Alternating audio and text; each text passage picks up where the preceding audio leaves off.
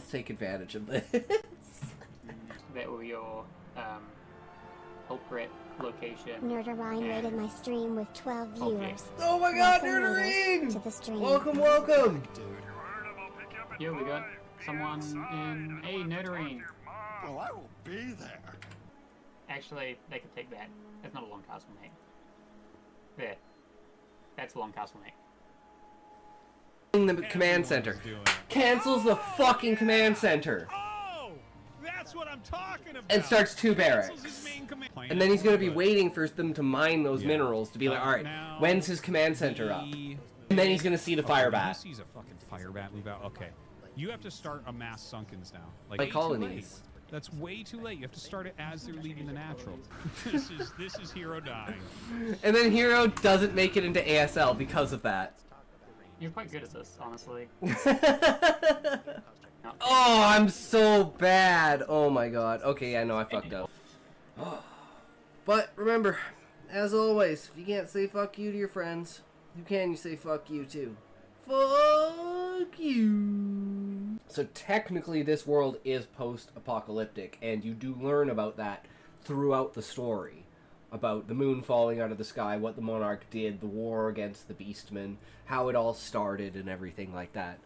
It's a high quality heart. If you played like a video game and you know how it has like high quality gear, like HQ gear, less than 4 is like a high quality heart. It's heart +1. You know, it's upgraded. I mean, that's a very good thing to start with, because having just a base foundation of that is very powerful, especially if you have really, really good ideas. If you're really good at one thing that an audience can pick up on, it will carry you. I am relying on the fact that I have grand ideas that like, just flow, that people can attach to those ideas, and it's more about the ideas that I'm presenting to people. All of the perspective of all of my world building is through the eyes of my main character, and the discoveries that he's going to make throughout the book that evolve his understanding of what the world is. I just figured it out. Congratulations, Muffin. I'm glad. I'm gonna still call you Ox. Scotty is a funny name for you, though. It doesn't really matter to me what you call me, as long as you know that you're referring to me. You mad, bro? Yes! We got the tail from between her legs. That was fucking epic. Clip that! Valiant boy, clip that shit! Oh, and my food wore off, so I'm dead. GG. You fainted. If you can't say fuck you to your friends, who can you say fuck you to? Fuck you. My book is in first-person perspective, and we're comparing, like, what elements of person do you need in writing, and do I have those elements in my writing? Angsthaza rated my stream with 9 viewers. Welcome, raiders, to the stream. We are back, dude. You heard him. I'll pick you up at 5. Be outside. I don't want to have to talk to your mom. Well, I will be there. Oh, hell yeah, we are. Thank you so much for the raid, Angstface. Holy shit, boys! I am so very disruptive. Be disruptive. So chaos. Bring the fury. Those better have grenades in them. Well, it takes a lot to make them die. And that's kind of the also brutality. I want to show that in the beginning, because that will, or like, you know, in the first quarter of the book, because that will show how actually brutal it was for Zaid to die. Their overall dialogue and the way that both of the characters interact with each other, that's completely separate from all the other characters because of their trade. And it's the same way with like how crafters interact with each other, how adventurers interact with each other, how the crystalline like citizens interact with each other. It's all based on their language that they use that has to do mainly with their craft. What's their job? What is their passion? What's their hobby? What do they do? And that'll be the vocabulary that they lean towards. Probably sitting there laughing his ass off, thinking it's funnier that he's not going to type when Valiant Boy's like, Cuck, no, come back! Come back, bro! No, what have I done? What have I done? And I'm like, He's probably just laughing his ass off, and then he probably was just like, oh, I gotta go like make a sandwich or take a shit or something like that. If you can't take the banter, don't get part of the community. We're all about the closer you are, the more you can banter, the better off you are, because it's a good old time. I literally did both of them. Can't say fuck you to your friends. Who can you say fuck you to? Fuck you. This would be the opening line. The best is yet to come, I thought to myself as I settled into my chair at the desk. The blank paper lay before me, taunting me. I've always been better at improvising than at writing speeches. I drummed my fingers on the desk, leaning back, when a glint of light caught my eye. I perked up, scanning the room curiously. Everything seemed in its place, yet the source of the reflection beckoned me. I reached across the desk, my hand closing around the mysterious object. It's saying that, like, he's excited to see something happen. He can't finish what he's doing, which is writing a speech. And it also sets up his character with how the language is set, because like drumming his fingers, and then later on describe like his elbows and like stuff like that, and it'll be like things essentially not described of any other character in that fashion, because they just don't have the type of structure of appendage, right? Insectoids, avians, and octopi, and then he's the only human. So I think actually our first line hits pretty fucking hard. Why is she doing a slightly racist Chinese impression? When Valiant Boy gets in here and it doesn't work, he's gonna be fucking pissed, bro. But thank you so much for watching. Thank you for the subscriptions, guys. You guys are fucking amazing. Thank you so much. You fuel this community. Bring in everyone else that you possibly can and show them that I'm the worst streamer ever. So, with that, remember, if you can't say fuck you to your friends, who can you say fuck you to? Fuck you! I came for the blonde chick, I stay for Mr. Meeseeks. True, brother. True. They are going to win that fight. +1 air attack, by the way, is not No done, so foot this is very, very cam. dangerous. There you I go. tell you. And look at this. He has to cancel that fourth base out. The turrets here. I He took control a lot you. of damage there and didn't get that much value for it. But he has a lot of lings and muties. I don't know now where that he's Valiant bringing Boy out, So is. he's getting ready to try to crush an army. Like, Frenchie. even the bunker stayed alive. Like, there was literally basically no value. I almost Did wonder you if that see was a what? hotkey You or didn't something. see anything. No, Like he he was meant to trying do to that. pull that off. No, you didn't see anything. but- You didn't. I mean, You that didn't was really see bad. anything. He wanted to get the Had he bunker. just Look Too at bad. Frenchie. Oh, does he have Look his at hydras up Frenchie. forward? It'd be punished from a Intercontinental player who meat tries to grow seeking too fast pencil. that it could make for a real knife fight Oh in the my game. god, You know, it's one so where, true. And run away again. Back on the solids, a So woman it that's just no feels longer like a map where lesbian. Great controls. You don't have to go Reaper if you don't I want agree, to. Valiant Play Boy. a really clean game. You could go GT Tech and get ahead, but this map feels pretty brutal for that. Okay, I'm stopping there. In that- We're stopping there. We made it. We made it. It was good enough. 3 in a row, boys. Can't complain with that shit, right?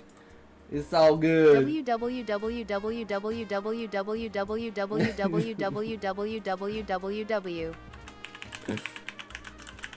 True Levi. Anyway, so we got the setup today, guys. We got the setup today. We kind of cheaped out because I was like, fuck, I'm not cutting up fucking green onions. I'm too lazy. I'm just way too fucking lazy. So, class system works. Okay. Bring that up. And so we got the beef jerky right here. Let's bring up this screen just for now, so to make things easier. We got the beef jerkin. Jerkin of the beef, sir. We've got the cup of noodles.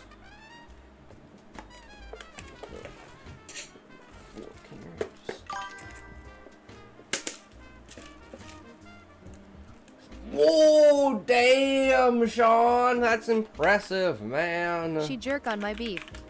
True. Ooh, double digits, man, double digits. That's why we keep it in a cage, boys. No one needs to know.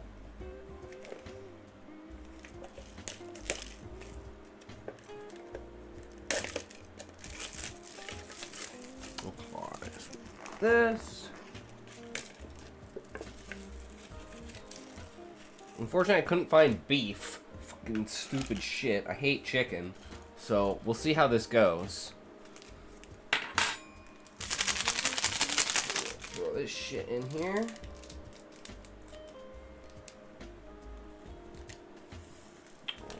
Goodies. Just tap that shit throughout the entirety of it. Get it nice and sunk down in there. And we're gonna take... I don't quite know how much to put in, so let's just start off with like... So we got like this chunk. We got like... Well, here's a hefty couple pieces.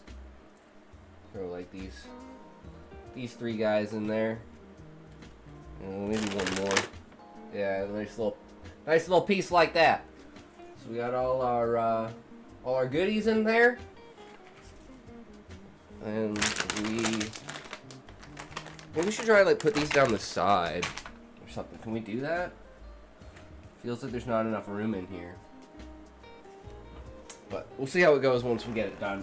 And then shrinkage after my shower. True, Sean. True. Shrinkage is the worst evil. I wish the noodles were sold by themselves and the flavor packets were sold in sleeves of packets, 6, 12, and 24. Then you buy the flavors you want and grab the noodles that are cheapest at the time. True, Sean. That would be OP. So we got the water, the noodles. Let's not do this over my thing. I don't know how this is going to spray when it hits the... Yeah, it's going everywhere. Okay. Thankfully, it's just water.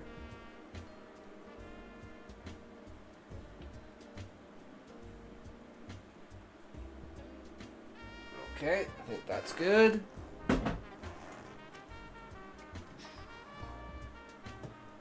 Put that down like that.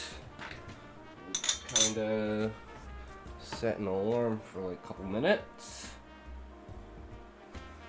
So we don't forget about it. 2 minutes. Let's see how long that goes for. Why is there no turkey flavor and pork is even rare nowadays, at least here. I'd go for a gator flavor too, honestly, the goat.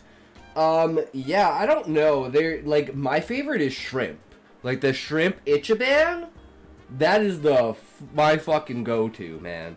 It's hard to find sometimes though. Not sure what to do with this water. I might just take it back downstairs. I'm not sure. Is the bottom still hot? No, I just put it on the ground here.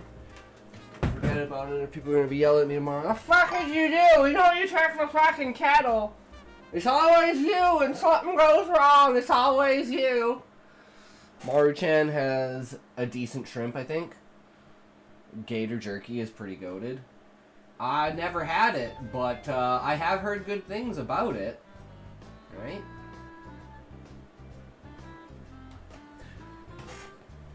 Not quite sure about this music, so let me know what you think, because it's not necessarily vibing with me, but I could be wrong. I don't know. They don't have gators in Canada? No.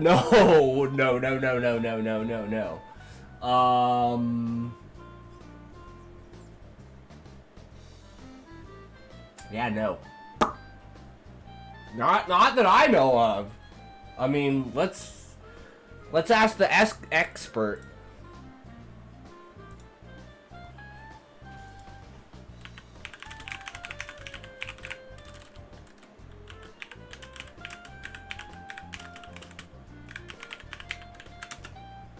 Should be able to get some gator jerky shipped without costing too insane. Neither alligators nor crocodiles are native to Canada, and they don't live in the wild there due to the cold climate. Alligators and crocodiles are cold-blooded reptiles, thrive in warm environments like swamps and rivers in the southeastern U.S. So no, Canada, it's too cold up here for them, apparently. So if you want to get rid of the predators, go where it's fucking cold. Our biggest predator is a fucking moose. Gators are a southern creature. Florida, Georgia, Louisiana, Mississippi. Yeah.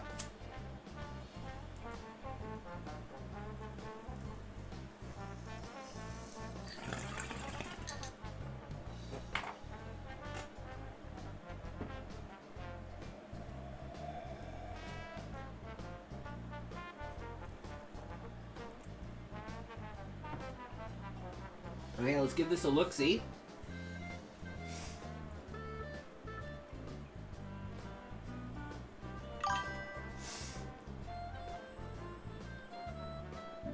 This is scary. This is scary, guys. This is really scary.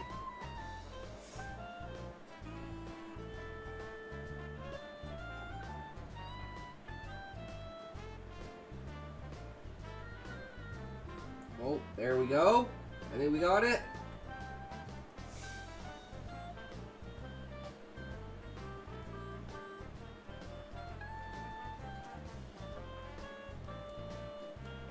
Not quite sure if the jerky is sticking to the bottom or not, but it definitely needs a couple more minutes. It's still like solid in the middle.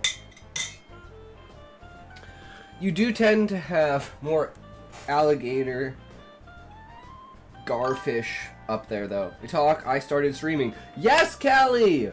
Yes! Oh my god. That's amazing. Everyone go follow Callie. I don't know if it's this account or not. So, I don't know. I just, you know, if it's not, let me know and we'll shout out someone, the actual channel. Is missing an L.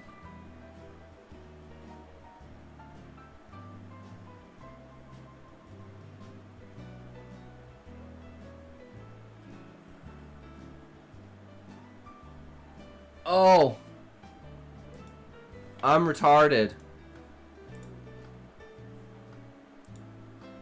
Clicked on his handle and clicked the follow, so that works.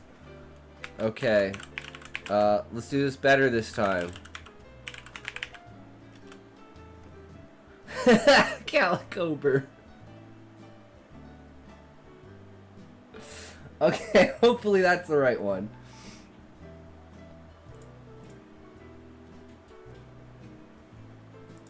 Hell yeah, bruh. That's how she goes. Split fiction. Ooh. I'll have to watch your VOD at some point in time. But hell yeah, brother. Welcome to the streaming club, Kelly. Now we just gotta get Eggy and Sean to start streaming, and everyone will be streaming. And then just make sure you all stream on my time slot, so that we can create like a category of streamers, like a group. I tried streaming Split Fiction and realized I don't have the game. Ooh, Callie, that's brutal. Did you wind up buying it, or did you wind up not playing it? Okay, let's check on this shit again. I don't know how this is gonna be, because like I don't like chicken, so I don't even know if I'm gonna eat this. But I'm gonna try the beef jerky nonetheless.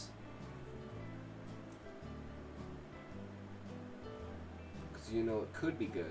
We gotta bring it back to the top though. We kind of pushed it to the bottom and now I feel like we lost it.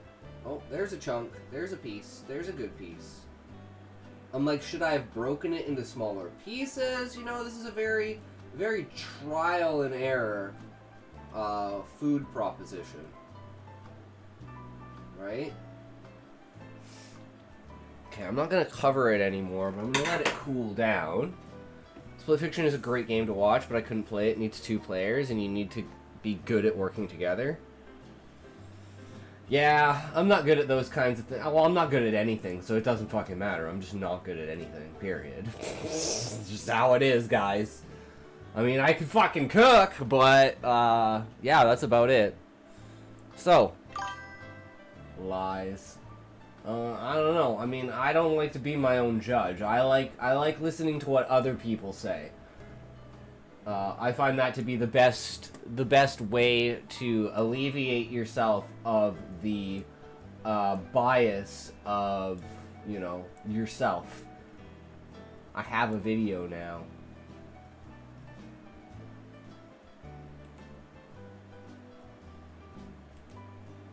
Alright, what's your YouTube? Put your YouTube in the chat so we can all subscribe to you. Get those numbers pumped, baby. Get you going right off the bat, Callie. It's always good to have like a community of people to start with.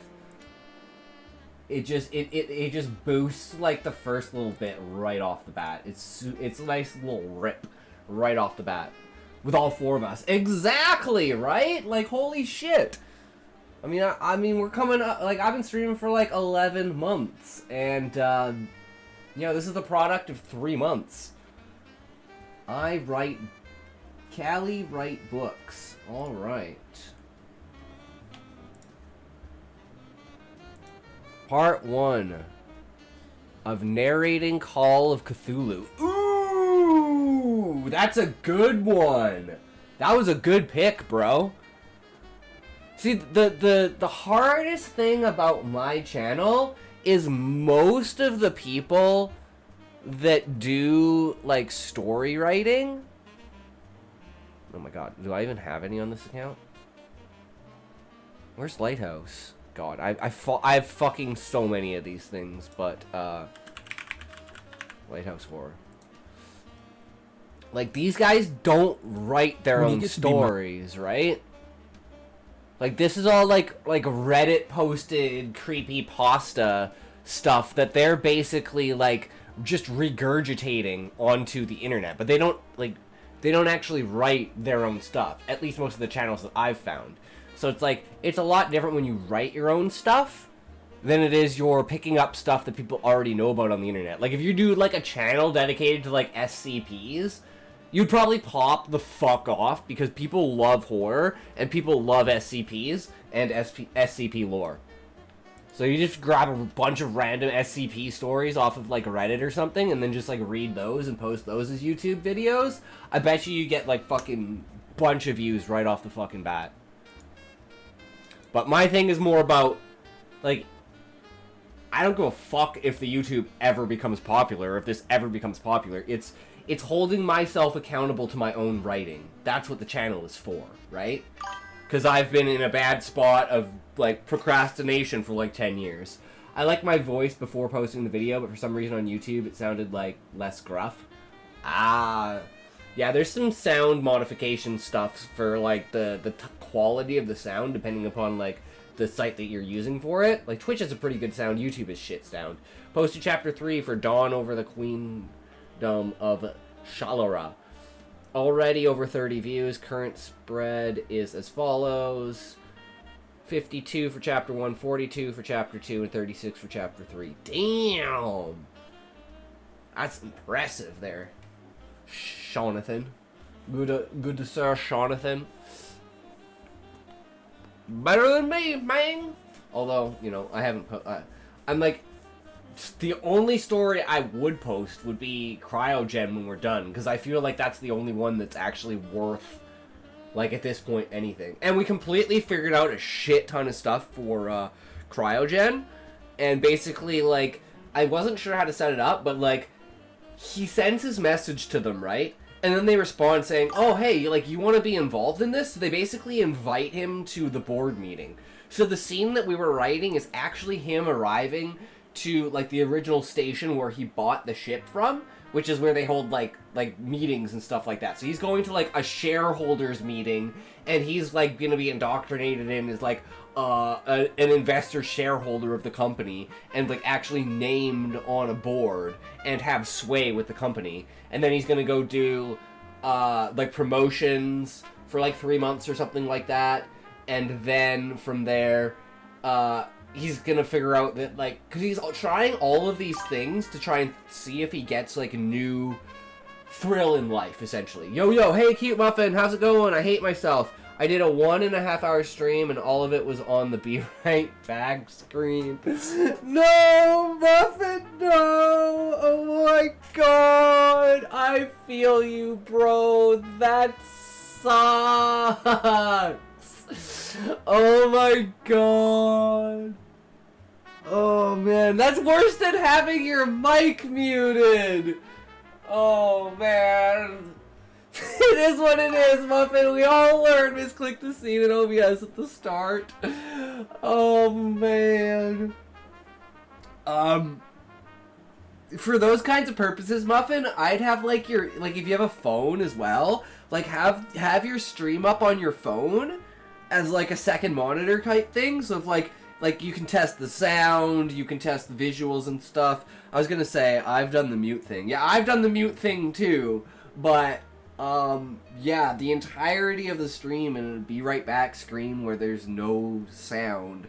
It's even, oh, I started using StreamerBot and I found out you can have your broadcaster or whatever OBS switch scenes vocally. Wait, what, Caliber? Never heard of that. That is technology beyond my years. What if you accidentally said something? I have my stream in another tab, but I didn't check it because I have the chat on the side now. At least you didn't forget to change overlay when you switched games. Yeah, Levi, like one streamer here. He's a fucking retard. Jesus Christ. He can't do anything right. Okay, I think this is cooled down enough. Like, it's still pretty fucking hot. But, like, we're gonna try and eat one of these pieces of beef jerky and see what it's like. If I can frickin' get one. They're all, like, stuck to the bottom. I don't want to overflow the water trying to grab them. Just trying to push the noodles down and bring them up. This is actually, like, really hard. Did I get it? Oh, man. It's like right there. Oh, I see it. There it is. Okay.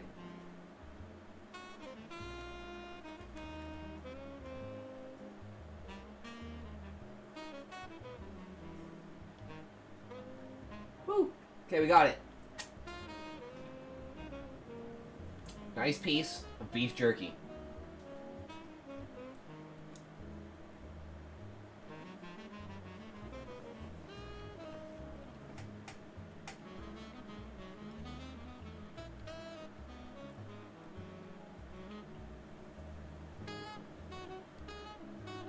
Oh.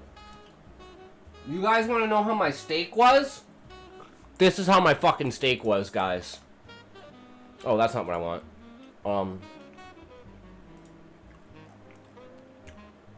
It's probably going to be down here quite a bit because I did some promoting today. Yeah, I don't know. That just doesn't do it for me. I don't know. Maybe it's the chicken because it's not beef. That just doesn't do it for me. How fucking far down? Okay, no, there we go. I was literally there. This is how good my fucking steak was yesterday, guys. Oh my fucking god! 19 days to get 16 followers. StreamerBot crashed on me once. I had to put everything back in. Oh, I hate when that happens, Caliber. Like, oh my god, that's the worst. You have to redo, like, everything. So there's tangents, and yeah, tangents needs to be in bold. Oh yeah, did we mention tangents? Sorry if I went off on a tangent, but we need to warn people that there will be tangents on this stream. What about tangents? Did we mention that yet? I'm not sure about the tangents, but like, fuck man, that steak was so goddamn good. 3.5 minutes in the air fryer? Chef's kiss. Fucking gorgeous. I'm gonna listen to my voice again. I hate listening to my own voice. I fucking hate listening to my own voice, but it's a necessary evil. It is a necessary evil. So yeah, like, I maybe if it was shredded, I could see it being, like,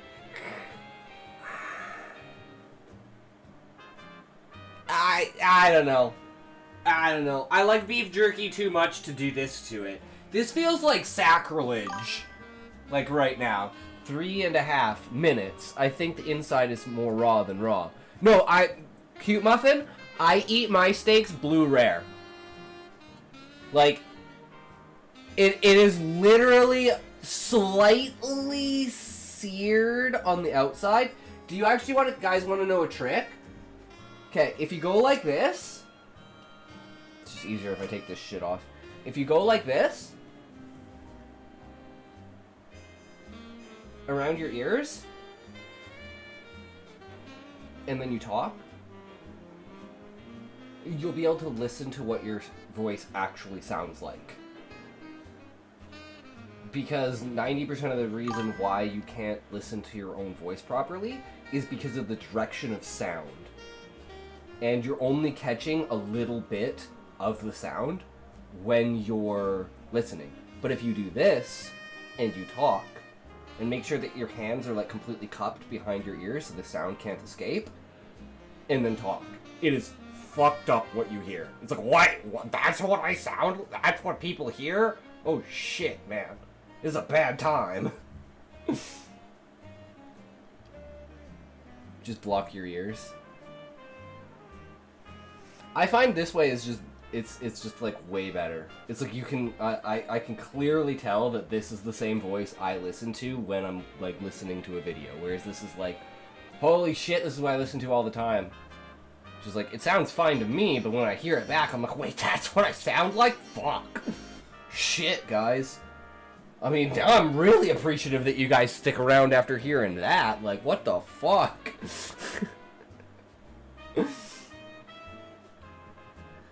Your voice will always sound different to yourself than it does to others, since you not only hear it from the outside, but get a reverb from your flesh from the inside. If it isn't mooing, it's overcooked, seriously. Don't ruin the vitamin you can only get from steak.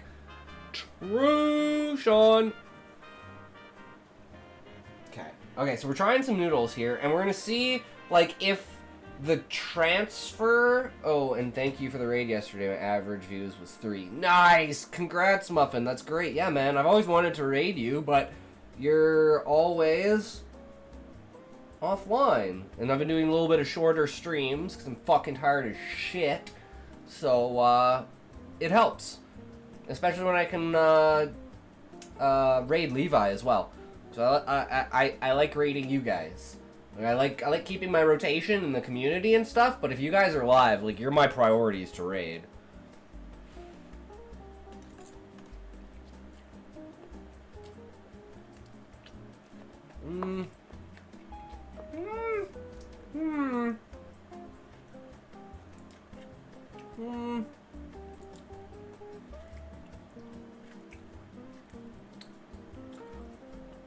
I think the problem here is we don't have, like, a reference. We don't have a control for this experiment. Because I've never had this cup of soup before. I couldn't find the fucking normal ones.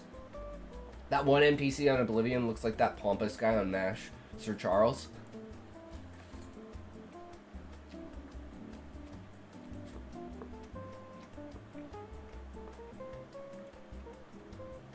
I definitely need to get better at reading.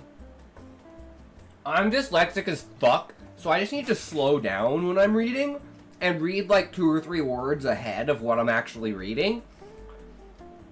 Because I don't say Kraken instead of Karen, and I don't add words that you didn't say because I'm just assuming what you're saying. Because I'm really bad at that. Sean, I don't know about that.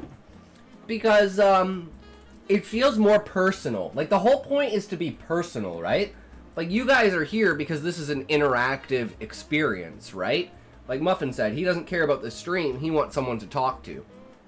And that's a very important aspect for your base community. Use text-to-speech. Oh, put TTS in the book.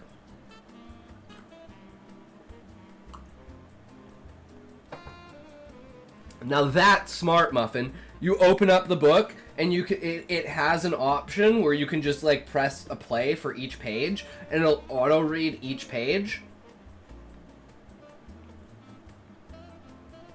I mean, that's pretty damn smart. I don't know how much that would cost. Like you would need like a little tiny speaker, right? And some sort of electrical wiring, and like,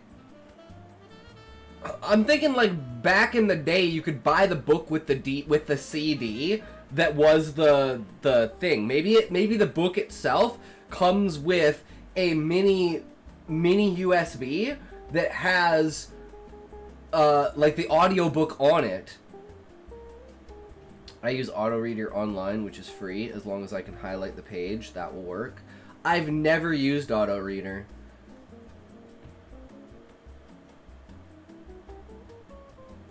The closest thing is like just some random TTS stuff that I found. But most of it just sounds like AI Google Gobble. Mondongo! Christian Flores 66. Welcome, welcome. How's it going? We're just chilling out. We're doing a food review that I'm attempting, and it's not going very well. Let's just say that. I think I ruined my beef jerky. I've had a Mondongo. There are multiple voices available, and Zira is the best free one I've found. She sounds almost real.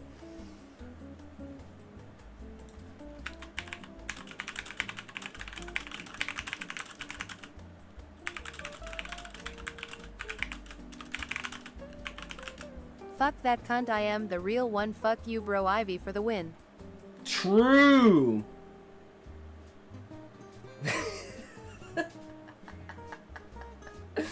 I just hate shit that's like, oh, you can only have a certain amount of words each day. Derp, derp, derp, derp.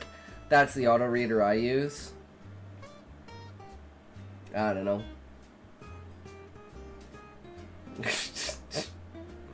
I'm gonna go make some soup. I be listening. Sounds good, Muffin. I'm gonna try and... Okay, I'm gonna drink some of the broth. My head, what do? Collapse under pressure, Caliber. Alright, let's see what this tastes like.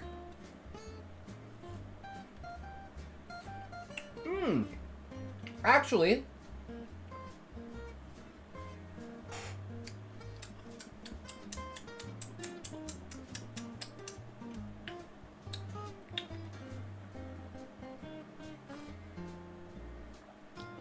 Okay, so it didn't soak into the noodles, but holy shit, the broth?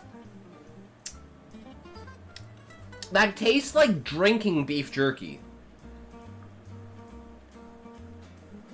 Yeah, so just take some water, stick some beef jerky in it for like an hour, add a little bit of seasoning and some green onions.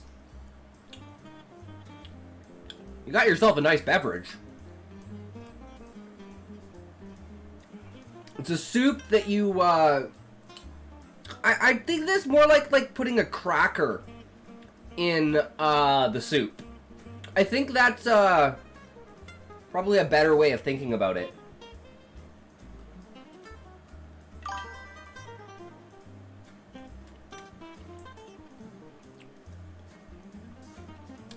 I think it ruins the beef jerky, though. So I'm sorry I put like 8 pieces in there.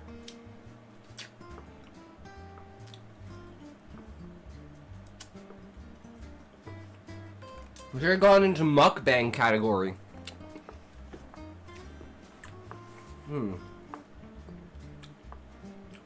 I mean, maybe I should have put an egg in it, but I was worried between the contrast. So, but overall, it might just be the noodles that are bad and the fact that it's chicken and I don't like chicken. Novelfire.net has an auto reader built in, so any story posted there allows anyone to hit a gear, then select the voice you like and hit play. Interesting. But I always find, like, if I'm listening to a story, like an audiobook or something, my mind will just wander and I'll have to keep going back and replaying sections because I'm just not paying attention. Because that's what I have to do when I'm reading. I'm like, oh shit, where the fuck am I? Okay, so half the page I was not paying attention while I was reading it. Okay. That's just because I'm just fucking retarded.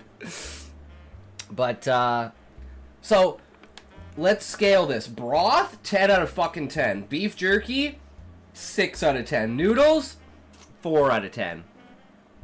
I think the broth saves it, though, because I'm probably going to drink the entire broth. It's just got a good kick to it.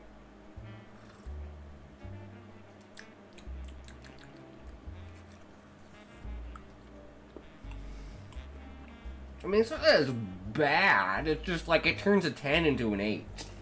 But it also turns like a 2 into a 4. So, yeah, it is what it is. Overall, I think it needs more testing. So I'm going to try and like shred it and then stick it in with an egg. Something like that. I'll come back to you guys like a couple days. Because we don't seem to have the normal Ichiban at Walmart. So, I don't know. It's fucking retarded half the time. It's because of the whole fucking, tariffs and shit. Everyone's freaking out, so we're only ordering, like, in-made Canadian brands. Because we're such a small town that, like, you know, people are literally will not buy American anymore. And they think everything that's not Canadian is American, because they're fucking retarded. I'm like, I don't know. Hold on. Let's actually find out here. Hold on. Because I don't know.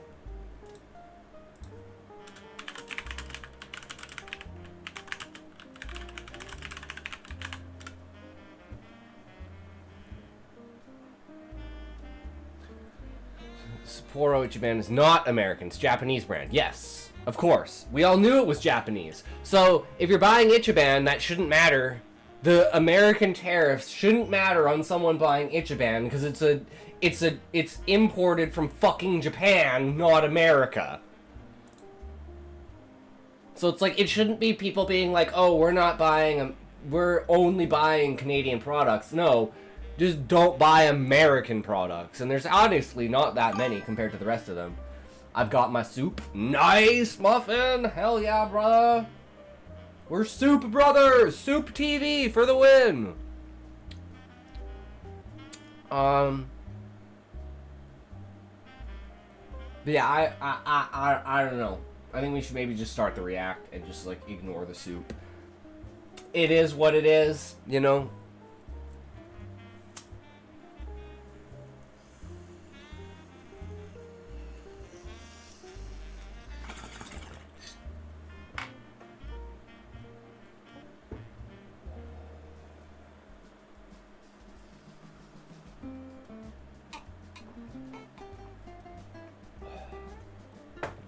It can help if it's a better company doing the audiobook, such as Full Cast Audio. They literally have a full cast, and each character has their own voice, and they voice act instead of simply reading. Really changes the enjoyability factor. Yeah, I could see that, Sean, for sure. Domino's Pizza Day, so Pizza Day.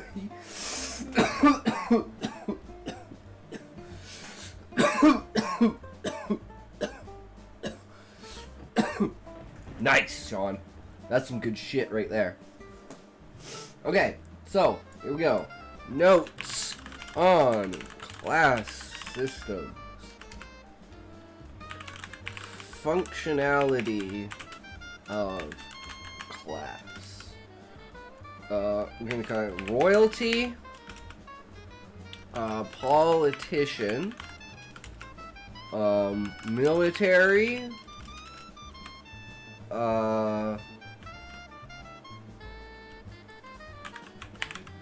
citizen, adventurer.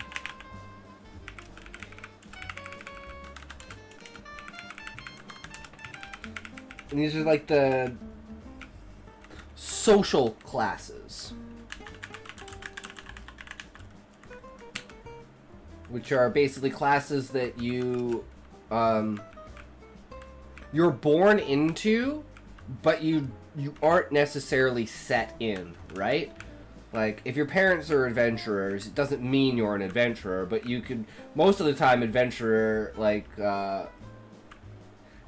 having children, like, stop the adventure, if you know what I mean? Because, like I said, like, one of the big things about the species is that sex is not, like, having a child is not a direct byproduct of sex. It has to be, like, a willing participation of both parties. So you can't just, like, fuck around, get pregnant, and be like, fuck my life. Like, that's not how the species work. It's kind of how the Beastmen work, because they don't they're not inside of the tree or anything like that. So there is a social class as well as a like capability class. Should be like intelligence level. Capability class. And that's like what do you call it? What the general population thinks of an individual person. This is kind of like the merit system in a way. Where the more you do for people, the more people recognize you. And that has its own like set of class based upon who you know. So it's kind of like a networking kind of idea. And then you can move up from there. But anyways, let's see how we hold up. That I said, next video, as dictated by the Red Book, there will be a Marxist revolution! Yes! I would like to apologize for these comments, sincerely, because the revolution is postponed due to Trotskyist Leninist infighting. It is not this day. This day, we do more world-building theory. Class or caste systems are a massive part of the way society works and changes. It decides who gets to eat cheap fast food and who of you gets to lose their head in the coming revolution. Last video, we looked at how they work and the complex relationship between status, wealth, and power in detail. That video is linked up in the corner now. But today, we're going to be looking at where class systems come from. So, we got origins of class. One of the big things for this is species. Common mistake? I'm not quite sure what that is referring to. Put a question mark there. Maintaining class structure. And this is kind of where like fall of the classes kind of at that point where it's like the class structures are going to be emphasized in the fact of the people that are trying to change them, such as the Viceroy and his concubine trying to bring Beast Moon into the fold of the tree.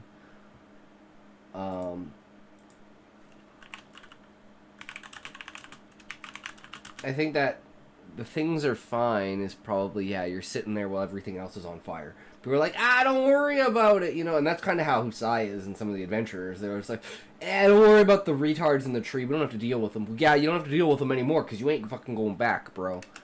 And as soon as you can't go back, you know, you're fucked. 10 common strategies. This is a good one. Magic, technology, and class.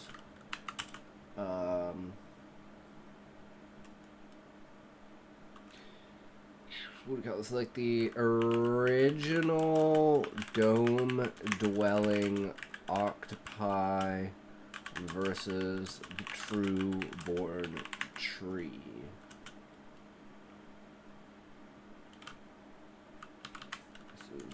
Those true born in the tree.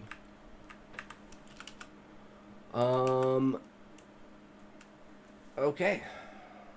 Let's see. And how and who maintains these class systems. Topics are timestamped on the screen now. Cheers to the writing and world-building company Campfire for sponsoring this world-building video. Yep. We will be reviewing Campfire later on in the video at this point, so if you like magic systems or conlangs or just world-building in general, then do make sure to watch it. Head to this link down in the description to get it for 10 days totally free to try for yourself. Now, like all good stories, unlike the new Artemis Fowl film, we'll start at the beginning. Part 1. The Origins of Class. As historians and anthropologists Professor Melvin Kranzberg and Michael T. Hannon write, communal activity to organize and harvest food and material in larger groups had important social implications. Food had to be equally distributed, and a leader was needed to organize and direct the group, creating a managerial hierarchy. By the time written history began, distinct economic and social classes were in existence, with members of each class occupying a certain place in the organization of work. At the apex of the social pyramid stood the ruler, who was often worshipped, and the nobles, often grown out of a warrior class. Closely aligned with them were the priests, possessing knowledge of writing and mathematics, organizing and directing the economy. These are very broad guidelines, but 3 crucial questions for your world building in terms of where all of this came from are A, what originally caused people. Okay, so what originally caused people to live in larger groups? Now the question is this even relevant?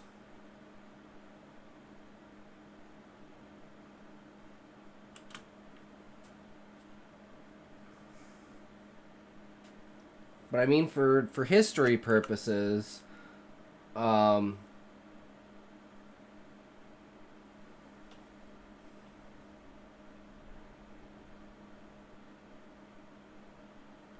could be scarcity at the bottom of the ocean with the octopi.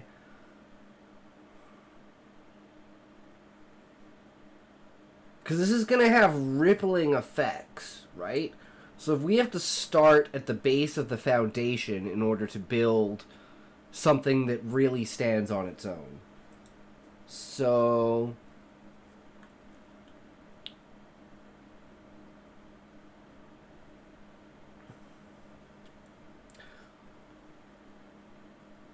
say more hands, less work.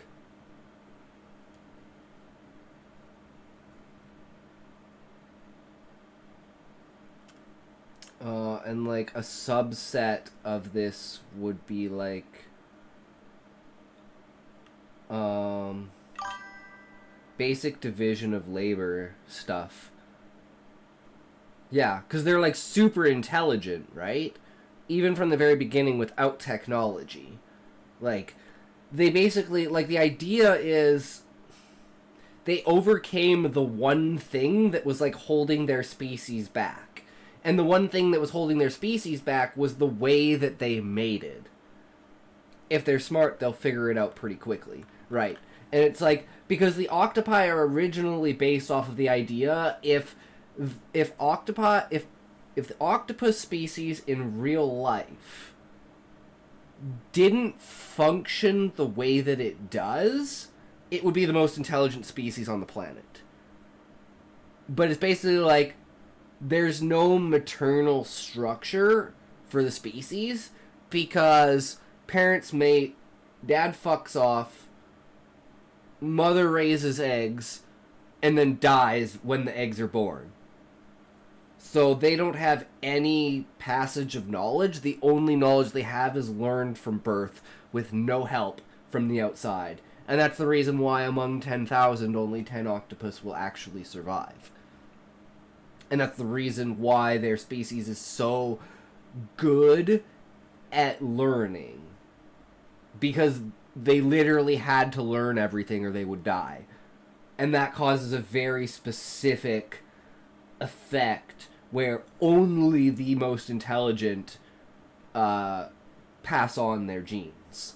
Because they're the ones that were able to survive long enough in order to mate. So, like, let's actually just go even more, and let's just say, like, a strong familial bond.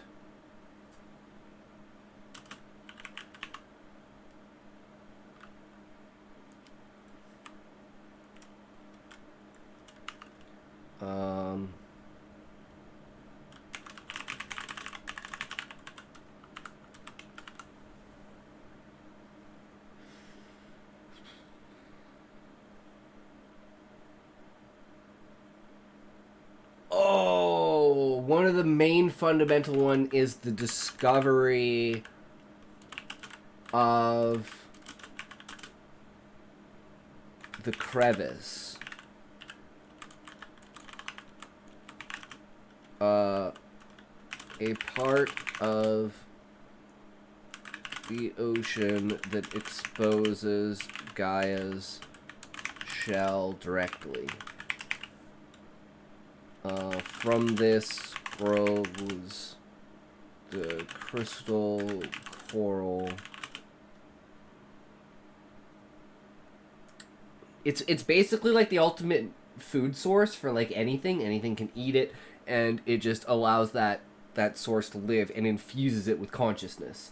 So the discovery of this crevice and the specific octopi that lived in that place, because of the basically infinite food source that they had, it allowed them to congregate in one place, giving them an advantage over the rest of the octopi. And then from there, it was like, you know,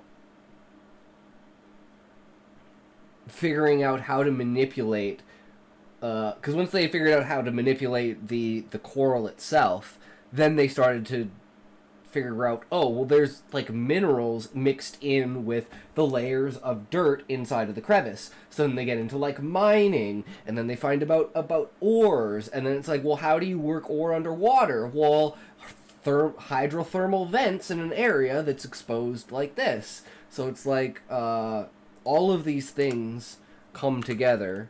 Hydrothermal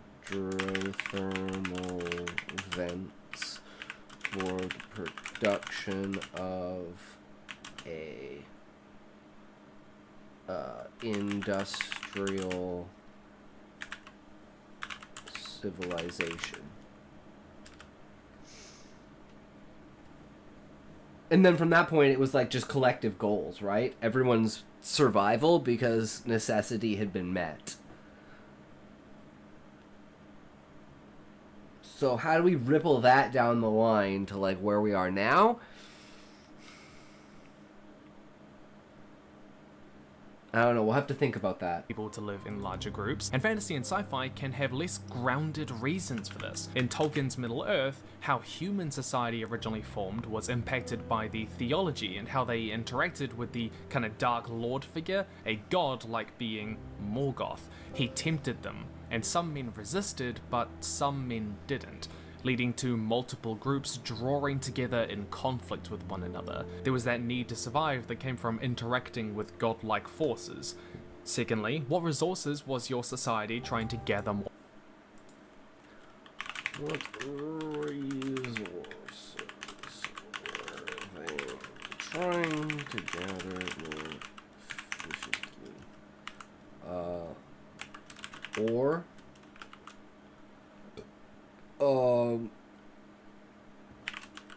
Like rock, gems,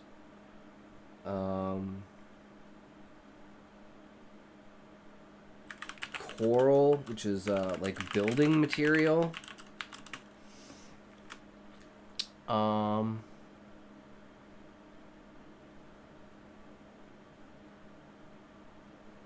Yeah, I think that's a good start. More efficiently. Probably food or water, but it could be something else that life really relies on. I'd suggest replacing the concept of resources with goods, since resources materials typically loaded.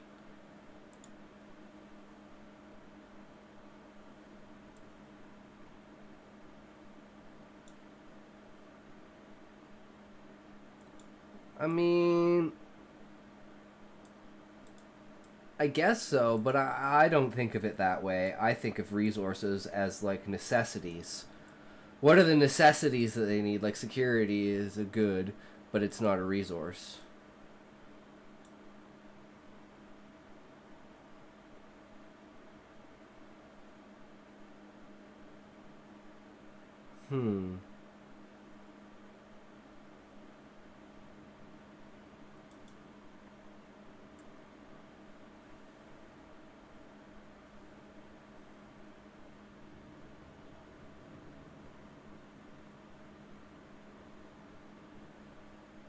I'm not sure. Let's put resources / goods.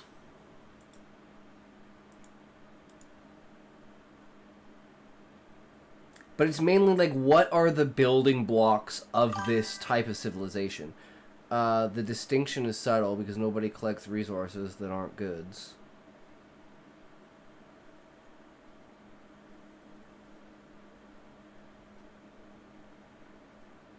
I guess so. But it's also how people think about things, right?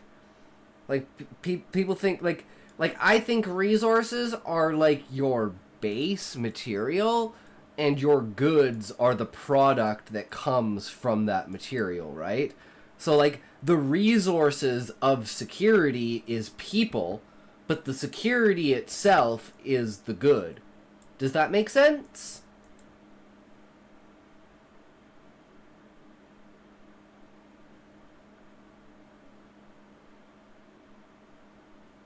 Because that's how I think about it. But I like getting other people's perspective, because again, I'm not the only fucking person in the world, and my perspective isn't the only perspective. So we're only writing in one perspective is a good way to alienate an audience, right?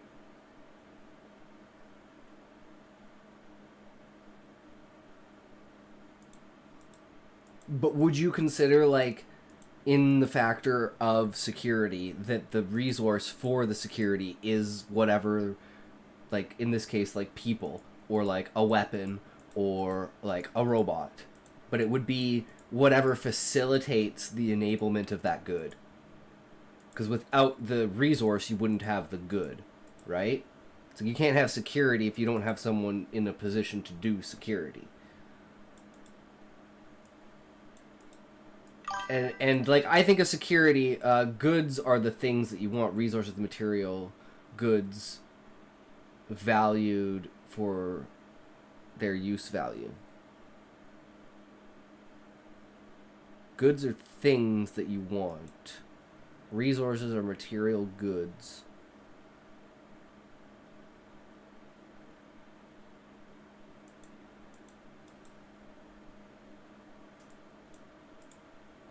So one would be material goods and one would be like ideological goods. Like, an ideological good would be security. Because it in and of itself is not a physical manifestation.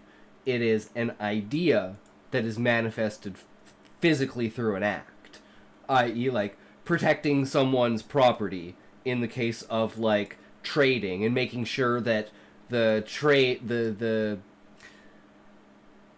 trading is like non-coercive and non-invasive, you know, like non-threatening in a way, where it's like, you know, this person knows that you need this to survive, so they hike up the price in order to make it so you barely can afford it, so you can barely survive, and basically taking advantage of you, right?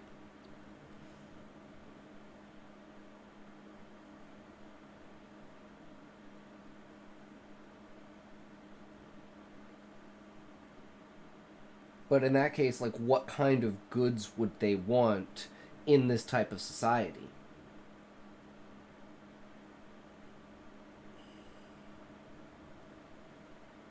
Because one of the hardest things I struggle with is, where does crime come from? What are incentives for and against the rules and laws?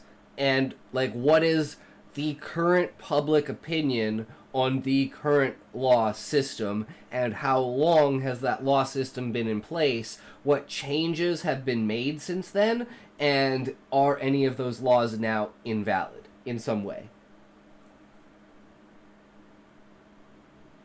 So I think that requires a little bit more thinking on that. In your world, like the spice which gives power. Because you don't need water because you're inside of water, so that's one resource completely taken care of and basically taken out of the equation. Second is food source, which is completely taken out of the equation because you have that from like the area that these specific octopi are in. And then you have like a social incentive, which is like the more people you know and the more people that are together,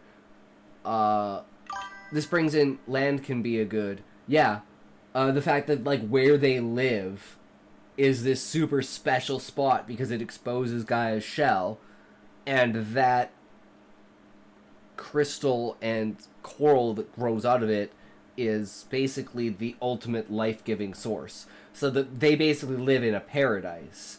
But then it's like, are there other predators there because this is such a good place, right? Are there, like, sharks and, like, dolphins and, like, other things? So let's say, like, one of the main reasons for them also coming together is predators.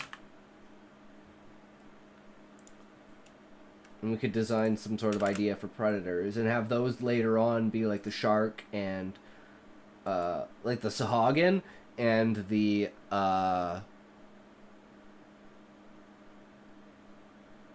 what's the other race?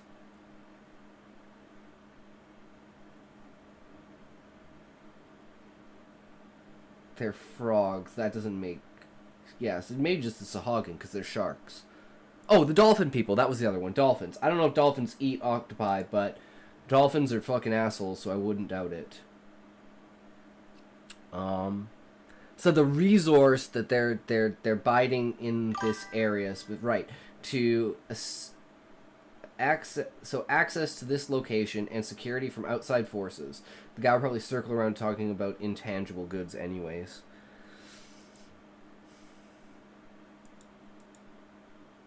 Yeah, and this all leads up to, like, what those... What are those things in the society? Who gets to use those things and structure them, right? Like, the idea that, like, you need both miners and scientists in order to have a industrial revolution, right? So you need to have, like, one of everything. Just because some people think, oh, this job is better than that job, you wouldn't have one without the other, or the other without the one. So knowing the correlation between them is extremely important for, like, setting up what kind of society you want, right? Knowledge is another intangible good. Yeah. So it's like the most intelligent octopi are the ones that are, like, running the technology and the innovation side, which would be like the Monarch and the Viceroy, especially after they come back from the submarine. Because they're, like, basically the idea is they're, like, 150 years more advanced than us, right? But they have certain limitations to their technology because of it's underground, or it's underwater, right? So, like, they don't have, like, the normal type of propulsion engine we would expect, right?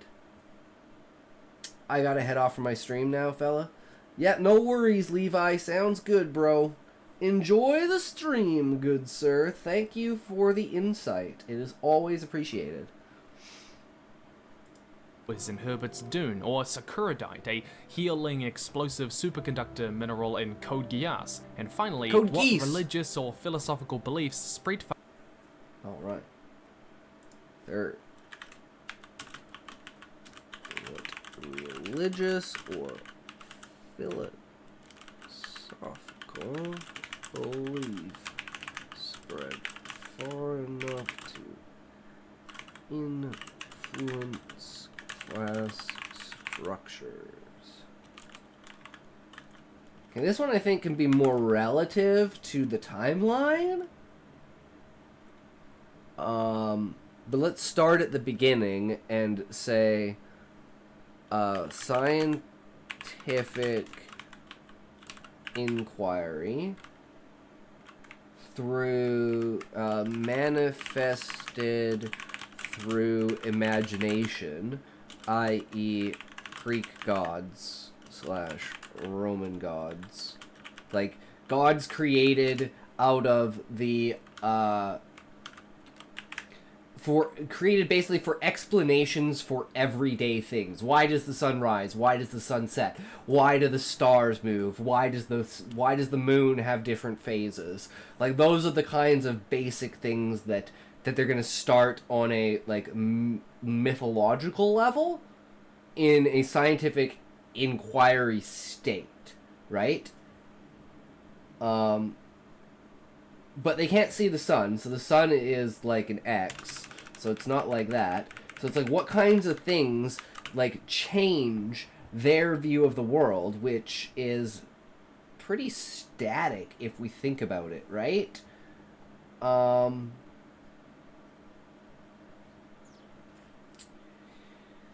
water temperature doesn't change, so there's no weather, right? Like, what would underwater weather be like? That probably requires some research, so this isn't even something we could really answer.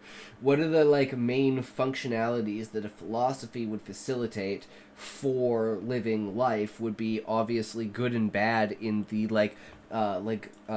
good and bad in a predator-prey scenario. So, like, the predators are bad and the prey is good because you're the prey.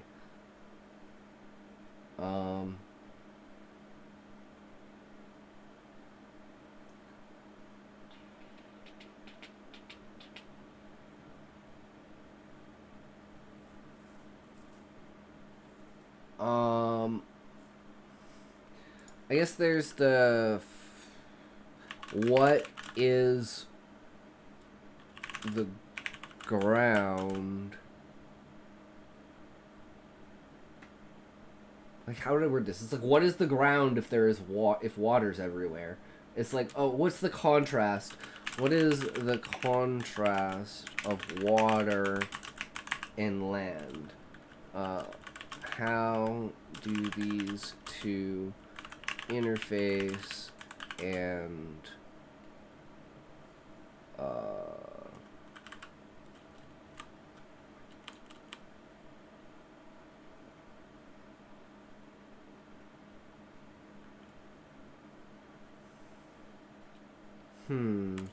this is a really weird one.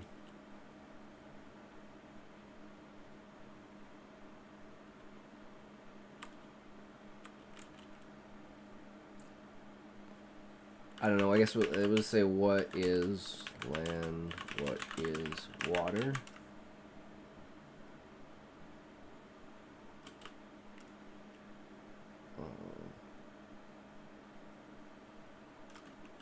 In the context of a being that could be at a depth of either never seeing solid surface in its life or never have the idea of a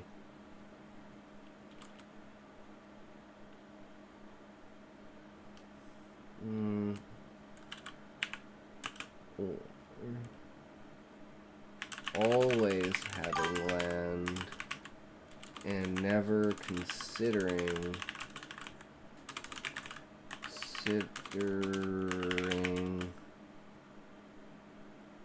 flight. Swimming? Question mark? I don't know. Gamble all. Damn, Sean. Alright, here we go.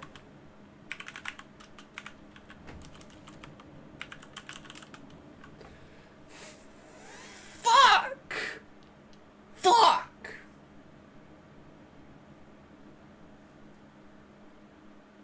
Fuck! Well, there go that. Alright, here we go.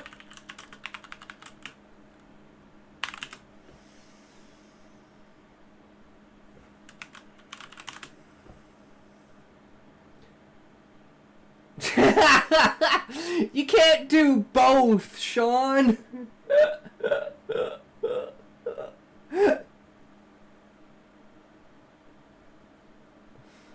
Well, it looks like I'm gonna win by default. Hell yeah, let's do this.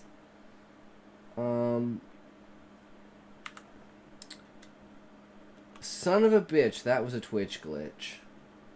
You better hit join again, good sir. Because I don't know if you're in the raffle or not. Hopefully you are now. 15 seconds, guys. Come on. Everyone join up.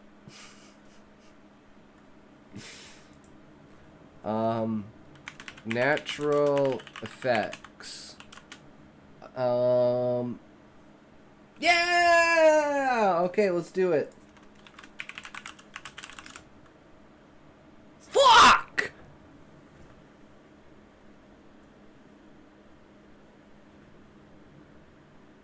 Fucking bullshit. It's rigged. Guys, it's fucking rigged. It's obviously rigged. Yeah, no, it's definitely rigged. Sean rigged the system, guys. I don't know how he did it, but he rigged it. He rigged it against me, of all things. Natural effects such as birth, death, injury, spirituality, through self-experience. Trying to explain the unfairness of life with God's good and bad. I think that's a very good, like, basis for, like, what the philosophy of the original Octopi was. It knows I want to lose, so I must win. It knows you want to win, so you must lose. It's so true, Sean. It's so true. Is there anything else?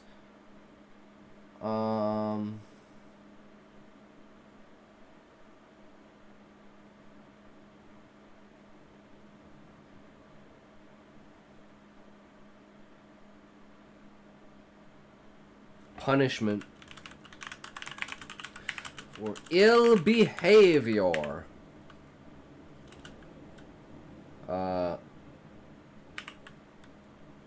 Like karma for bad deeds or something like that.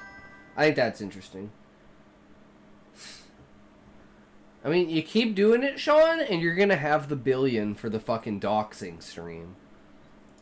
Far enough to influence class structures, maybe in a world that's hit by...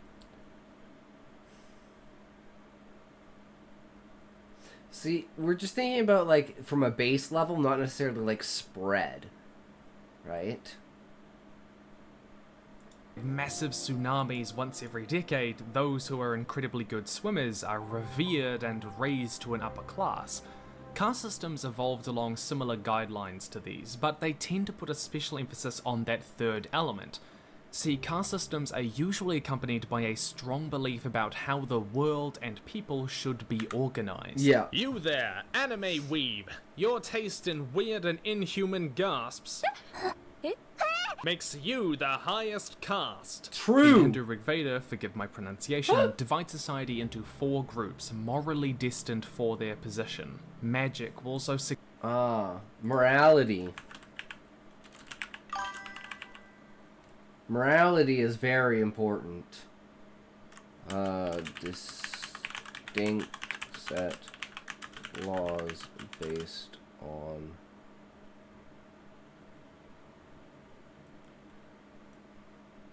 you know, treat others like you want to be treated. So I would have to hit other people so that they know that I want to be hit. I mean, fair enough. Significantly affect how your classes form by changing who is powerful, there is no how magic resources yet, are organized so... and collected, what status means. The Farfaluk feudalistic system in Herbert's Dune series evolved to accommodate a group called the Bene Gesserit, a sect of magically powerful females. The upper classes, the... They're not magically powerful, they're just genetically enhanced. And they have, like, genetic memory and the ability to fully manipulate their body in any way possible. Great houses are a little bit more gender balanced because they seek to use them as wives and consultants as they compete. And the Bene Gesserit is kind of the idea of what I based, like, the concubine class of the political structure in the tree. Is like this single individual class that can only be appointed to this position. Only members of that specific group. Female octopi. And they are the breeders. So they want a good stock and, like, family and... A kangaroo, man! What am I? A fucking Elvin. So, I'm a basic ass bitch. With one another economically and politically. This is also why the Emperor almost always has a Bene Gesserit wife. Class systems necessarily have to accommodate powerful groups, either by oppressing, controlling, or letting them lead. But an important factor is that class systems seem to be often connected to historic conflicts between groups. Different ethnic groups, okay, this is different tribal important. groups, different professions, different religions. The Indian caste system can theoretically... Because this will be like, you know, Beastman, Adventurer, Tree Dweller. Because we're just thinking on scales of the beginning. We're not thinking on how far it will go into the future. We're just thinking, like, start as the baseline foundation and work on the ripples as they spread out. And when I'm making the bigger decisions, check back and see, would that be a ripple effect of the original idea, right? Ooh, not quite good, but still not bad. Divisions and conflicts between Vedic tribes. The arrival of the Indo-Iranians also contributed to the caste formation as it played a role in those tribal conflicts, and the Indo-Iranians brought with them a particular... And same like the idea of like the insectoids and the avians. Like they were literally genetically engineered for this purpose of being, the insectoids being a frontline vanguard and the avians being like scouts and spies. Principle of social ordering called Varna, which was based on the 4 hierarchical divisions of function in society. Skin color was an important indicator in determining an individual's caste. The winners of those Vedic tribal conflicts seemed to become part of the upper class over time. Here, we see the class divides were not just determined by the organization of labor and a philosophical belief, but by ethnic and religious conflicts, the winners and losers. Like the war between us and the weebs. Now, one kind of realism mistake that I see a lot of world builders make is that though they might show us how the class system originated, these norms never really change. I talked a little bit about this in my video on fictional histories. Imagine a 10,000-year-old conflict that defines everything in your world for all time. Maybe we did. Yeah, no. See, that just doesn't happen. There aren't single events that determine all of history, all of how society is structured. I mean, a world-changing event such as, like, the dinosaurs being wiped out by an asteroid and, like, the arrival and, like, spreading of humans across the world and evolution of us into what we are now, probably wouldn't have been as easy were there, you know, predators, like extreme amounts of predators way beyond our capability, right? It's one thing dealing 100 men with one T-Rex. We got one T-Rex per person. You ain't getting nothing out of that, right? So one thing is, it's only 600 years since the fall of the moon. So that's like five generations, 6 generations, right? Because it's about every...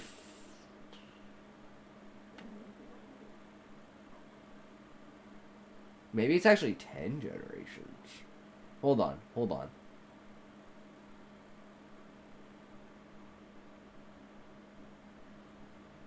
Well, if it's 10 and it's 600, that's 60. It's just... That's just the math. So it has to be 10. 10 generations is 600 years.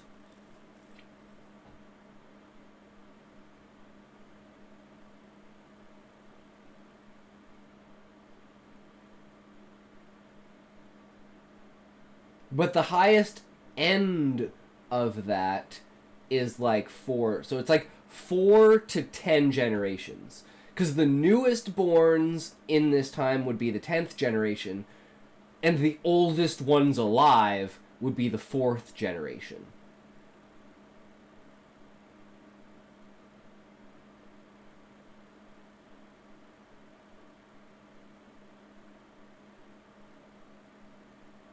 No, I think the math is just really wrong on that. I think I've been doing the math wrong the entire fucking time.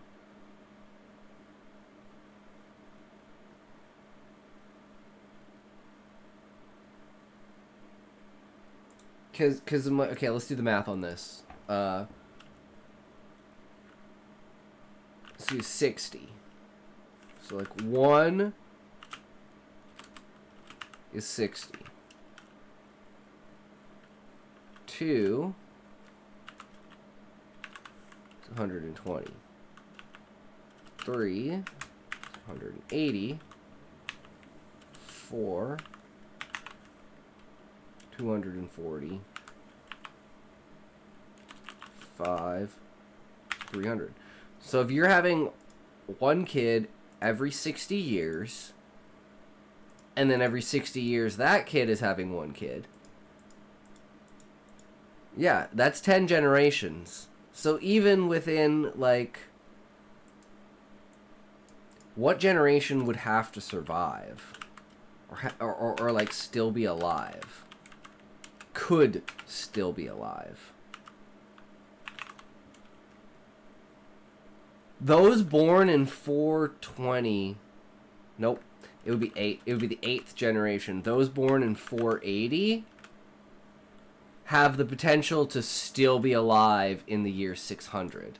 So maybe we're like year like 585, 575, where it's not exactly 600. So maybe 7th generation, 420 years, just because I like the number. That would be the oldest people. So it would be between the 7th and the 10th generation.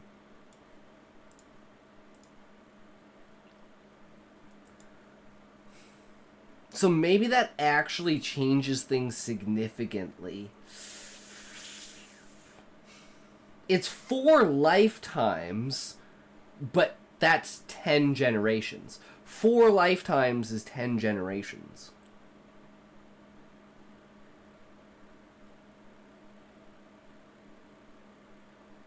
So you'd be like great-great-grandparents by the time you died. Maybe even great-great-great-grandparents.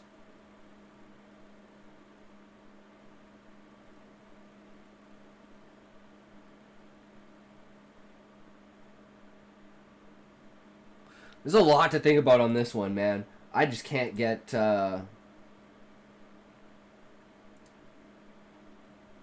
But still, 600 years is like not that much time on a grand scale of stagnant life, right? So it's probably important that everything that happened before the fall of the moon, as far as the tree goes, is separated. But then we have to go into the origin of the Beastmen, right? And their stories, like, what were their stories before the octopi came? Like, what are their ancient, oldest philosophy and lore? That's something we'd have to look into. And how the class system works. Those beliefs and conflicts may Finally, have Sean, you weren't gonna win forever. Originally, but it does not mean that it ever stayed divided along those exact lines, especially after thousands of years later. The fact is that even in traditional times, the caste system never existed as it theoretically was supposed to operate. My family belongs to the ancient Syrian Christian community in Kerala. The Syrian Christians were given a high status in the caste system, even though, strictly speaking, the caste system applies only to Hindus. The Indian caste system was also radically changed by the British colonization in 1881 as they reorganized society, even making it firmer in many ways for colonial purposes. They wanted to create a census of sorts and fully catalogue everyone, and this was a way that they did that. Just as class systems shape society, they too are shaped by that same social environment. Unless your caste system has only recently started, consider how the economic, social, religious, and political realities of the class or caste system have evolved since the start to accommodate sociological and demographic change. Keeping your class system the same after so long makes your society feel stagnant. Necessarily, how the classes are structured will be impacted by the type of government, which is the contrast to the Adventurers Guild. Would put the wealthy at the top, like in Jenna Government by Max Berry, and a caste system is more likely to have a theocracy because of that philosophical backing, or at least a strong priest-like class. Rick Cool Rock second, Night Cool Sir. Rocks 2 ND is now following. Thank you for for the following follow, Red good Cool sir. I hope you are enjoying the stream less than How's 4 it likes. going? Welcome, welcome. We'll take a toke to that. He used to Arch Commander Consummate and thinks he'd be a perfect match for us. I'm not that interested. Are you smoking? Who? You. Why? What? Why are you smoking? Maybe. What? When did Oh, you you're start you smoking? transformed from a kangaroo man into a kangaroo So man. you have been lying. It all makes sense. The filled ashtrays, the burning pine-scented hairspray. Yes, I'll say it. Her 3-pack-a-day voice.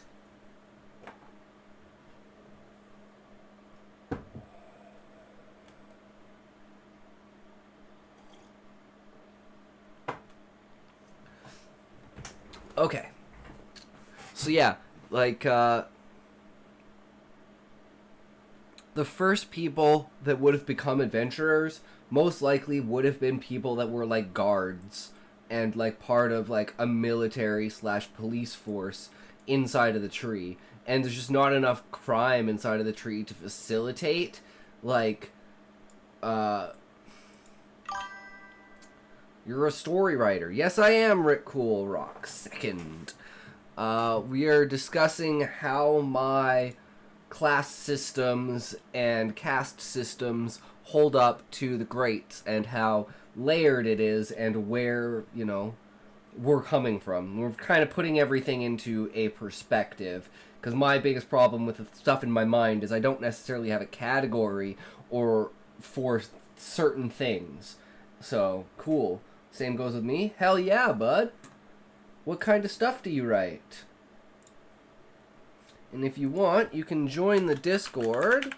If you want me to read any of your writing.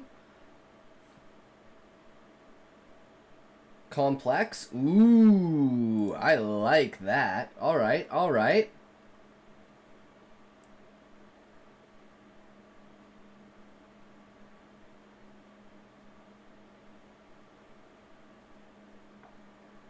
Mainly working on an isekai anime. Ooh, that's kind of like Catversion. Sean's story that we'll be reading. Originally, it was going to have 14 seasons. Isekai is our jam. So cool. Like, that's another reason why I want to start doing art, but I narrowed it down to 5. Nice. I want to start doing art, because then I could do, like manga panels and shit like that. That would be so fucking dope. 8, I mean. Yeah, that's not bad. I mean, I turned mine from, like, 50 chapters into... God damn it, where's this thing? What, my life? I forgot to... Why does no one tell me these things? I forgot to plug in the lava lamp, because I'm retarded. But yeah, that sounds really, really cool, dude. We love that kind of stuff. So, welcome to the team. But yeah, how do our ideas hold up? Right now, I believe only like a few scripts have been made. Mostly beta scripts. Oh, that's all good. That's what it starts out as, right? And then you just slowly work your way up from there.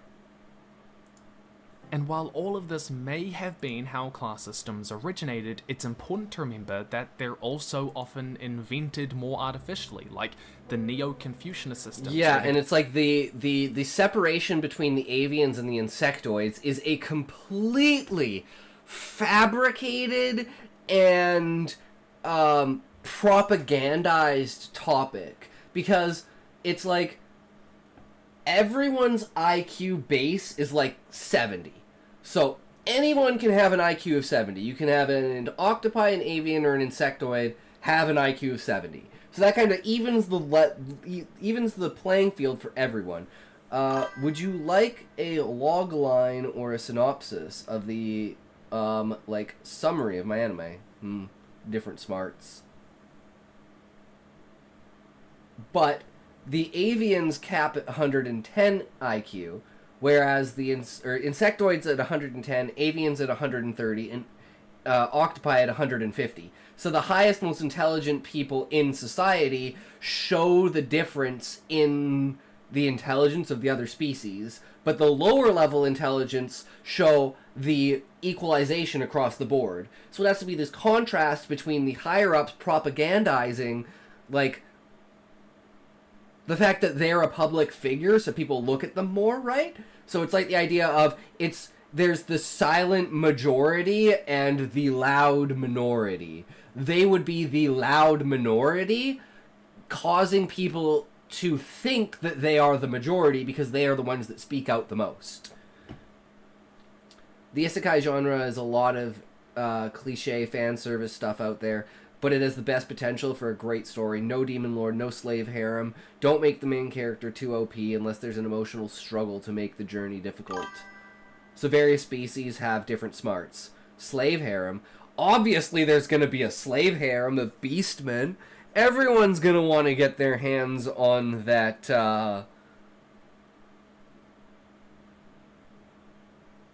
Actually, I don't even know. Like, which species would be, like, the sexiest, like, species among the beastmen?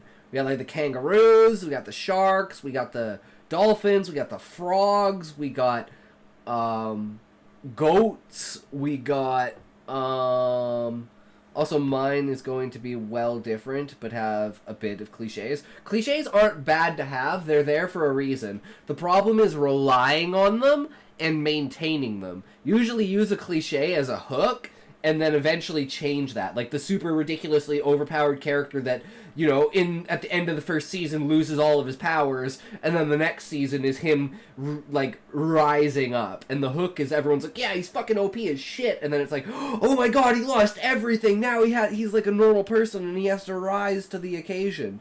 Anyways, here's a log line of it if you would like. Yeah, sure, sounds good. Make sure you do TTS beforehand so she speaks. Speak to me. That'll just really emphasize the moment. I think it'll be great.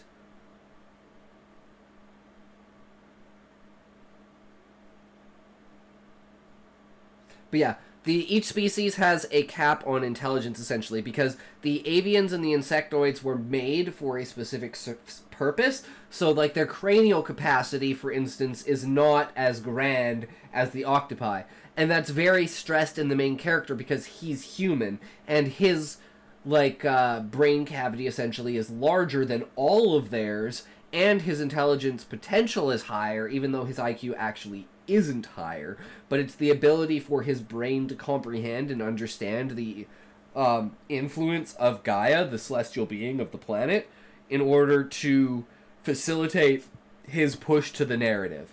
Because he's supposed to question the things that Gaia has placed mental block on other characters for, or other, like, everyone, essentially, because if she puts too much emphasis on pressing her consciousness into your mind, she will destroy your mind. I was thinking about this, like, last night when we were talking about, like, the X-Men and shit like that, and, like, being Professor X, and I'm like, it's like Xavier when he puts on Cerebro. If he concentrates too hard, he could kill everyone on the planet. And that's kind of like Gaia, where she can't concentrate too hard on a single target, or she would obliterate their existence. So she can, their consciousness. So she could only press things on an instinctual level. That's kind of like the idea of Inception. If the creature believes that it is the source of its ideas, it will accept those ideas. But if those ideas are felt from a third party, they will reject them as if, like, fighting off a virus. The government kind of just came up with a way that society should be organized. During British colonization of India, which I mentioned before, they drastically changed and hardened the Indian caste system for colonial reasons. They wanted to organize society.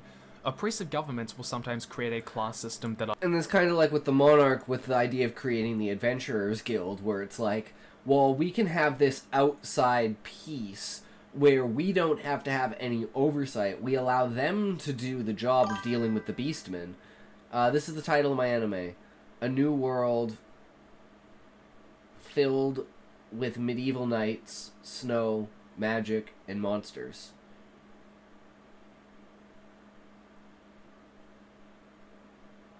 Hell yeah.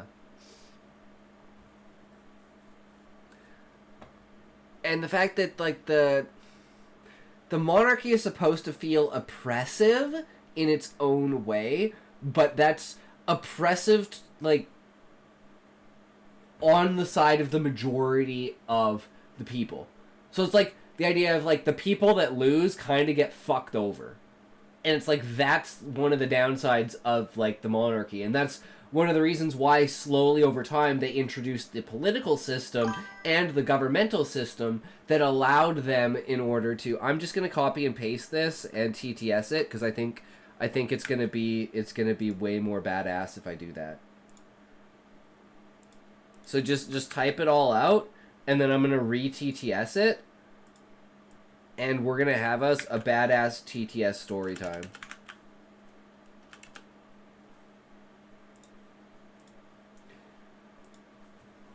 And despite what we were talking about earlier with, like, auto-reading and stuff like that, if the one reason for it is to create spectacle, that is probably one of the main reasons that I like TTS in general, is it creates a spectacle. And as a streamer, spectacle is literally what we live off of. So being able to facilitate, like for instance, like, you know how people follow trends, right? Anyone can follow a trend, right? But it takes a true genius to create a trend. And I'm not tooting my own horn here, because I'm not saying this is a reality. This is my goal. My goal is to be a person who creates trends, not a person who follows trends. Whether I'm successful or not is a completely different story, but that is the goal. A high schooler and his friends are making their way down the sidewalk. As they walk down, they turn the corner and pass an alleyway. All of them pass the alleyway except one. He then calls out to the rest of his friends to investigate the mysterious bag-like item that is buried under construction materials, and so they remove the wooden beams and find a satchel buried under some rubble with a peculiar blue gemstone. A light sudden L engulfs them after two of them scuffle over the satchel, and they are sent to a cold and icy world of medieval magic. They must reunite with each other while traveling through the frigid world of Icrea, discovering its mysteries and monsters within this foreign land to stop the reign of the Bloodstone Kingdom and its history, to eventually find a way back home by any means necessary. Or maybe this is just the beginning. Damn! Got me on that one. I'm in. Sold! It has to be high schoolers, because that's just, like, the base demographic of like, shonen. It's for young men. It's for young guys. First of all, this logline doesn't really go into the character that much, but the synopsis does. If you would like... Yeah, sure, post it up, Rick. Let's hear it. Let's hear it. We love ideas here. We love spreading ideas. And thinking about things. Critiquing things. Questioning things. But mostly imagining things. Like dragons.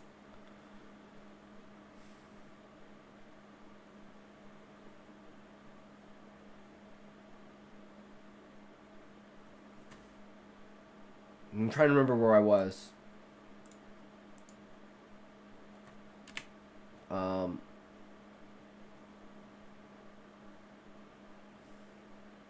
Intelligence. Governmental system. The reason why the system is set up the way it is because slowly over time pieces are added, subtracted, and moved inside of the governmental status.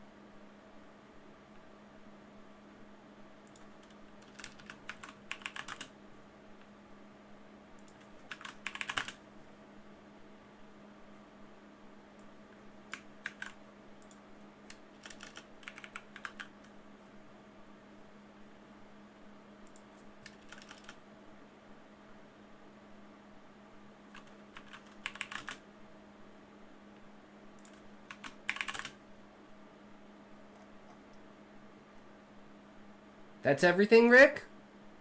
That sounds like that's everything. Are we ready, guys?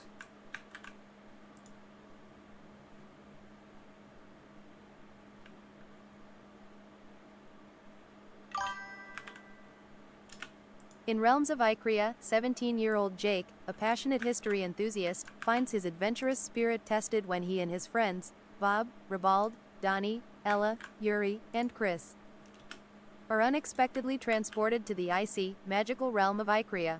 Their journey begins when they uncover a mysterious satchel buried under rubble, triggering a portal that thrusts them into a world filled with medieval knights, formidable creatures, and chilling landscapes. As they navigate this perilous new environment, the group must learn to rely on one another's unique strengths to survive. Jake, stepping into the role of leader, utilizes his historical knowledge to make sense of their surroundings and strategize against the oppressive. Bloodstone Kingdom. Ribald, a grumpy super senior with a tough exterior, discovers the value of teamwork when he must work alongside his love interest, Bob, a curious polymath eager to explore the mysteries of Icrea. Donnie, the caring and sporty tomboy, becomes a pillar of strength for the group, while Ella, initially timid and apprehensive, learns to confront her fears and embrace her inner courage. Meanwhile, Yuri and Chris, both determined and adaptable, use their athletic skills to help the group face the many challenges that arise as they embark on their quest to uncover the truth behind the Bloodstone Kingdom's tyranny. The friends encounter ancient ruins, magical artifacts, and fierce battles that test their resolve. The stakes grow higher as they realize that not only must they find a way back home, but they must also confront the dark forces threatening the realm through trials of friendship and resilience. Realms of Icrea is a tale of unity, courage, and self-discovery, as this group of friends learns that their greatest strength lies in their ability to face the unknown together. Damn! That's great. I love it. I'm sold. Take my money! Take my money! Take my money! Take my money!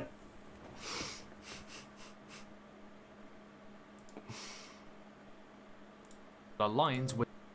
Oh, also, when they get teleported to the other world called Icrea. The other world called Isria. They are all separated. Oh, it's pronounced Isria? Cool. Stupid fucking AI doesn't know how to pronounce shit. Ooh, let's go, Sean! Fuck!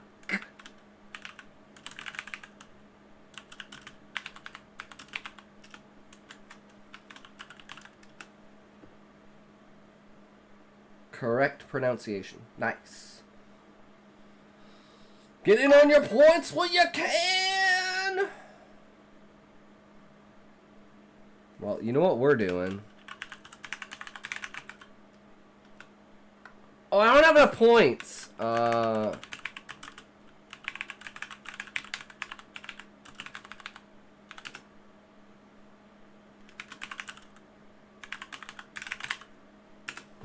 Do not drink water. Do not leave your seat. Do not move your feet. Do not stretch. Do not go to the bathroom. Have another toke. True.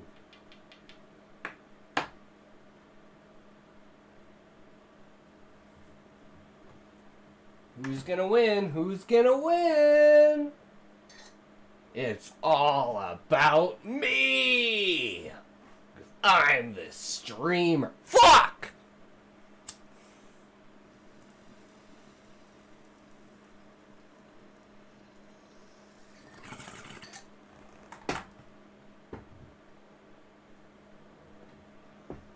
Absolutely rigged.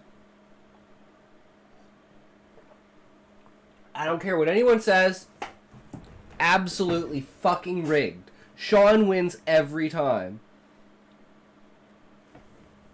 See what I mean? See what I mean? It's not fair. It's not fair.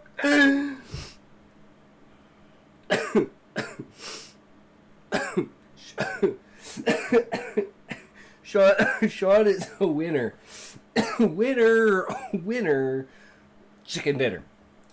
with their ideology. Jack True. London's The Iron Heel demonstrates how a fascist government... True friendship between henchmen.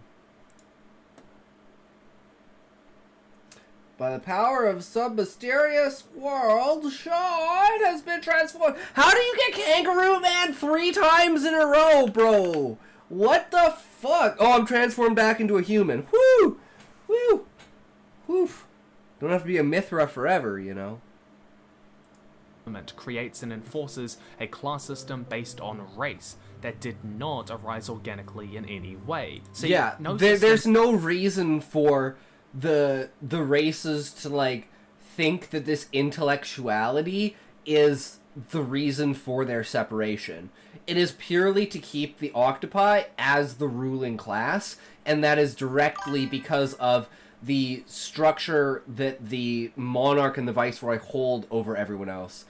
Now then, listening to Jack London, whom is an author, I presume. Ooh, interesting.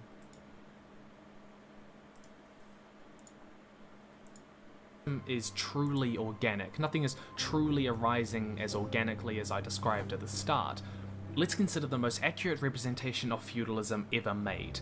Age of Empires. True! I'm kidding, but in a sense, feudalism is about the organization of labor more efficiently. It's about people gathering together into larger groups for protection, and it's also got kind of a philosophical backing with things like the divine right of kings. So, in a sense, you could say this is organic, but at the same time, there were a lot of practices and rituals and beliefs that really only came into existence to justify the system as it worked, yeah, to help exactly. the nobles maintain power. It's the entirety of the foundation of the system is built upon propaganda for people to believe that the system needs to exist. And for the monarch, he has it placed so people believe that he has the power to control the tree. Now, this is true in a way, but he uses technology that no one knows about because of backstory. But anyways, they think it's magic. They think he's the only one who can control it, and they think it's through a bloodline means. So that's why the royalty is so important. But it's all a facade structure for the monarch to be able to maintain control. And one of the concepts for ending the book is making everyone turn against the monarch, including the citizens in the tree, to the point that the monarch is literally on his own against the rest of the world. Which is like the whole Madara situation where it's like all of the ninja world versus Madara and they still can't fucking beat him. Which is, I mean, true, you're fighting a celestial being at the end of the day. Jack London wrote White Fang, which is a rather famous book and turned into a movie. Ah, interesting. Power. Movie of the same name called White Fang? They weren't really organically developed. And it's your job as the world builder to figure out what the balance is. What is the organic with natural divisions in society in your class system, and what is official, more forced and manufactured by those in power on others. Part 2. Maintaining a class structure. Class systems are like any other sociological structure. They have to be maintained or Wait, what? Hold on, wait, what? I missed something here.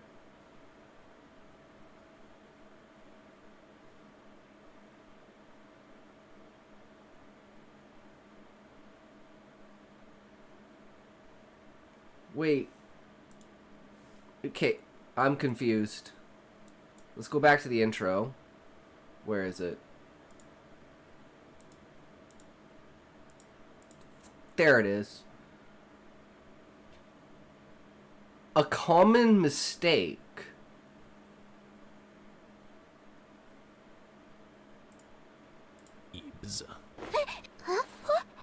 Now, one kind of realism mistake that I see... Okay, he said realism mistake, and I was like, common mistake? Why is this here and I have no writing underneath it?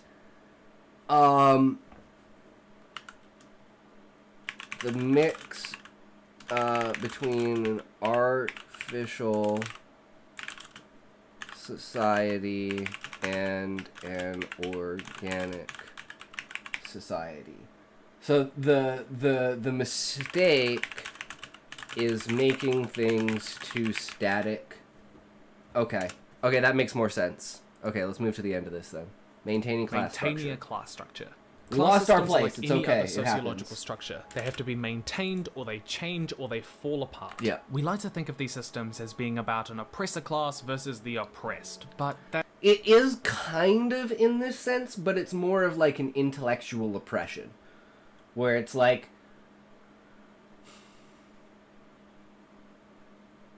if you don't show these specific traits in intelligence, like, you're good at math, you're good at problem solving,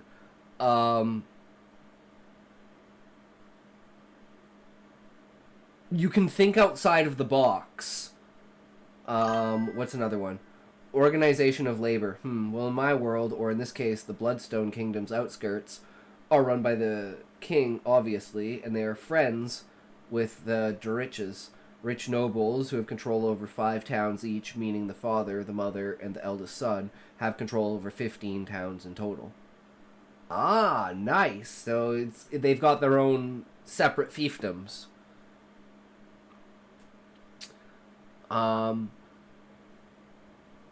So we'll say like the military class, for instance. So military class, which is royalty. Political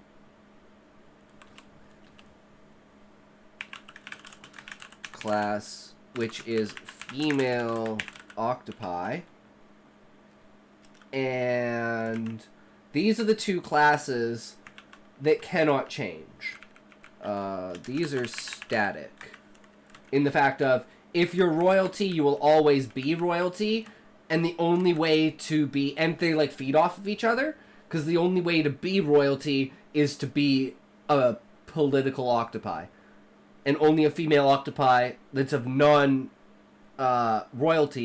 marries the viceroy or the monarch, and they become the mother of the new royalty. And that... there is no other way to do that. There's one way to be royal, and there's one way to be a politician.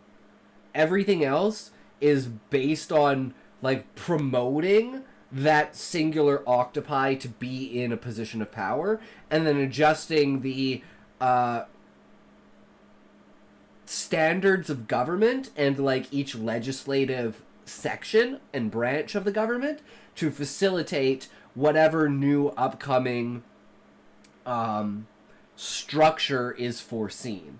Because one of the biggest things with maintaining the class is understanding how it's going to evolve. If you know how it's going to evolve, you can manipulate it. And that's a very important thing. And that's all done through basically propaganda. And this is where I'm not sure how the connection between the royalty and the political structure and the fanaticism inside of the tree goes, because they extremely oppose each other on the side, for instance, how to deal with beastmen. So there could be a very high royal push of some kind to get people rallied and riled up and have a backing as to voicing their ideas and the reason why they would voice their ideas. Because one of the biggest problems is people have the idea, but they won't voice it out of fear of retribution or, like, being made fun of. So you will only voice your opinion if your opinion is the majority accepted opinion. Otherwise, you will lie about your opinion or you will not speak. And that is, like, a general function of society. Because no one wants to be alienated in their own, like, social group. Which is why I tell people whatever the fuck they want to hear about my politics when I actually give no fucks about politics, because I don't care whether the douchebag or the turd sandwich wins. that's just not true. It's as if millions of Marxists suddenly cried out in terror and were suddenly silenced. Not because powerful classes cannot be oppressive, but because the greatest reason that a class system persists, even if it's oppressive, is that either 1, the majority of people believe in the way it works, True. or 2, they don't see any issue.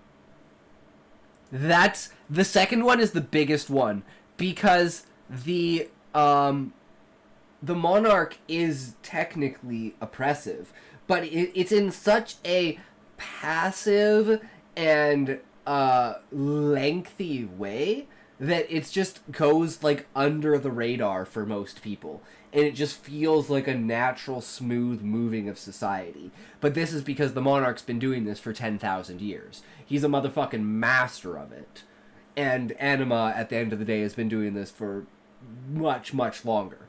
But in this form, on this planet, for this time, this set of consciousness has been doing specifically this. So he's really, really fucking good at it.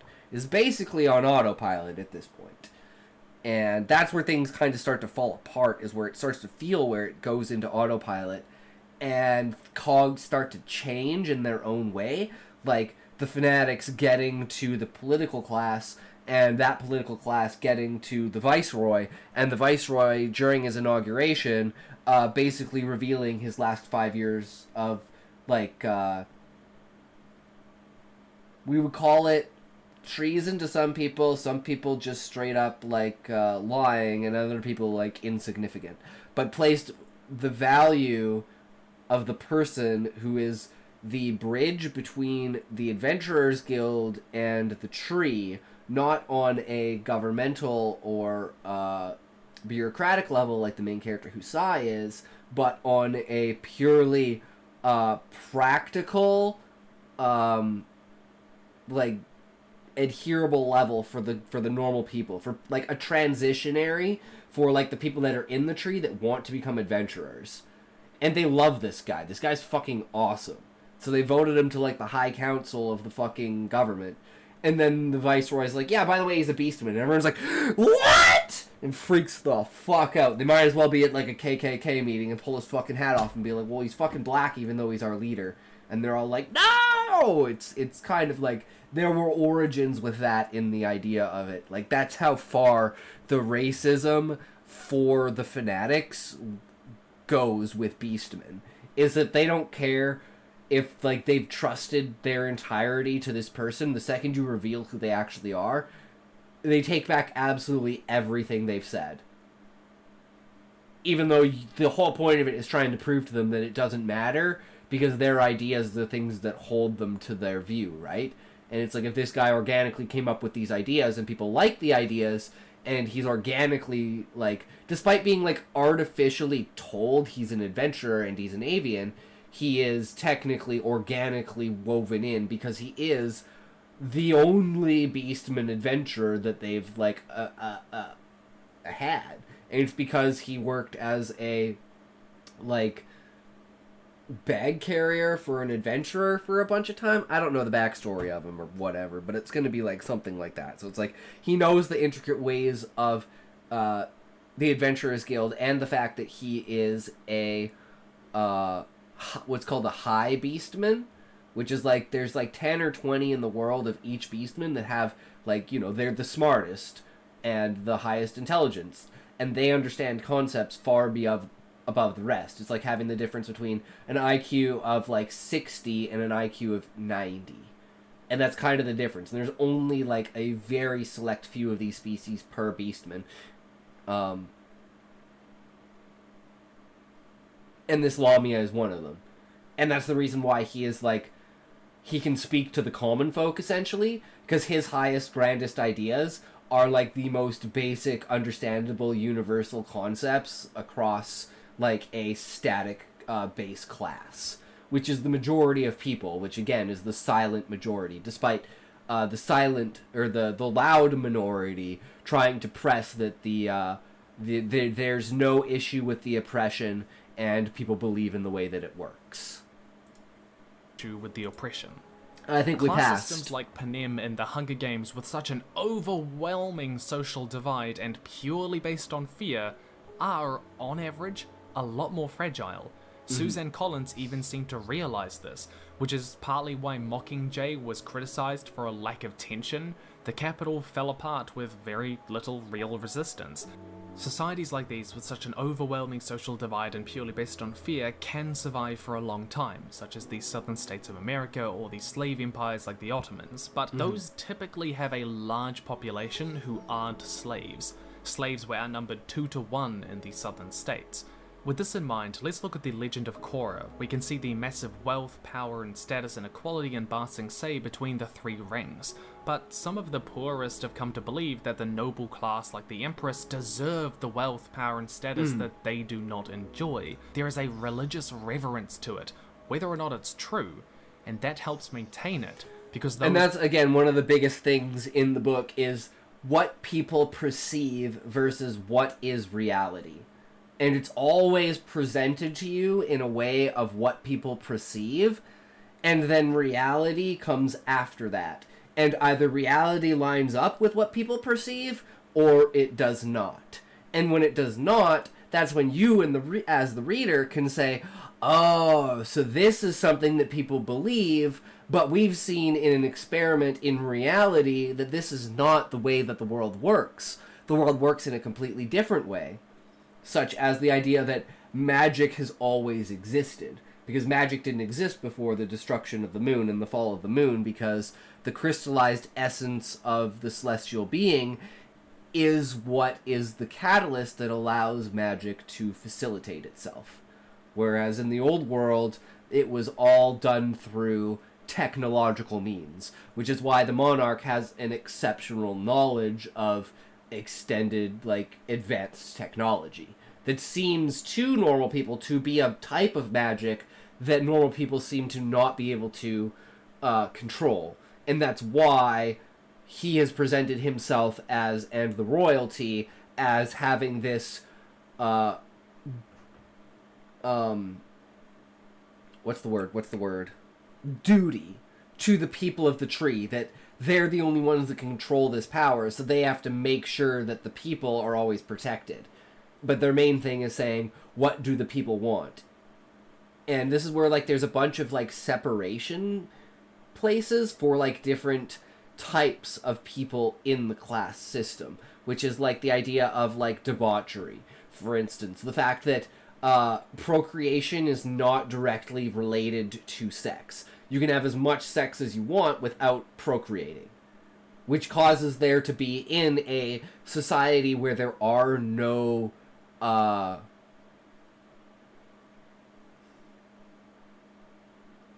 conflicts, there's no strife, there's abundance of everything. And again, I just thought about this. You can't fatigue in the tree. So maybe on top of, using the sap as a drug, people get addicted to sex, too, because it's you don't ever have to stop. It's why would you ever stop?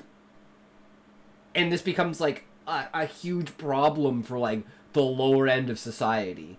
So maybe there is a stigma towards sex in, the higher ends of society to... as a propaganda measure to make sure that the royalty never sink into this debauchery, because then that opens up other avenues for one of the main reasons, 95% of the reason why someone procreates is because they're in love. So you just kind of fuck around with everyone until you find someone you love, and then you settle down with that person and have kids. That's kind of the basic premise of how, the familial system works. And with each species laying eggs in, a different form, where, the insectoids lay eggs that become larvae like flies, whereas the avians just lay eggs like birds, and the octopi lay eggs like fish, essentially. So there's a huge workaround for the genetic engineering that took place on the octopi to make sure that they don't spawn more than 5 eggs. And it's two eggs is 1 to 3 eggs is the average. Sometimes you'll get 5, but it's a lot of the time it's just 1. but that's a forced genetic engineering that you'll wonder about until you get to that point in the book, and it's like, okay, that makes sense why procreation is the way that it is. But there's like subsets of society for like drug addicts, sex addicts, all kinds of debauchery, like violence and stuff, because you can't, the only way to die in the tree is to have your head cut off. So like they've got like places that are like the Colosseum where you can like fight and stuff, and that's like the origins of the Adventurers Guild, where people are like fucking each other up so badly that they were like, hey, we need to figure out a way to like appease people's like fucking bloodlust and shit. And that's where people came up with the idea of leaving the tree and going on adventures. But no one had any idea that the tree was what was maintaining their like inability to have fatigue, their inability to know hunger, and their basically inability to die. So once they left the tree, it was like, oh shit. And basically all of them just fucking died. With the power have every reason to encourage these beliefs with propaganda and rituals to reinforce this. Or maybe people wrongly believe that it works as a rigorous meritocracy. This is also why caste systems are usually so persistent. Caste systems bring with them a strong philosophical or moral belief about why people should be divided the way they are, in a way that normal class systems don't as much. Questioning the caste system becomes Also, I should watch this video that you're watching. Yeah, it's the channel is Hello Future Me, and this is his on world building, and yeah, he has an entire series, or like he has on writing and on world building, and I think another series as well. And we're just going through these and picking out different things. We've watched like, let's go to my watch later. Like how many? We've watched like probably 30 of these.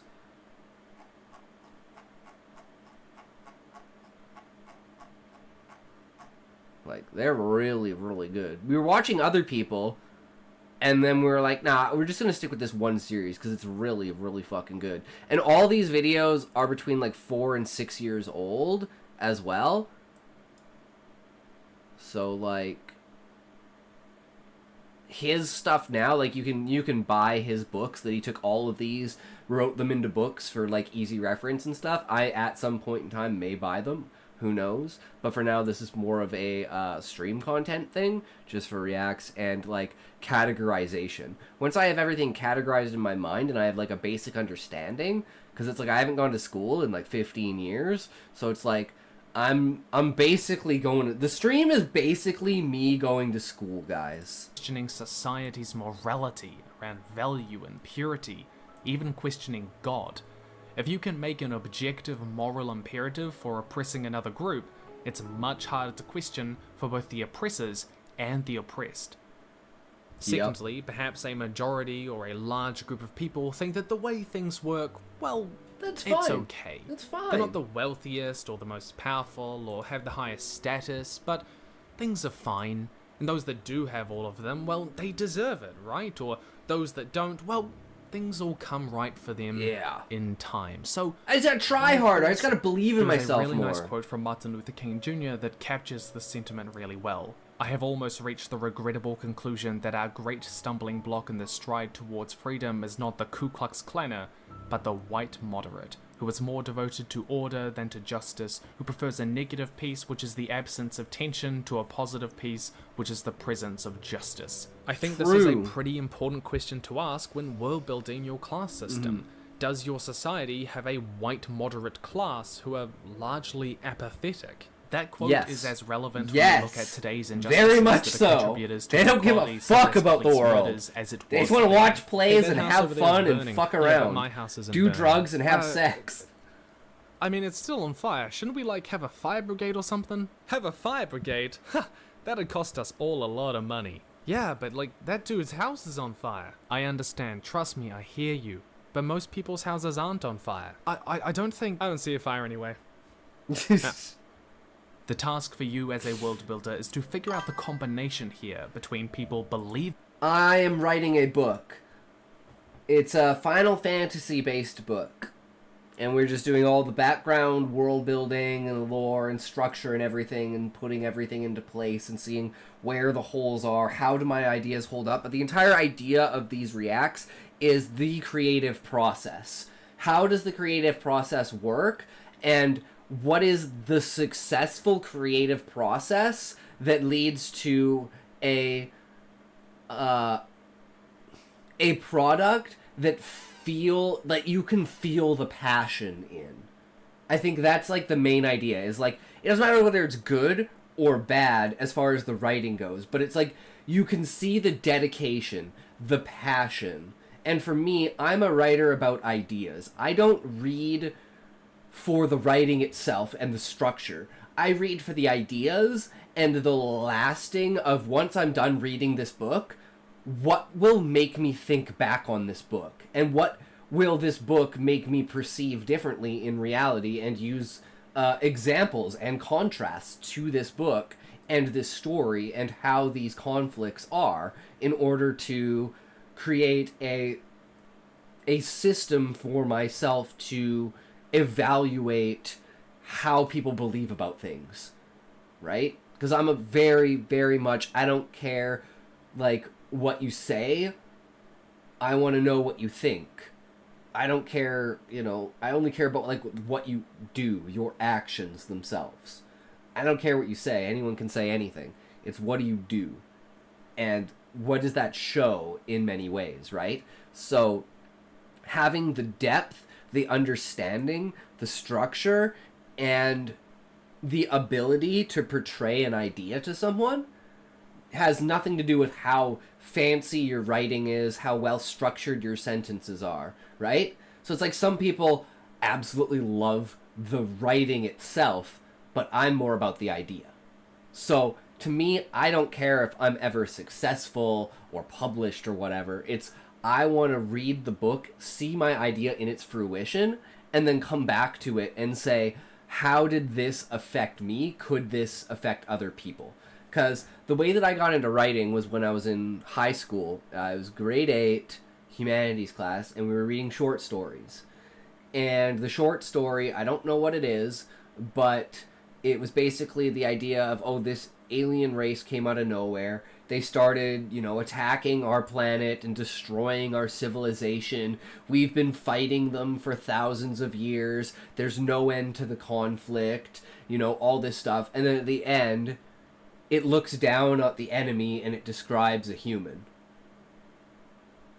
And just that reveal, that feeling I got from that reveal of being like, oh fuck, we're the bad guys, is something I've always wanted to reproduce in other people, and have other people have that feeling, because I know how powerful that feeling is when you see something and you're like, you know what you're seeing, and then someone tells you what you're actually seeing, and you go, wait, what? And then you can see it morph in front of your eyes and literally change form until you're like, oh, how did I not see it?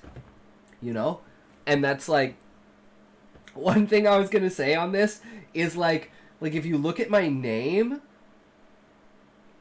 there are so many different parts to my name, and so many people call me different names, but you know what part I like the most about my name? Cat. It's the literary version of computer art. True, Sean. True.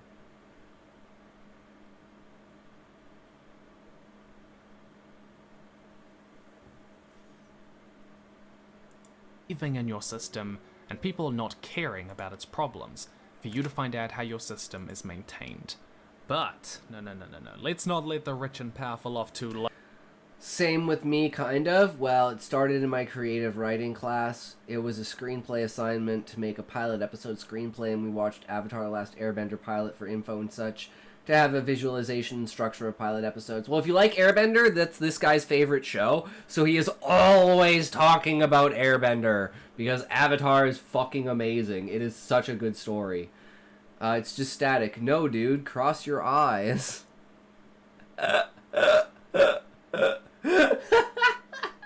You know what are the best ones? I wonder if I can find it. How do I say this? Squint your eyes at this picture to see Asmongold.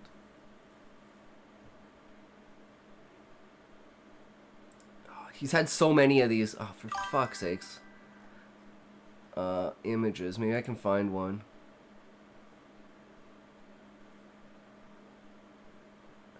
No.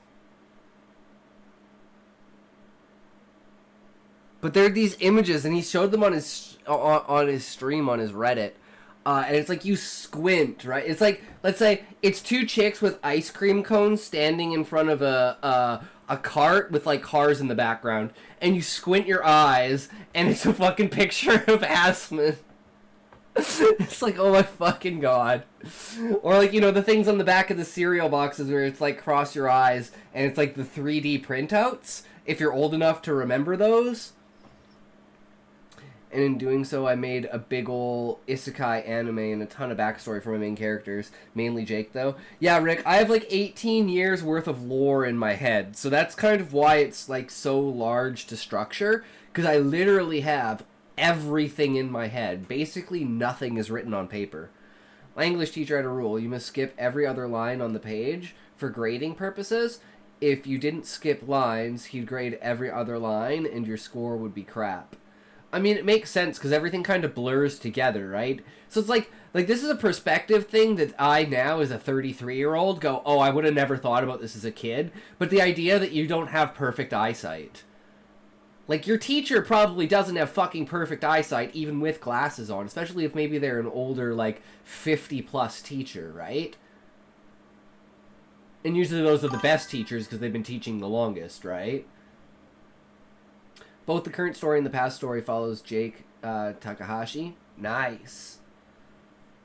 Well, I'm excited to look forward to it. I was in film in school. I actually have an award that says sex on it because we did a music video for the BC Student Film Festival in like 2007, and we won first place for Faber Drive's song Sex and Love. So I have a trophy that says first place and has sex on it. Fucking best high school moment ever. But yeah, and the best thing is there wasn't a second place and there wasn't a third place. You only get ranked and chosen if you fit the category. There are categories that never, like, that won't have any winners because none of the films set in those categories meet any of the things. So it's not like you just get first place because you were the only one that applied, right? So we got first place. There wasn't even a second or a third. That's how amazing our music video was. It was great. And if you want, like, an example, because I fucking love this. So I'll show you an example. Since you're new here, Rick. One student would sit and think until he had his story fully worked out. One day he didn't skip any lines. Teacher cautioned him. I am back from my stream and you're only halfway done with the vid? What did you expect, Levi? It's so true. Welcome back, good sir. One day he didn't skip any lines. Teacher cautioned him and he said, go ahead and read it. The teacher did, and it was a full story. So he asked if the rest was garbage, and the student said, now read that. The teacher did, and it was a whole second story, and the teacher said, okay, very funny. Then the student said, now read it all. A third completely different story. That's fucking amazing, Sean. Oh my god, I love it. That is like the epitome of structure. I hope that kid went on to be, like, very successful at writing. Because that sounds fucking amazing. That sounds like Quentin Tarantino levels of depth and deception. We're just one tiny scene, missing one tiny scene, throws the entire narrative into a complete kerfuffle. But anyways, since you're new to the channel, Rick, I will show you my greatest creation.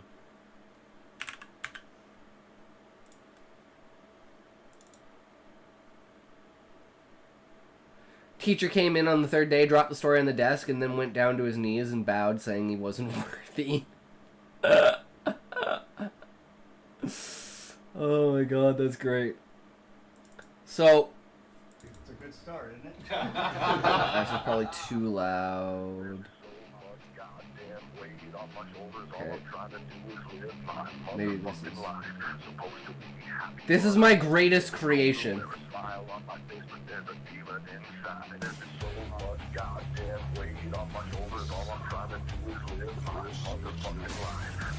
This is what I call creating sliced bread.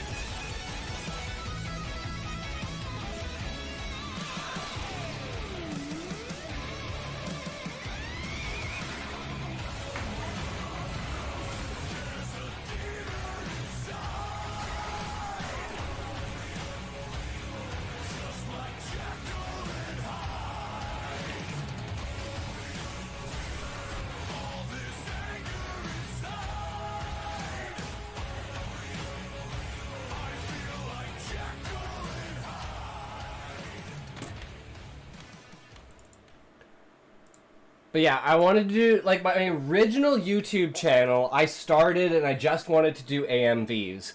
So I made that AMV and, like, 5 other AMVs, and that one got 16,000 views in the first week. And then it got blocked. And I was like, oh, that's why there's no good AMVs on YouTube. Because either the anime gets copyright struck, or the song gets copyright struck.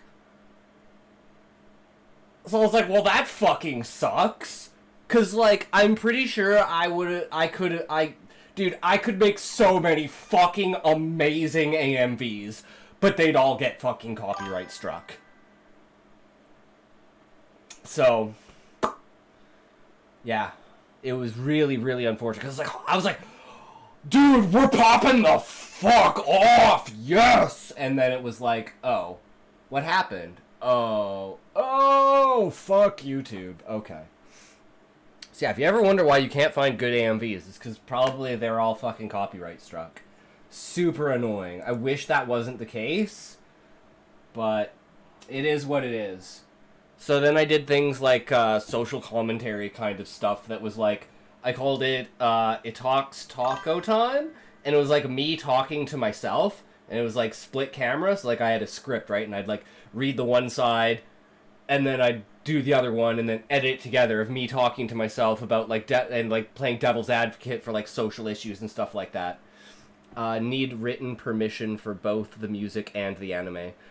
Before I take my leave, I'll give you a bit of info on the Bloodstone Kingdom's past if you like. Yeah, sure, go ahead, Rick. Sounds like a good time. And thanks for stopping in and hanging out and giving us some things to think on and an idea that will rest in our heads until you come back and give us the rest of it.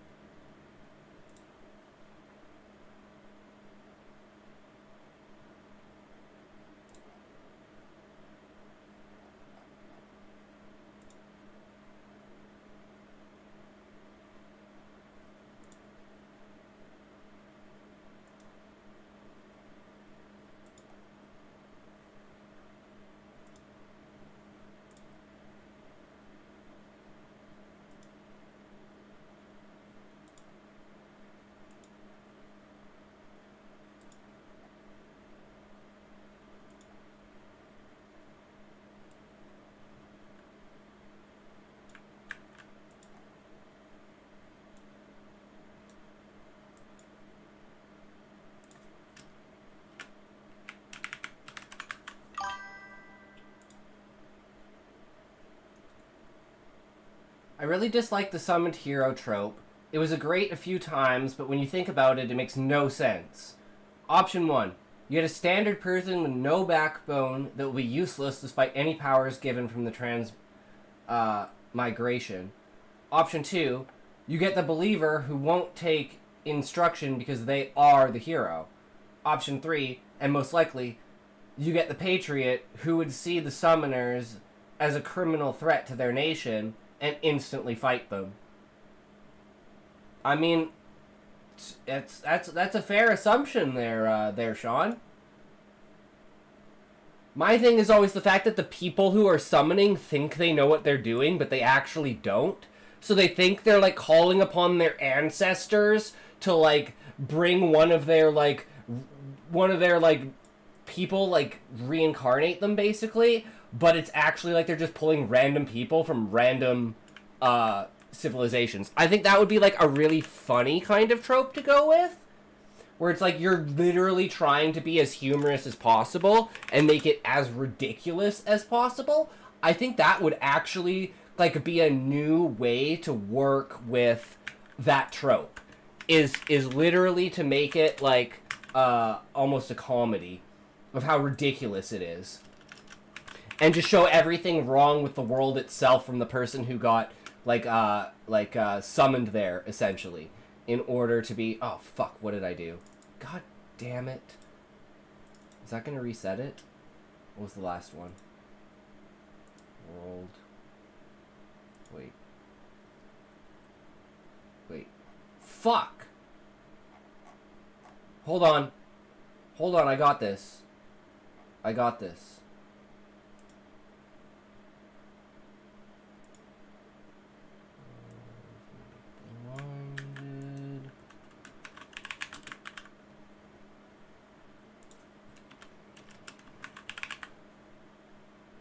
This is the real story time, guys. This is the real fucking story time.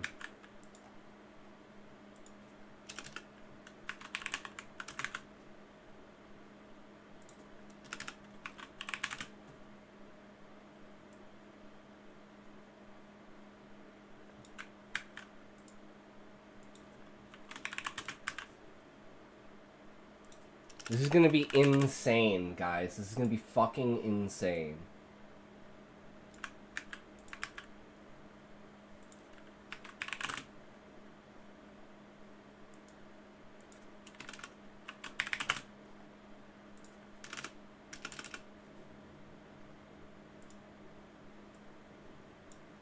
I don't know how much more there is, but holy shit, bro. This is insane.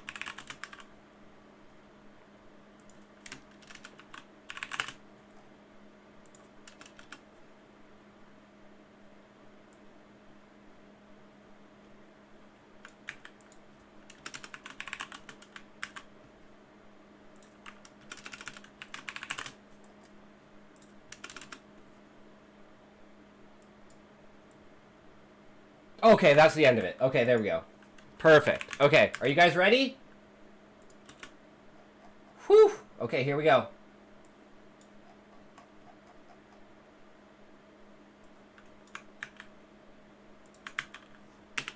The current King Valdric Bloodstone was the eldest of the Bloodstone family, who absolutely adored and loved his mother and brother, whom he swore to protect from anyone. His brother is the youngest of this brotherly duo pair.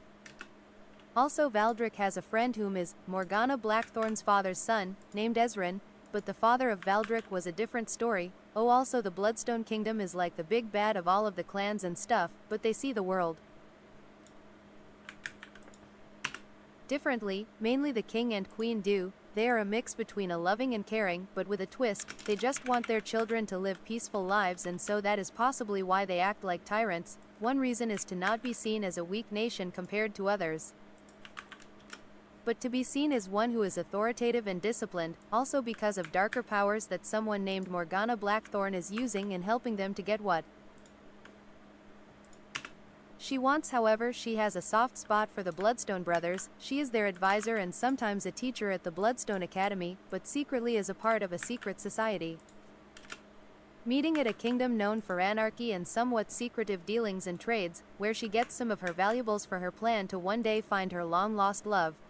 Herself being the leader of the Crimson Veil, and having to be at a school are well gonna sort of be interconnected, because in the Bloodstone Academy there is a secretive group of students that her most trusted followers, 3 of whom are actual teachers at the school, and are also a part of the Crimson Veil, and her right hand, her buddy and friend that she can tell anything, her right hand, or should I say her hands, are twins, a part of the Crimson Veil, and her childhood friends. From an early age they had a sort of connection, but they had sort of different circumstances. See, the Cato twins were separated from their father and mother because of their parents' greed for money. They were a part of their lives for only a few years, living peacefully in the town of Frostvale, until they both turned 10 and fled the attack and pillage of their peaceful village. Their names are Amy Cato and Aki Haga. Amy is the right hand of Morgana Blackthorn's elite assassins in the Crimson Veil, utilizing a combination of stealth, speed, and deadly martial arts techniques to eliminate targets with ruthless efficiency.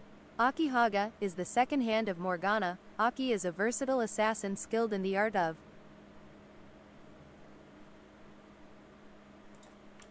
Wait, I copied the wrong one. infiltration and espionage. She employs a variety of covert weapons and nimble acrobatics to swiftly dispatch her targets and gather crucial intelligence for Morgana, now the Crimson Veil. Also here is a backstory of the current Bloodstone. Yeah, I think that's about as far as we're gonna be able to get, bro. If I had known you were writing a book, I would have told you to post it in the Discord. Cause that's quite a bit. That's something, like, if you're gonna do, like, I'd have to, like, actually write this down.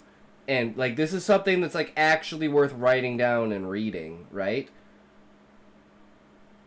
Yeah, so, like, you wanna take your lore and dump it in the Discord and the public stories. It's not a problem, Rick. It's just the fact that, like, if I had known it was that much, I wouldn't be doing this. I would have just read it. I was just trying to be super cheeky and funny with doing the TTS. That's my bad.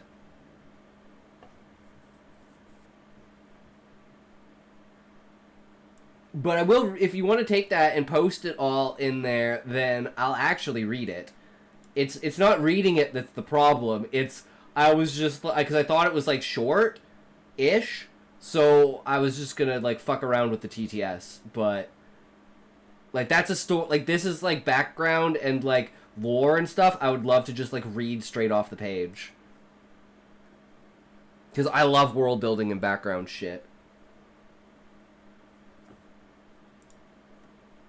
And you always gotta remember that in this stream, whatever the current topic of the stream is always in the background to whatever new phenomenon can exist.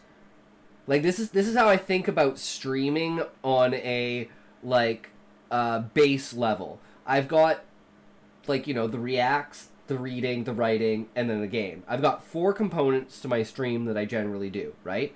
As a general setup. Following those guidelines, however, is not always, you know, because 90% of the time, all 4 of those things, no matter what I do, they're still gonna be there, right?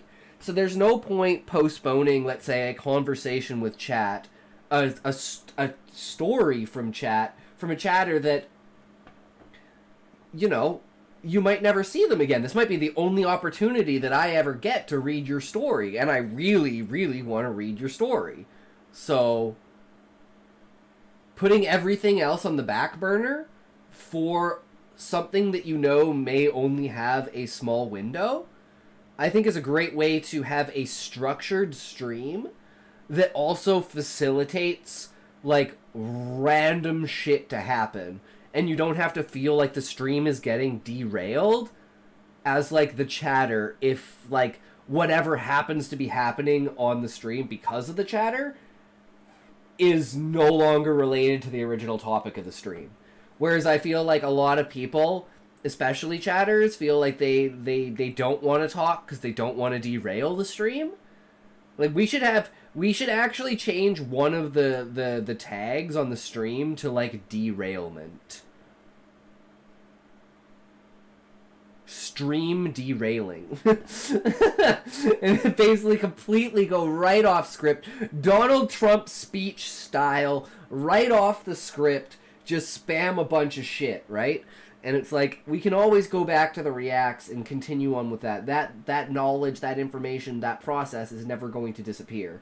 But taking the moment to pay attention to that chatter, to get their information, to get their perspective, to get them intrigued and invested into the stream, is literally my primary way of building my audience. Is making you guys want to come here so you can share your ideas. Because I know in the writing sphere, a lot of people either don't want to share their ideas because they're worried that people are going to steal them. Hashtag every story has ever been written, so can't happen. And facilitate a, like, don't promote yourself, don't talk about your stuff, only buy my stuff kind of mentality. And I find that, like, almost very toxic, where it's like, you can have that opinion, but it's like, that's going to alienate a lot of people, right? So, and I mean, to be fair, derailing the stream can also alienate people. But most of the people I would say that I would alienate by derailing the stream, it isn't going to cause them to leave the stream. And if it causes them to leave this stream, they'll most likely be back for another stream, right? So it's kind of like knowing what parts of your audience you can fuck with. Sorry, guys, I know you're my dedicated core fucking audience, and if you spoke up, I'd immediately go back to the video, just like when we were doing the Will Talks get through the video, and they were like, video, play the video, and I'm like, okay, we're playing the video, guys, it's whatever you guys want.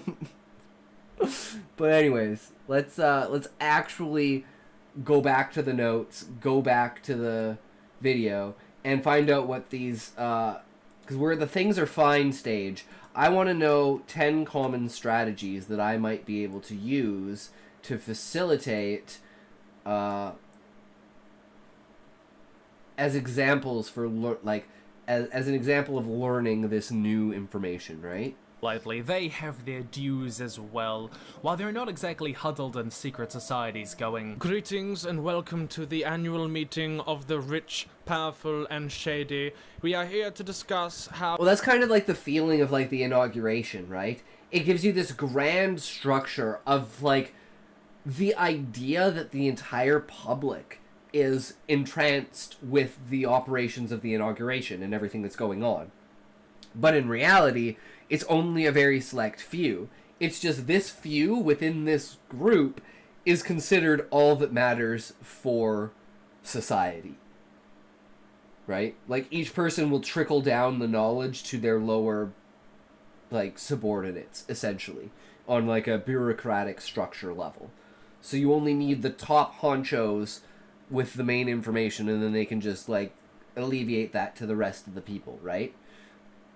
So they consider this, like, everyone, even though it's not. And Husai finds that, like, not disrespectful, distasteful. He's always found that, like he's always had in his mind this, like, at odds with the monarch. And that's kind of like a clashing of, like, personalities with Gaia and Anima for, like, foreshadowing for their ultimate conflict. "How this year we shall preserve our wealth, power, and status in society." Viceroy, if you mention Beastmen again, we might just have to have your head, good sir. So please, we know your inauguration is tomorrow. Could you just please not mention Beastmen? We know your wife ran off of Beastmen, but that wasn't the reason she was elected. You have to remember that. And the Viceroy's like, "Ah, don't worry about it, bro. We're gonna release the Lami on everyone. It's gonna be a fucking good time." It's literally a fucking joke. See, any suggestions? What about beating them with a stick? That worked last time. Yes, that's a good suggestion. Write that down. Beating them with sticks. Herondine, where are the cucumber sandwiches? Or at least that's what this letter from Dr. Illuminati told me to say. Point being, though those with power, wealth, and status may not be conscious about it, they will, on average, act in ways that reinforce the system because it keeps them on the top. Yep. It's not really moral, but it's pretty natural to do that. Yep. Slave owners in Rome tightened restrictions on freeing slaves the more they became economically dependent on them for their way of life. Marriage across caste lines in India was outlawed by the highest caste after it saw the decline of the system's influence in daily society, weakening their position. It took a nearly 250-year struggle in the conflict of the orders from 500 to 287 BC for the lower class plebeians to finally gain similar rights to the upper class patricians in the Roman Republic, who fought it every step of the way. It might be easy to say that the warrior or the priestly class holds more wealth, power, and status because their skills are more specialized and valued by society. The intelligence of science. Also the classes that made it so that you couldn't become a knight or attend university without being a noble already. Yeah. But let's get down to specifics. Here are 10 common strategies here we that go. you might use in your society to maintain the class system. 1. Legal barriers to entering the upper class. Ooh, that's a good one. Legal barriers to entering the upper class. You know what this is? These are exams. And these are the same things, the same type of exam that you have to take if you have to... same type of exam to become... Oh! Thank you for following Harunike. I hope Harnik! the stream. Thank you for the follow! How's it going? Welcome to Hi, the stream. sweetie. How are you Danger was just doing? telling me you used to Arch Commander Consummate. That and deserves thinks a he'd be toe. Perfect match for us. I'm not that interested. Are you smoking? Who? You. Why? What, why? Are you smoking? Maybe. What? When did you start smoking? 1989-ish? So you have been lying! It all makes sense. The filled ashtrays, the burning pine-scented hairspray. Yes, I'll say it. Her 3-pack-a-day voice?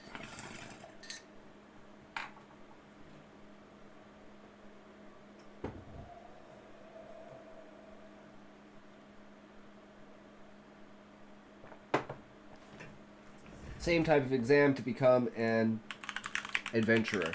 And this is like a knowledge test, basically. It's like, do you understand enough about society to be able to present yourself in a way that allows you to exist in this form?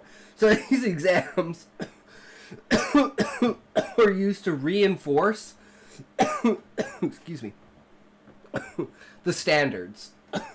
And the only reason for the law's existence is to reinforce the idea that this structure behaves this way, right?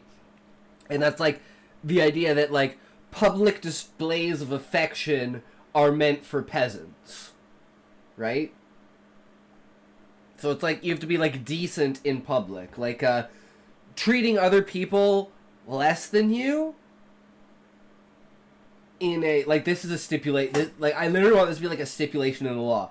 Treating people less than you is not what upper class do.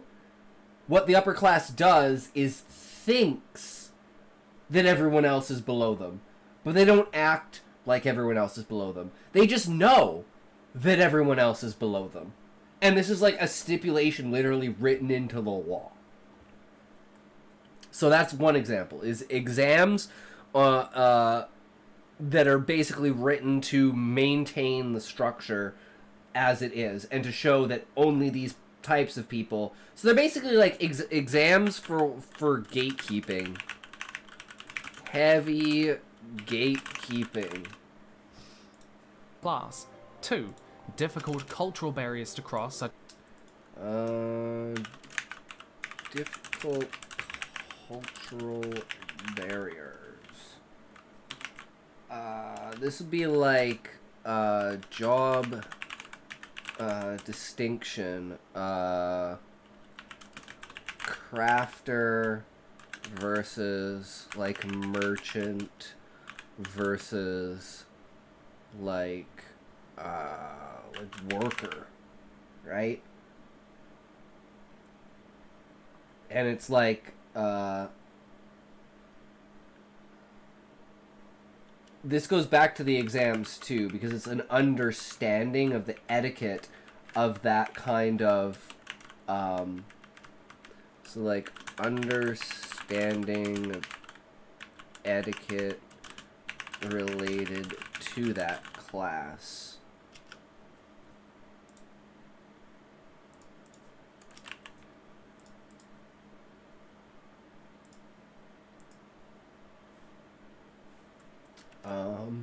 What else could be a cultural barrier? Oh,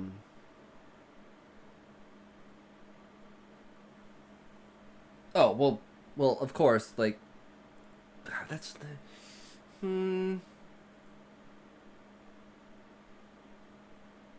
like, would reputation fall under that? Go back to the merit system and the idea of like the general public's opinion of an individual person, And that's like a huge thing. If people don't want you, people don't like you, idea, maybe a voting system for class mobility. So it's like, not only do you have to write an exam, but you also have to basically get approval from enough people that they'll vote you into being in that class. It's like you're a miner who works really hard, but you're tired of mining and you want to kind of go into like something different. So you kind of have to start off as like, oh, the higher ups in the area that I mine can give me a good recommendation to move to another category, right? And then there's the whole pushback of, oh, we don't want to lose someone who's this good, and then the guy just, like, literally, because there's no obligation, because everything in the workforce is completely, like, under the idea of standardized, unionized, where the government will subsidize workers for voting sounds cumbersome, recommendation sounds more viable. Yeah. That's kind of what I meant by a voting system, is more recommendations. Yeah, like a sponsorship system, kind of like in the trades in real life. How, like, you know, certain people will recommend other people. And this also, again, bleeds into the concept of having a underling, like the squire to the knight, right? You have the apprentice and the master. There is and the society is very based on the idea of that, because there's no universal schooling. Everything is, if you want to do something, you find someone who does that and then learn from them. And then as you get better, you become the master and people learn from you, and then everything kind of just evolves naturally through that process, right? Just like it does in the real world. So I like the idea of recommendations and sponsorships that allow people to transfer, like, so like you would think of recommendations and sponsorships as the easy things that allow you to move through classes, and then like the understanding of the cultural barriers and the etiquette that comes with the class and the exam that you have to take in order to actually achieve it are like the hurdles, right? So like the recommendation and the sponsorship are the pavement you're running on, whereas the cultural barriers and the exam and etiquette and understanding is the hurdles that prevent you from getting to the finish line. That's how I think about it in my head when I put it into like a metaphor, a visual metaphor, right? So I think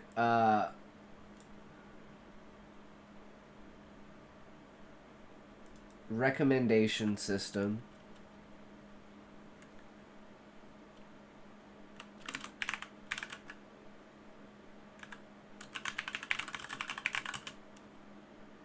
/ sponsorship system. So yeah, opportunities and obstacles. Exactly. And that's what gives it like the realism, right? Because every idea I have, I try to say, how does this work in the real world, and why does it work that way in the real world? And then I reverse engineer that into the book, so it has a viable, relatable reason for it to be in that position. So so it's like easier for people to understand subtext when it comes to politics if those politics are relative to their current life, right? So in the fact of like talking about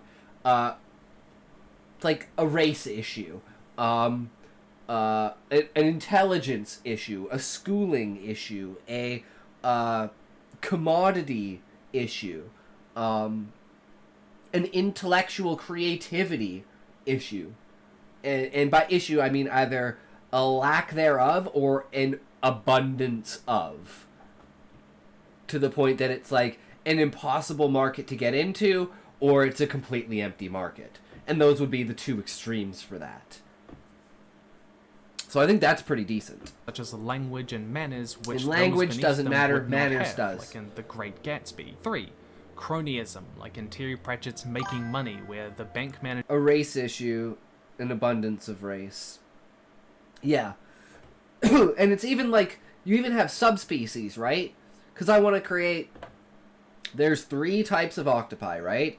You have whitehorn, blacktail, or...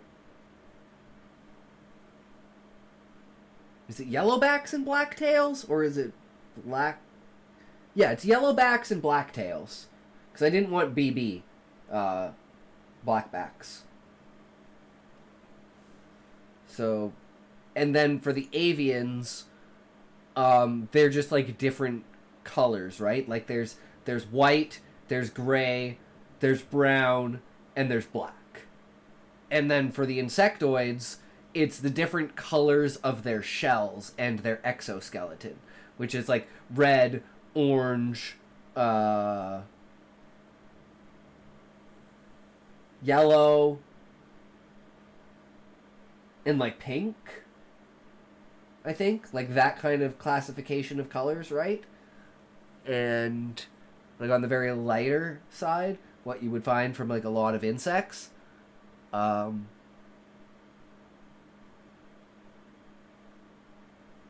So even within their own races, there's colorism within each race and racism between each race. That is, there is organic racism that is like based upon immutable physical features, right? Like making fun of like the main thing that avians and insectoids have in common is wings and their ability to fly. Although avians can like fully fly, and insectoids can only they could fly for like 20 minutes, like kind of a glide idea, right? But they can't like fly for like hours, which avians can, right? Damn, Sean, you're just winning, and you're a Kate Sith too. Holy fuck, dude. Gamble more. Let's go.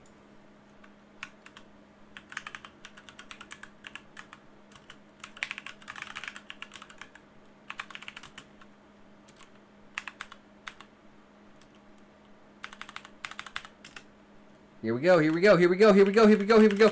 Ah!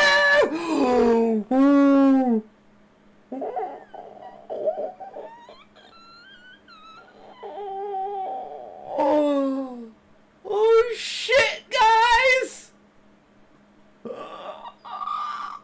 Oh shit!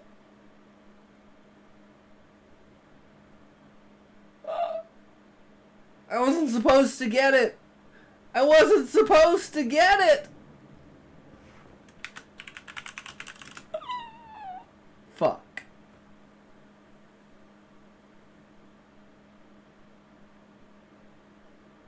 Well, that's just not fair. Fuck you. No, my writing talent is going down. Fuck. Managers only give jobs to their friends and family. 4. Wait.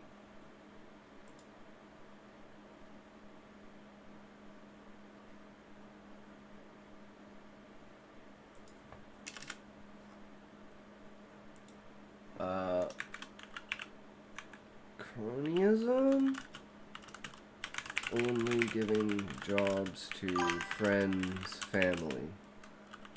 People you know and trust. Okay. Okay, yeah, that is definitely...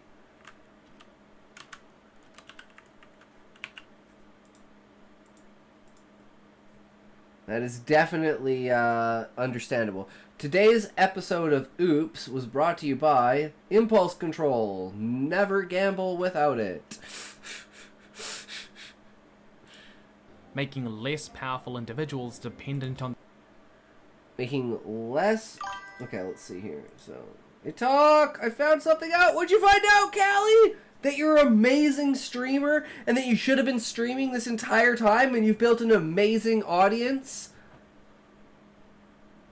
I'm super excited for you.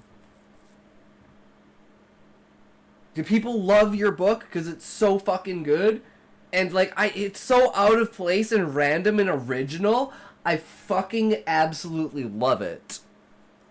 Like I was thinking about that last night. I was like, I don't think I ever had a story that's so odd and interesting and out of place, but just fits. It's like it's perfect. I fucking love it. But yeah, 3 hours in and we're 15 minutes into a 25-minute video. This is looking dreary, guys. But it's okay, because at 19 minutes is when the campfire thing starts. So we actually only have 4 more minutes, which is another hour. We're definitely intoxicating. Yup. Yup. You're gonna make me cry. Why, Callie? Because you know it's true and you believe in yourself too, and you're just so excited that you've finally broken off those shackles, walked out there into the sunshine, gotten out of the cave, and realized that, you know, there are other people out there like you, creative minds. Callie, you're awesome, just deal with it. Agreed, Sean. But I mean, you're the same way, Sean. The Catversion is fucking insane. I can't wait. I'm so excited for Catversion, but I'm also so excited to read the other book too, the Queendom of Stellaria.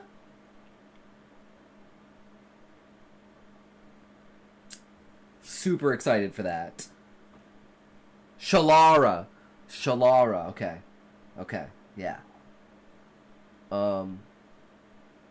And even like Spear coming in here like that those couple of times with like his story and stuff. It's like, that's what I want, man. I want a congregation of ideas, stories, and just good times. Which is like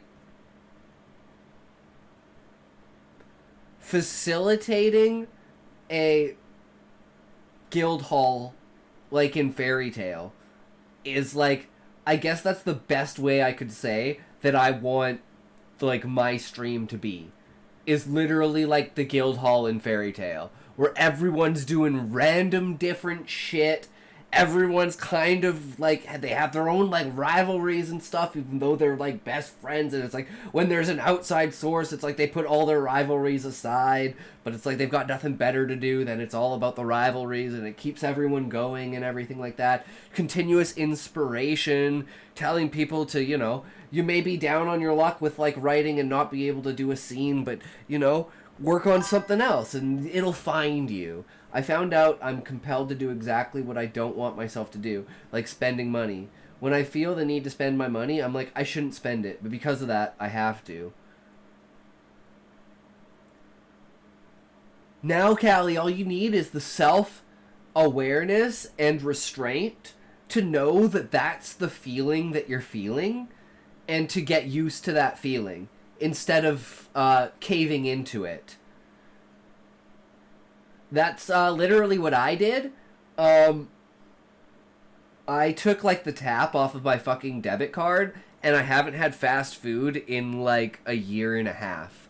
And I swear to God, I've saved like $8,000. Because like I make my own like steaks. I frickin', you know, I basically turn cheap food into expensive food through spices. And like the work myself, because I'm a pretty good cook. So people say. But I fucking love food, so what do you expect? Sounds like some kind of executive dysfunction. Well, I'm kind of the same way, where I'm like, the more I believe in an idea, the harder it is for me to change. I turn cheap food into expensive food by spending too much money on it. Hey man, chives here, like, I can have like a month worth of chives for like 35 cents. Essentially. And I put that shit on everything. I put that shit on everything. If you know, you know. But yeah, so I can buy like a shit, like cheap, like cut, you know, beef steak, and turn it into an amazing, delicious, fucking gorgeous food. Even though it's like a... Like, that steak that I made is like a $3.50 steak, I think. Something like that. It's either $3.50 or $4. And that thing is fucking fat. I used to cook, but over time I lost interest. Like I started with Thai food.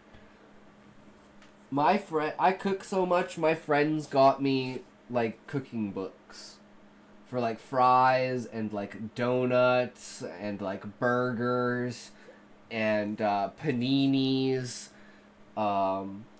pastas. Dill wheat is amazing. It fools your tongue into thinking there's more salt than there actually is. Makes low salt food taste like you're trying to kill yourself. I believe that, Sean. Dill is a really good thing to use. Yeah. French fries. Where's your nationalism? Well, that's the basis, Levi.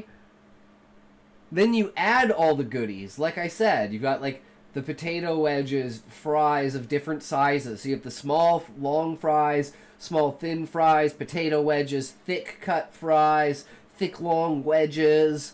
Then you have hollandaise sauce, eggs, shredded bacon, chives, peppers, gravy, fuck ton of cheese. What else did you put on there? The fries are crap, the poutine isn't good. He's got his priorities right. True, Sean. That's why I never get poutine from like a fast food place. Always go to a place that does gravy. Like a great thing is go to KFC, get gravy, get fries, go home, take a bunch of shredded cheese, cover the fries in shredded cheese, and then pour the gravy over top of it. And that would be the most authentic, like, fast food poutine you'd ever get. But I don't think anywhere else does it like KFC does it.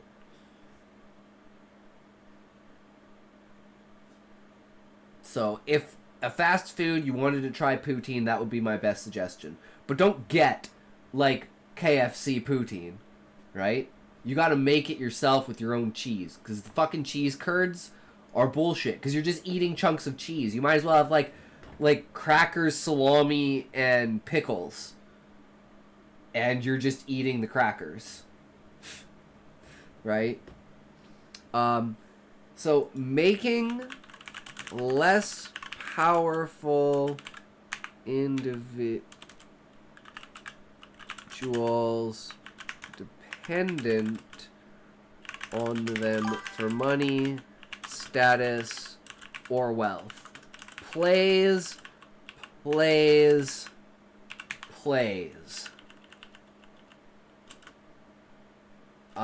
What else?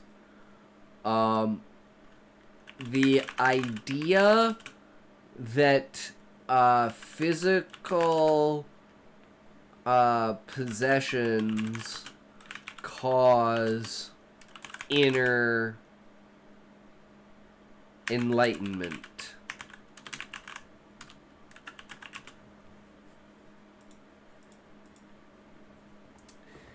Imitation KFC gravy, grandma's seasoning gravy packets. 2 brown, 1 country, 1 chicken, 1 turkey. Make them all in the same pan. Can't tell the difference. Sean, that is amazing. I am spreading the word of that, and we have another one going on the chat creations. Because that is definitely worthy. 100%.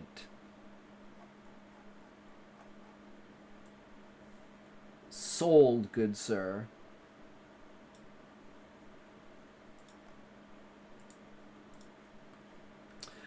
What else?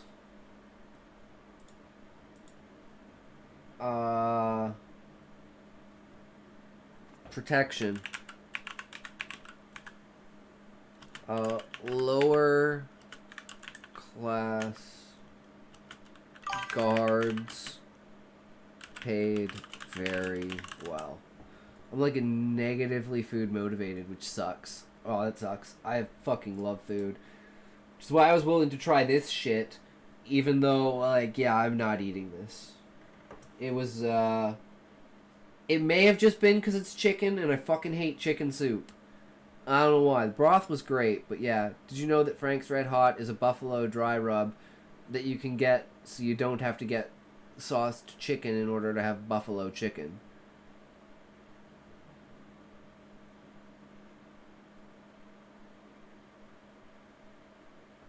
I did not know that, Sean. But I'm not a fan of spicy foods, except Indian food. Make me that butter chicken that's gonna burn my tongue off and, like, make me sweat a waterfall. Fuck yes, please. I can feel the sweat and the taste coming on from that. I'm a trier. I try stuff. I don't much like eating things I've eaten before, and I don't care that much to find new things to try. I'm a huge explorer. Gluttony character is like my food addiction in the book. Like, that's the food addict part of my personality. Like, I don't know why I only weigh 110 pounds. I fucking eat everything I see. Like, I fucking devour food. I don't exercise, I don't do anything, and I don't gain weight. It's fucking amazing. One day they say it'll come get me, and I'm looking at myself like, not yet, bitch. Them for money, I'm still fucking hot, huh? Motherfucker. What you try to say about me? We'll talk about this in a bit. 5. Meaningless concession. Oh, here we go. Is it Twink death comes for us all.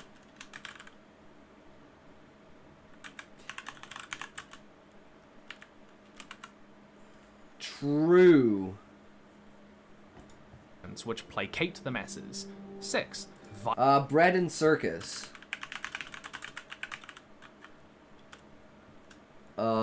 Degenerate sex addicts. Sap eating drug users. Violent individuals. Gladiator Coliseum. Because, you know, no MMO and no Final Fantasy game is okay and set without having some element of PvP in it. So, the violent individuals in the Gladiator Coliseum are going to be, like, basically like a PvP server kind of idea. And there'll be, like, different things where you can have, like, the 1v1 Coliseum style. Everyone who goes to this area is just free reign. You can just fucking kill people and shit. Well, you can't kill people. But you can maim people. Like, it's like, you can be you'll be disqualified if you maim someone, but it's like, and, like, basically, like, banned. Because the idea is, like, the idea of, like, puncture wounds and, like, non-removals. Like, in some ways, like, you cut someone's arm off, healer comes over, puts their arm back on. No problem, right? You just put it back in place, it just re-heals itself. That's the power of the tree. So it's like, unless someone fucking cuts your head off, you can't die. But, what would happen if, for instance, someone cut off your finger and ate it? Just to be a dick, right? Or, like, cut off your ear and ate it. It's just the idea that it's like, it no longer, it's extreme, but it's like, it's no longer exists, right? Like, you get your arm cut off, some guy does a fucking fire spell, and your arm is ash on the ground. How do you replace your arm if it's ash on the ground? And there's no idea of, like, you can't just, like, regrow your limbs. It's just, whatever's there will just, like, repallet itself on, right? So, like, full destruction of bodily parts is basically against the rules in the PvP zone. But pretty much you can do anything else there. And it's just for people to go fucking crazy, essentially.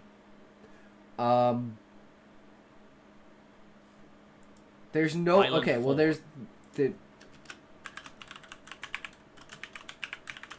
Not applicable, but extrapolated to the extremes of the fanatics, not the government, royals, or adventurers. Because the only ones who get that far, violence or force through violence, are the fanatics who don't want the Adventurers Guild to be a part of the tree, or Beastmen to have anything to do with it. The obvious one. 7. Ostracism, casting people out if they... Ah, this comes down again to reputation and merit. Do people have a general positive or negative view of you? You know, is this guy clearly a lazy piece of shit who always lies, who never does what he's told, he's always making excuses, nobody wants him around, he's always blaming other people, like that kind of shit. Those are the guys that they ostracize. But it could also go the other way, right, for higher end class. But most of it is like, a lot of the things that are presented are like just natural through the idea of people being good. It's like once you separate that like bottom 20%, the drug addicts, the sex addicts, the violent addicts, the only people that are left are like normal, reasonable people. So at least that's kind of like the idea I'm trying to present with this. Is like you take the riffraff out of society because they're the people that are not able to be civilized. They're the barbarians. They go do their own thing, and then you can do your thing. And that allows for this ostracism to almost have a positive view of it, because people can get ostracized together and create their own group, and then that's a functioning piece of society. They dare step out of line. 8. Economic monopolies. Oh, this is a big one, and this is like extends to the Adventurers Guild as well as the Beastmen, because of the Sahagins' connection and like location. This is where geography comes into play. Outside of the tree, when the first adventurers left the tree, the first beastmen they interacted with were the Sahagin, and they at first, like, you know, hunted them down as savages. But once the adventurers started dying and realizing what hunger was, there was like, basically like there's a play for a story of back in the day, like the first adventurer who was found by a Sahagin, nursed back to life, basically given the, like taught how to survive, that the Sahagin aren't just like these crazy beast monsters, that they're actually a civilized society, and they exist within a functional framework that allows them to be productive and live. And since no one knows what hunger is, no one knows what fatigue is, no one knows what sleep... Like, you can sleep in the tree, but it's not like you need to, right? That's a big thing. It's like, people that are addicted to sleep, who just lie around and do fuck all day. It's like, yeah, that's your prerogative. Okay, sure. You know? It's looked down on, but it's not looked down on in a way that's like,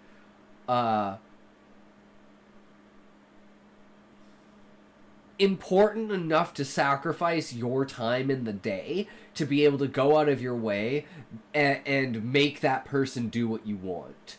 It doesn't affect you that much. That's the general consensus. Just like kind of how it is in real life. Like, most issues are too far beyond a normal individual's, like, grasp and scope that there's almost no point logically on a grand scale of having, like, a governmental body that covers either a massive landmass or a massive population. Because the larger the landmass and the larger the population, the harder it is to get people into one group that all see one goal, right?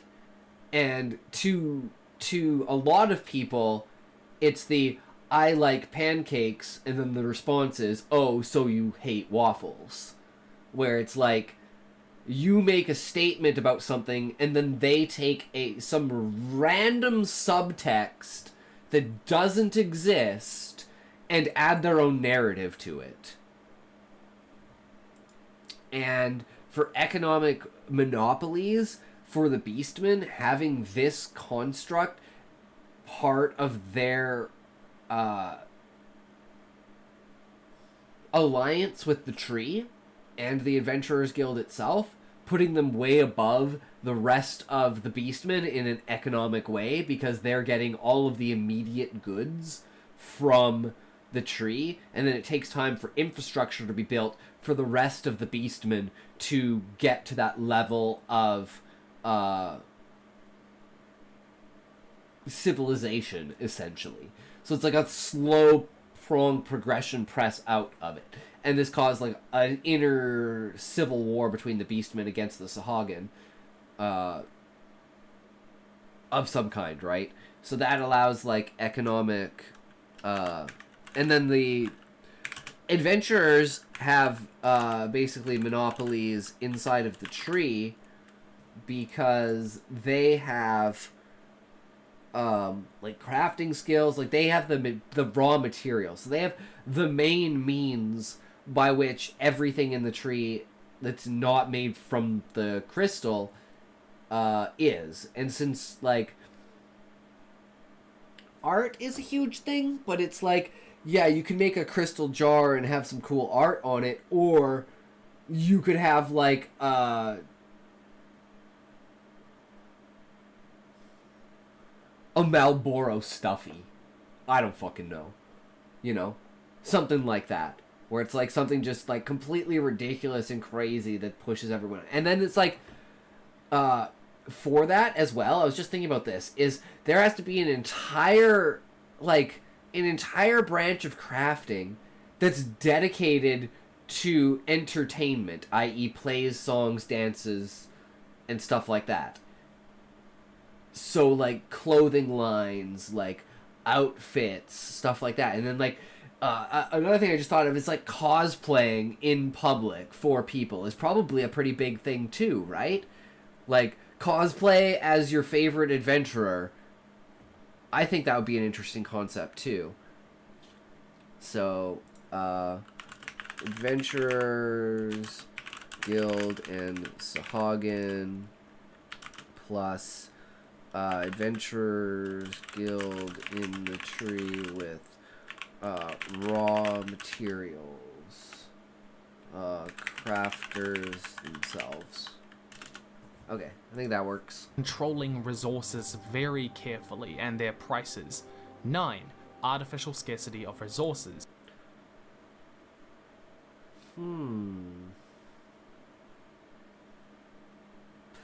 Does this play a role?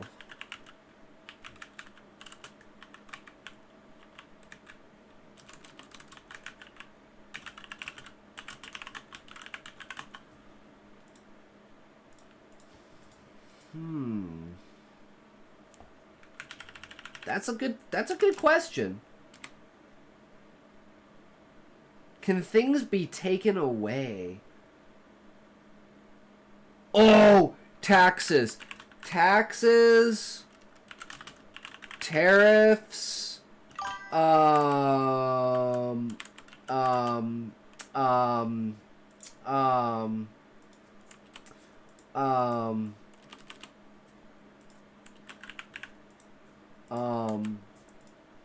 Fuck, what's the other one? What's the other economic, what's the other economic tool?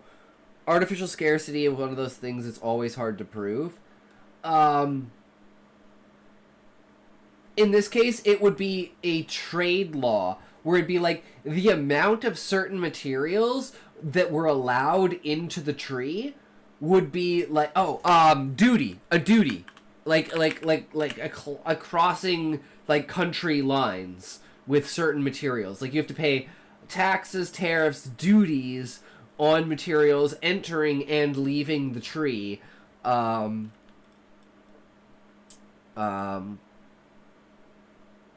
Limited number of I don't know. Just a limited number of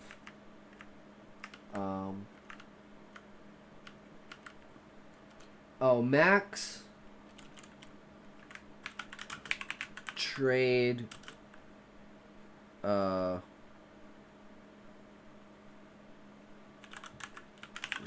number of items, i.e. only 10 pelts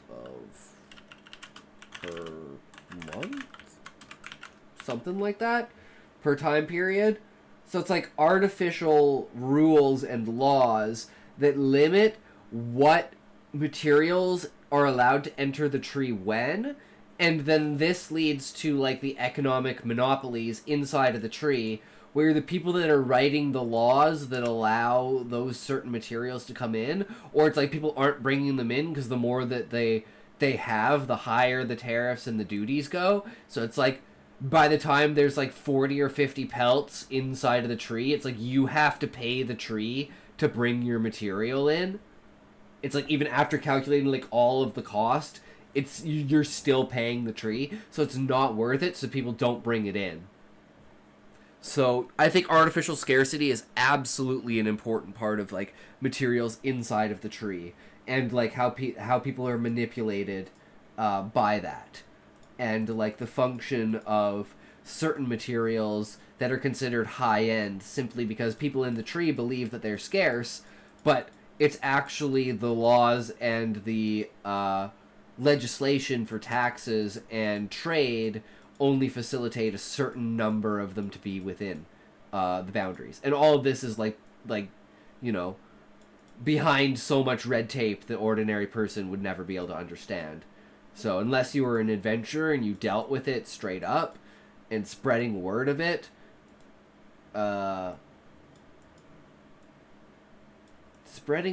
would you be able to spread? Yeah, and then people would just say, so who cares? Be like, well, I got all these pelts outside the tree, so if you want to come outside the tree, and they're like, yeah,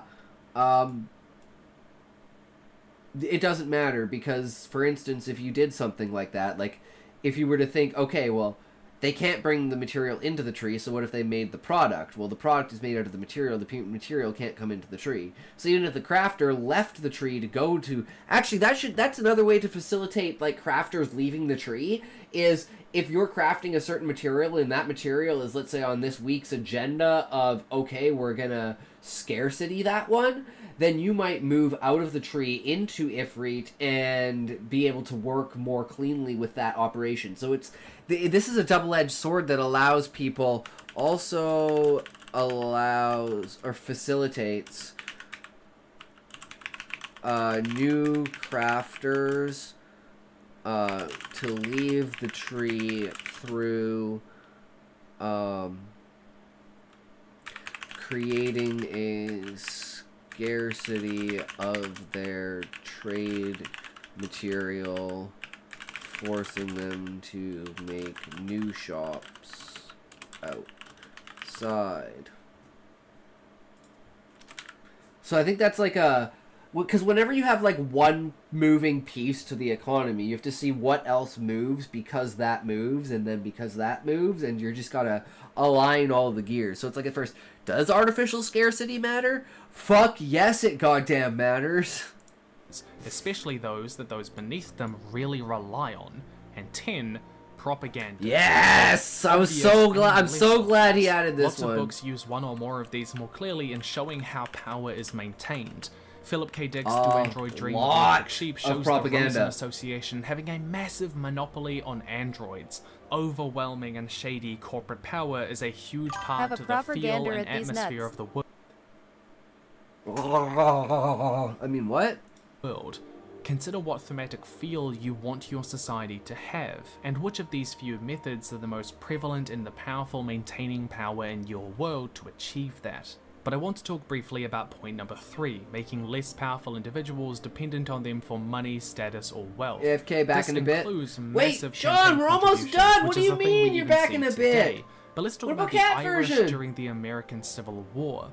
Gleason in The Green of the Grave writes about how the Irish did not have the status of being truly white in the USA. They were considered something else, something much lesser. But they were often persuaded to help oppress black Americans in order to secure their status as white. Still don't. Becoming white meant less discrimination for their Irishness. The Confederacy offered status and thus wealth and power if they were to help the white cause, and 40,000 Irishmen did.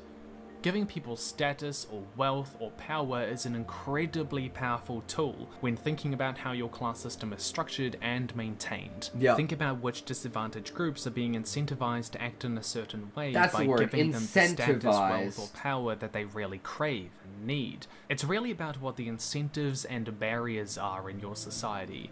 But these are further complicated by magic and technology, two kind of nebulous forces. Because of these things, not everyone will necessarily face the same barriers or have the same incentives due to drastically different capabilities. Yeah. Superman doesn't really need to worry about earning money like all a about person economics, food. baby. He gets it from the sun, lucky plant. We talked before in the last video about how this impacts social mobility, that is moving between up or down through classes. But it does mean that the rich and powerful need to have an answer to why magic and technology don't break the system when a significant group of people do not need to be dependent on them for power, or can violently oppose force, or they don't need to rely on resources that the rich and powerful control.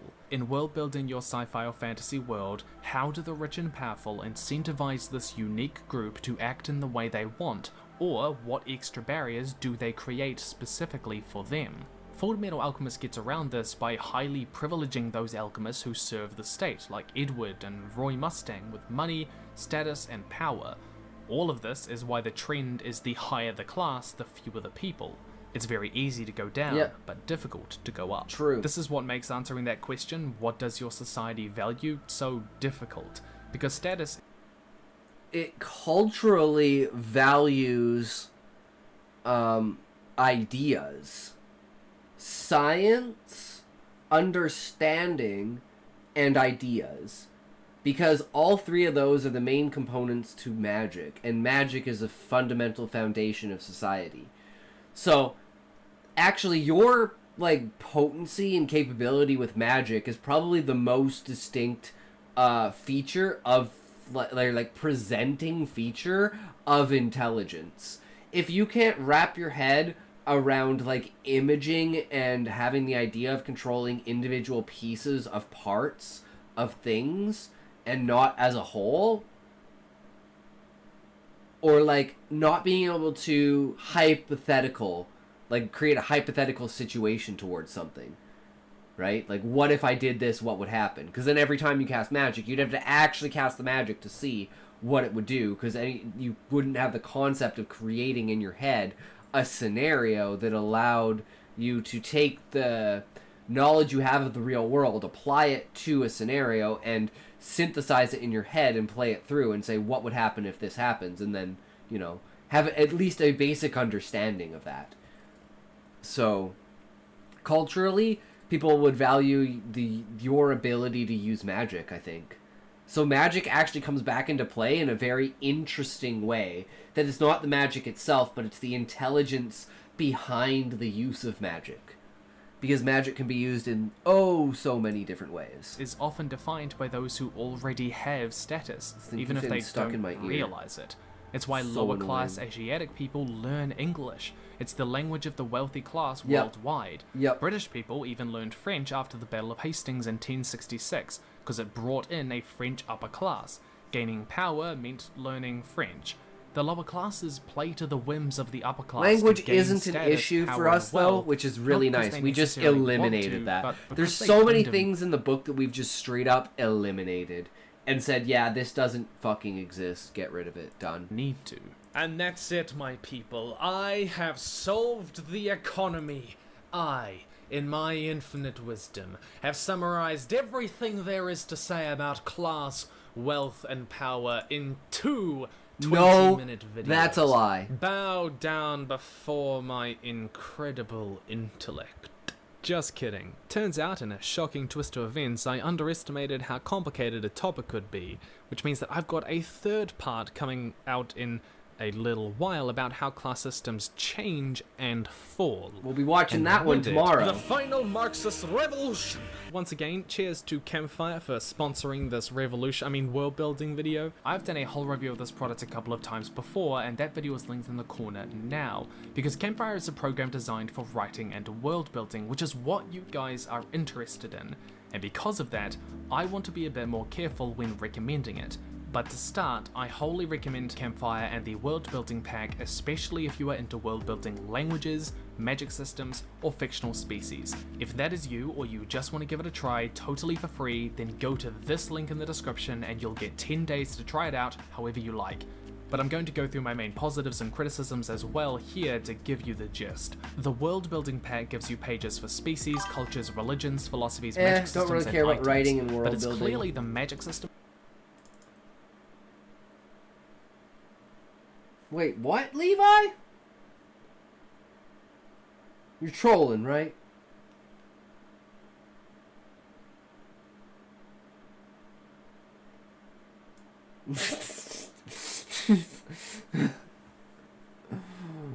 I'm like, do you really care that much about politics and economics and, like, the actual structure of, like, reality over, like, imaginings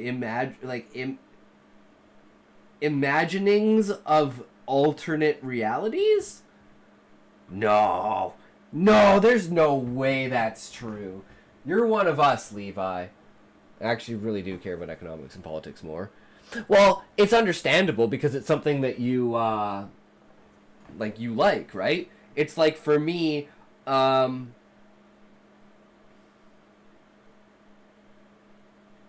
I'd say, like, history is probably the most important thing for me. 'Cause history teaches you everything you need to know about reality. And reality informs you about things that you could imagine are not reality.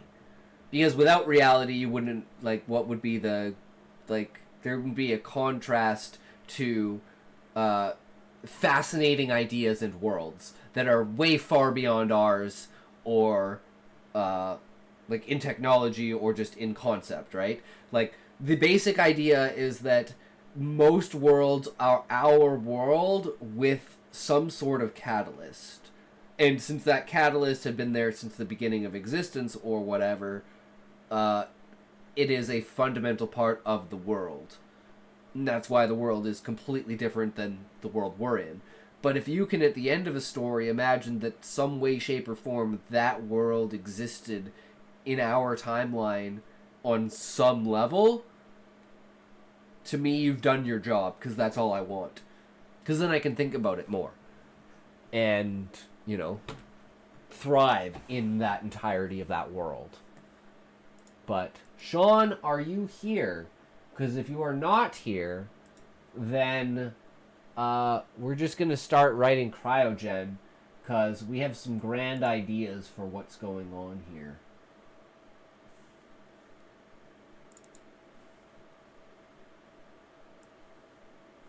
No, that's not what I want.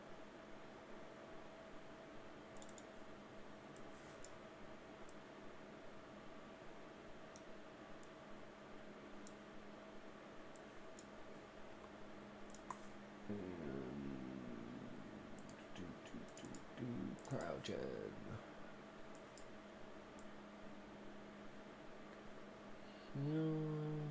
Skis. Let's go like this. So everyone can read it. Fuck this. We're just. Boop.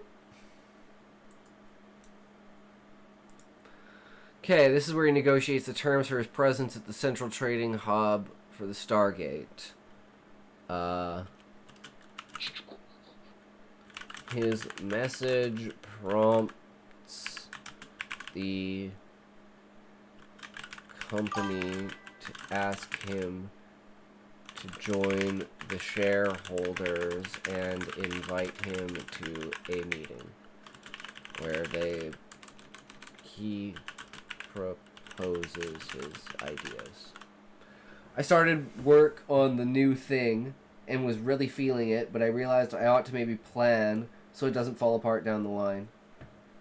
I'd go until you can't, and then once you can't, that's where you plan. Because then you've got all the raw ideas out, right?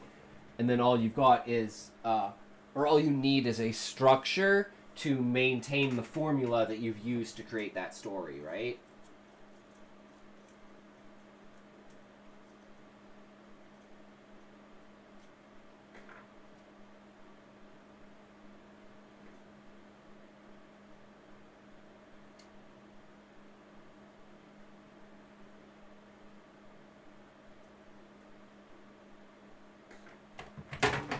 Man down. I'm so glad I moved that soup.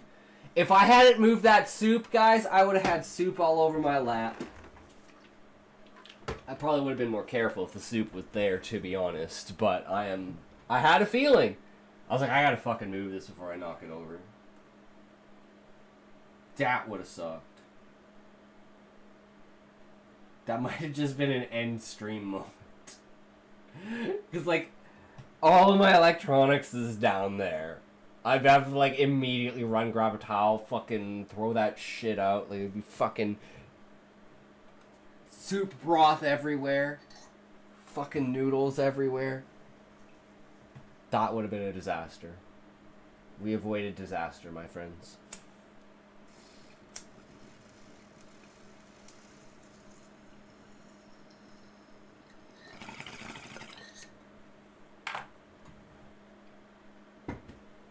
Soup Mario broth.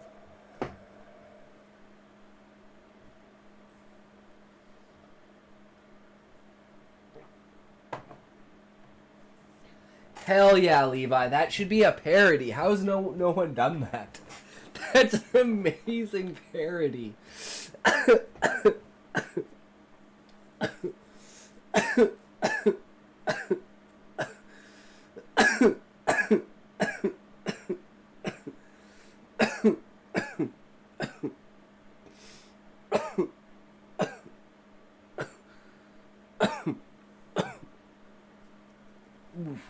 Okay.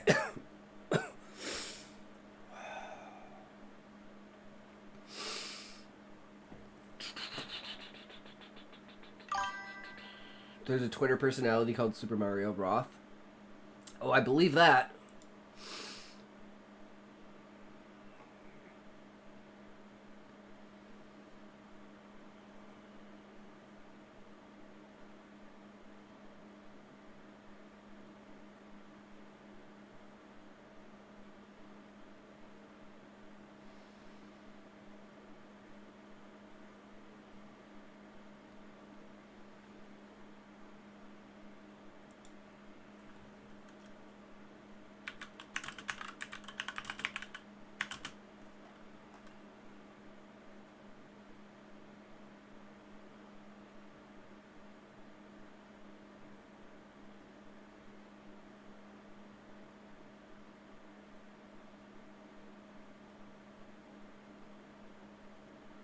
The fuck is it?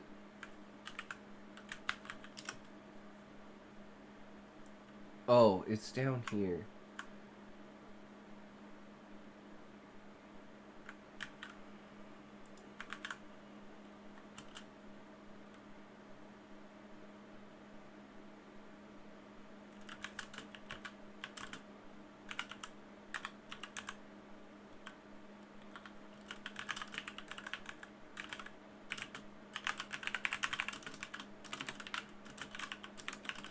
Oh, right.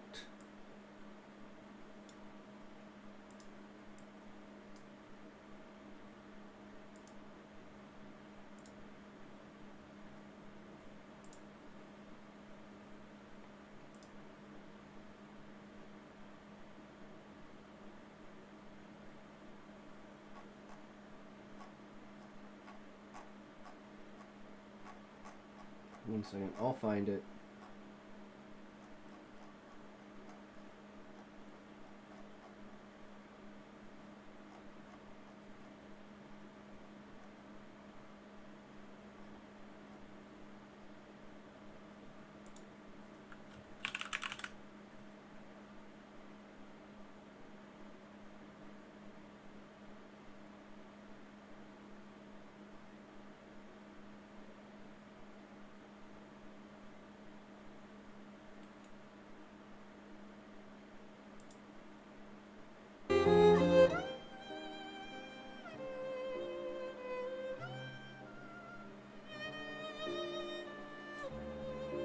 Just let me know if it's too loud.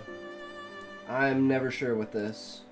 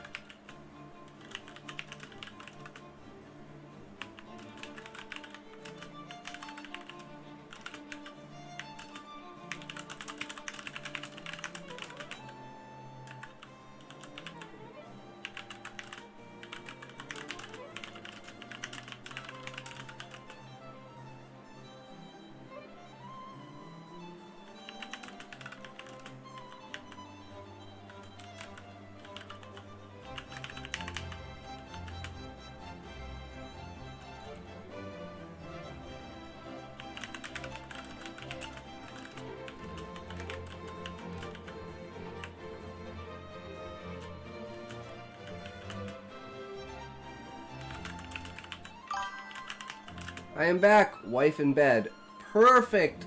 Perfect, Sean.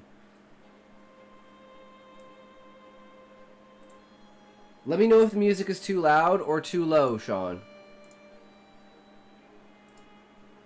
But this is perfect.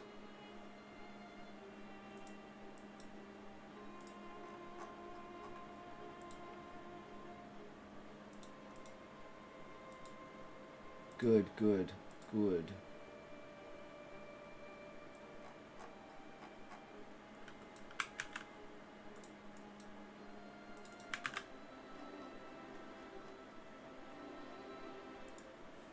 Alright, here we go.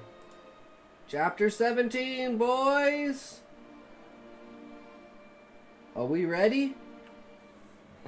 Let's get it!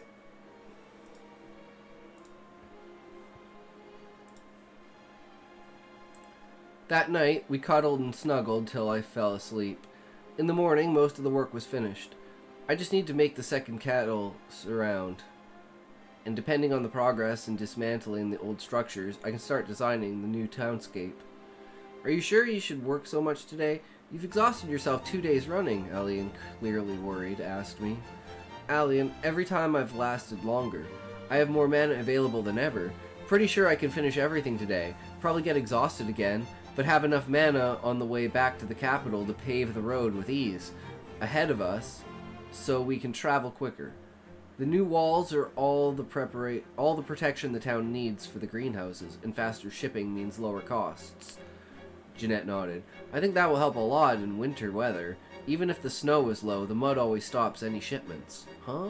I know the carriages don't have shocks, but are you telling me you don't have sledges? What's a sledge? Sledge is like a carriage or wagon, but without wheels. It instead has runners to travel through snow or over ice while pulled by horses. Total confusion on everyone's face. I'll build a set of sledge runners later, along with everything else. Then maybe we can use some of the wood from the old houses to build the body. Clearly, someone has good carpentry skills. Kent looked a little sheepish, but also proud. I take it you're the carpenter for this soon-to-be fine table, Kent. He nodded. With breakfast out of the way, I went outside to find that indeed the townsfolk had been busy, attacking one building with ladders for the roof, another team removing walls, and a third team dealing with floors and framing. Most of the town was only lumber at this point. By the time I had finished the second cattle enclosure, all the buildings were dismantled. None of them had been particularly large. Work was underway on dismantling the palisade now, so I tended to designing an intelligent layout for the central community and greenhouses over the central farms. After completing the work in the town, with all the plumbing connections and over other fixtures, I noticed the palisade was nearly gone as well. I still felt I had plenty of mana, so I built a couple of grain mills reliant on wind, and a sawmill in the same design set up for making dimensional lumber. It was surprisingly easy at this point. My mana must grow faster than most people's, so I created 2 sets of sledge runners, to which I showed Kent. Here's the sledge runners. Now you just need the standard wagon bed and driver's bench. Then the lead poles to attach the harness to. Kent's eyes sparkled. I can do that. It won't even take 3 days each, and there's plenty of time before winter. This will help a lot with transport during winter. I left him to it, feeling like I hadn't touched my mana today. Jane, I'm sorry, but what are those new buildings with the big spinning things on them? I know they must be important, but I can't understand what for. Elder, 2 of those are grain mills to turn wheat into flour, or corn into meal, in large batches. The third one is a sawmill for cutting lumber into desired sizes for construction purposes. I only wish I knew how to design a plywood mill, because that would use much more of the wood than we currently are able to. Could you show me the buildings and tell me how they function? Also, what's this plywood you speak of? Certainly, I assume you have a quern at home for making flour, or perhaps just a pestle and mortar. She nodded. Well, a flour mill is a large version of that, only it's powered by the wind. As the wind hits those sails, they will spin, and that will rotate the grinding stone on top of the base. One is set up to be coarse ground, while the other is fine ground. After demonstrating the mechanisms inside the 2 buildings with grain mills in them, I then took her to the sawmill and cautioned her about the extreme dangers for the unwary. I explained how those mechanisms worked as well. Those buildings should always have an adult on hand. Kids might think it's a cool place to play, but there's a good method of crippling themselves, or outright killing themselves. Nobody should work at them at night, but someone should still be alert for a late night visit by children who think they know better than the adults. I couldn't agree more, Mistress Jane. Presumably, you assumed I knew as much, but had some need to state the obvious. I chuckled. It's called liability. Back home, anyone who provides an item that can be dangerous if misused or mistreated must explain all known issues, or they're liable for legal punishment when the obvious happens. Just in case anything that I presume is obvious was unexpected to you. I've pretty much gone over everything. So at this point, nobody can blame me for any mistakes they make on their own. She chuckled. Your homeland must be strange indeed compared to our nation. I laughed. They'd find this We nation on the strange. stream know mills are perfectly safe. I mean, that's not how I got this.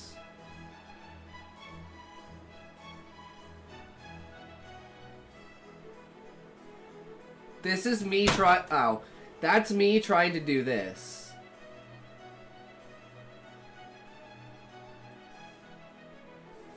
This foot is fucked.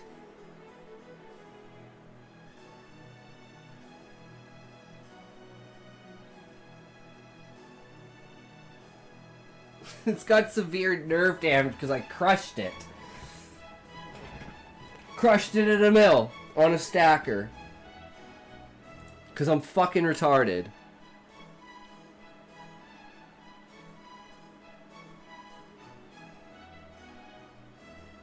They find this nation strange, but I think most would agree it's a good, strange, simpler, and honest. Nobody has to protect themselves legally as much here. They rely on the people to do business with to be at least somewhat intelligent and able to not kill themselves in a ridiculous manner. Looking around at the revamped town, the elder beamed with pride at what she saw. This town will be the envy of the nation for some time. Even if the capital's citizens don't have this much luxury in their homes. And you've given us this. The running water is a miracle in itself, and those sledge runners are inspired. Our smith has been inspecting them since Kent came for advice. He's positive he could have made them in his old forge, let alone in his massive metalworks building you constructed with the blast furnace and the sheet extruder that you designed. I grimaced. I don't know how good that sheet extruder is. I tried to copy what I remembered, but if it needs any improvements, I'm sure I could get one of the royal smiths to help me fix it properly. This is a royal project with the greenhouses after all. Having the tools is the least we can do. I'll let the smith know, and he'll get back to me if there are any problems, though I don't know if he can spot if there are. It's a completely new tool after all. He should know something is off, even if not how to fix it exactly. The sheets are supposed to be perfectly flat and of uniform thickness, for one thing. Any smith should be able to spot imperfections of that sort. Maybe so. We'll have to see. Short, concise, nice.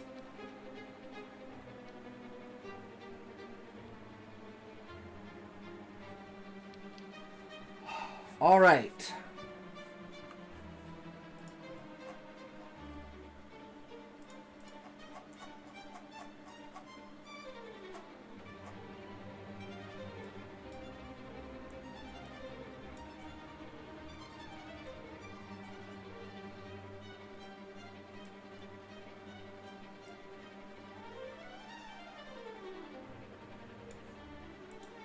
Okay.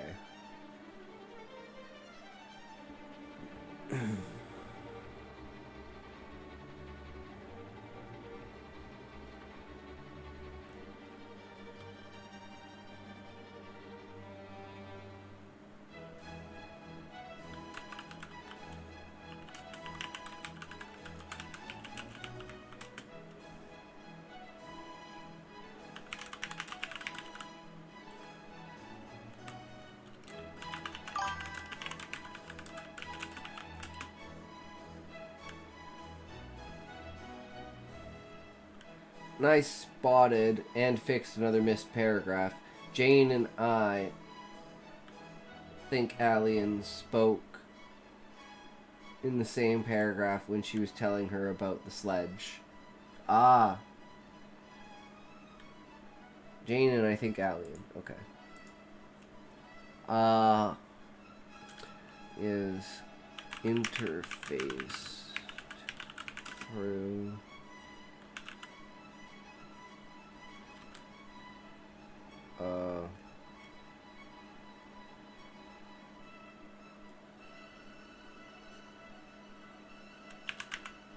might as well just call it in Neuralink.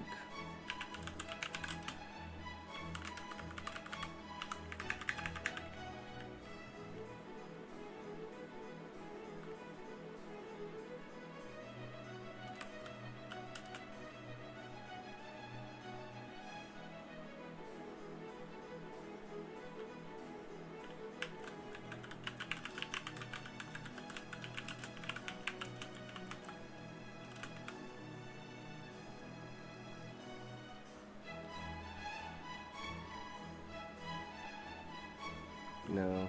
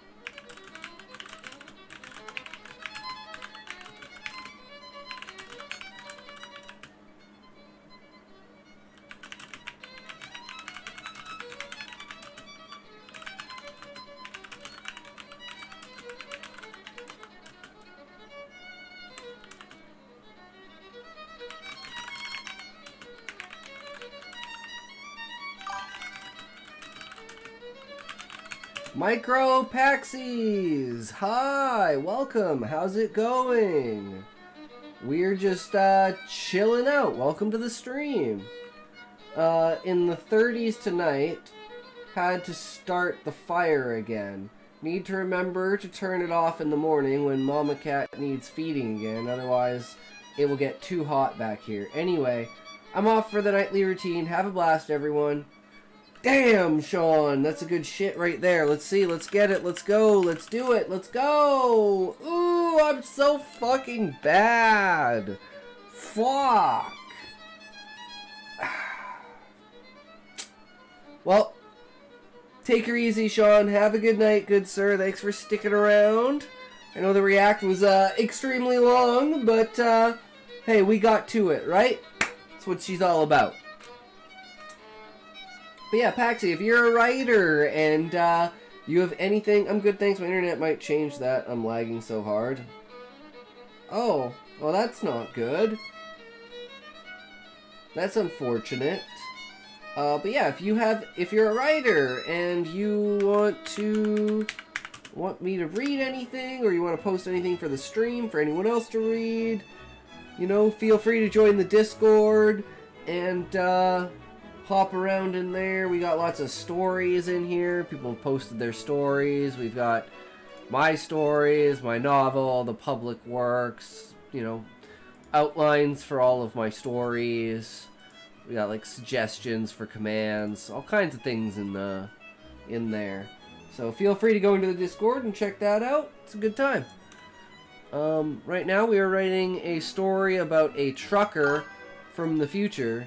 Yeah, he is, well, not from the future. He's in the future. He's a space trucker, and essentially he is using the fact that there's no instant travel, so like traveling between places takes like decades, basically, because they can only travel at like 90 to 95% the speed of light. So, you know, traveling between systems and stuff like that can take a pretty long time, even in a confined area, right? So, he is like addicted to the stock market, and he's using like the cryo sleep as a way to gain investments over like thousands of years.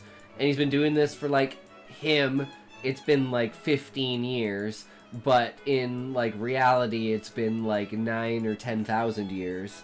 And you know, he goes from being like a trucker to like finding the stock with a Stargate, and it's like the new Stargate technology comes out, and it's supposed to revolutionize how people travel and basically eliminate the need for long distance trucking and cryosleep and stuff like that. And now he's worked up to the way, after investing in this technology, he is about to basically go into a meeting to become a shareholder and a main... That sounds so cool, I totally read it. Hell yeah! So far we're up to, I think we're almost hitting 10,000 words. We're pretty close to done. I don't think we'll finish it today, but we've got a few more scenes we've got to work out. But it's pretty solid for now. And then we got to do all the editing and everything, because once I started the montage, the entire thing kind of turned into a montage. And I don't know if, like, there needs to be splits between 3 montages. But that's kind of what the story originally started out as. And this is also probably, this will eventually most likely be the longest story I've written so far. Other than like just lore, backstory, and random stuff to do with my novel. And at this moment, he just, like, because now he's technically like a high member of society, he basically gets a neural implant so he can basically interact, like, without having to use a terminal, and he can interact at, like, the speed of his mind instead of the speed of his hands. And it's, like, a significant advantage when you're working, like, in, like, the stock market and for business. You want to be able to do things extremely fast, right? And you want to be as relaxed as you can while you're doing it.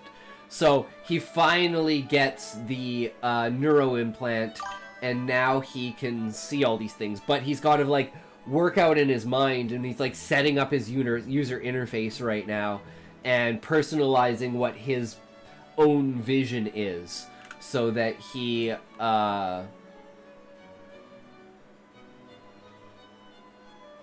like, the best possible advantage when he goes into this meeting. Like, he's got like a teleprompter thing with, like, his speeches and stuff like that. He's got all, like, you know, the bullet points of what he wants, and he can pull up any screen whenever he wants. He can allow people to see what he's seeing or not allow people to see what he's seeing. So he's basically, like, his vision has become a computer screen. And he's spending like 4 months on Leeway learning how to use this technology and maximizing its potential, so when he goes into this business meeting, he can basically come out on top. And after dealing with businessmen and stuff like that, after being a trucker for so long, and doing all kinds of different things, he's, like, really good at this kind of stuff.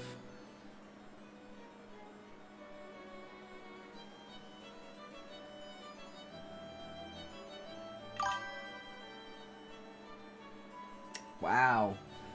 That's what they say. That's what they say, right? It's just, it is what it is. So now...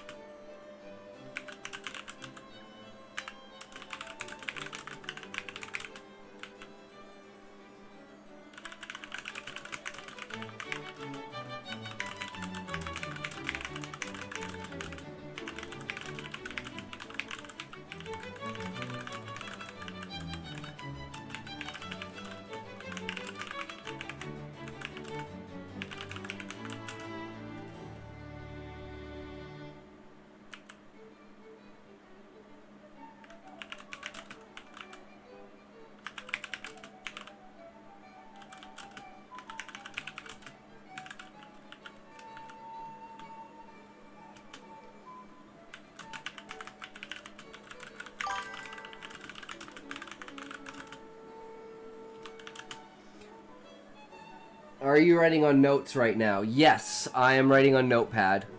I prefer this. It is a personal preference of mine for simple, non-structure. I like to go through it in the first batch, basically not separating it in any way, just like throwing it all out onto paper, getting everything set in a certain order, and then when we go back through and we edit it, we add in most of, like, the extra dialogue, fix up, like, areas where I've started dialogue but not finished dialogue, because I'm, like, in some areas I feel like I have been rushing through it. I respect it, but have you tried... Yes, I use Google Docs, but I just don't like the setup for it. Actually, if you want, I have all of my stories on... Well, not all of them. I haven't updated some of them, but we have, like...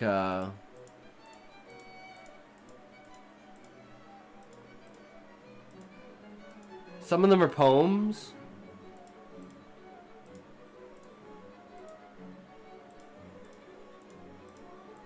And then we have AI stories. And then there's also chapter 1 of my book. event list and timeline creation for my book. So if you want the... Where's Cryogen? This is the last iteration. So what we do here, this is a great example actually right now, because I'm actually really fucking tired. So let's do this. So we take this, right? This is our plot outline. And we go like this. Micro_Paxis is now following. Thank you for following Micro_Paxis. I hope you are enjoying the stream less Hi, than 4 less sweetie. than 3 plus Patron 1. was just telling me he used to Arch Commander Consummate and thinks he'd be a perfect match for us. I'm not that interested. Are you smoking? Who? You. Why? What, why? Are you smoking? Maybe. What? When did you start Thank smoking? you so much for the follow, So you Micro have been Paxies. lying. It all makes sense. The filled ashtrays, Really the appreciate burning it. pine Helps the scented channel out a lot. hairspray. Thank you very much. Hope you are enjoying the content. Where is it? Short stories, AI outline. And we have a new line to add in here.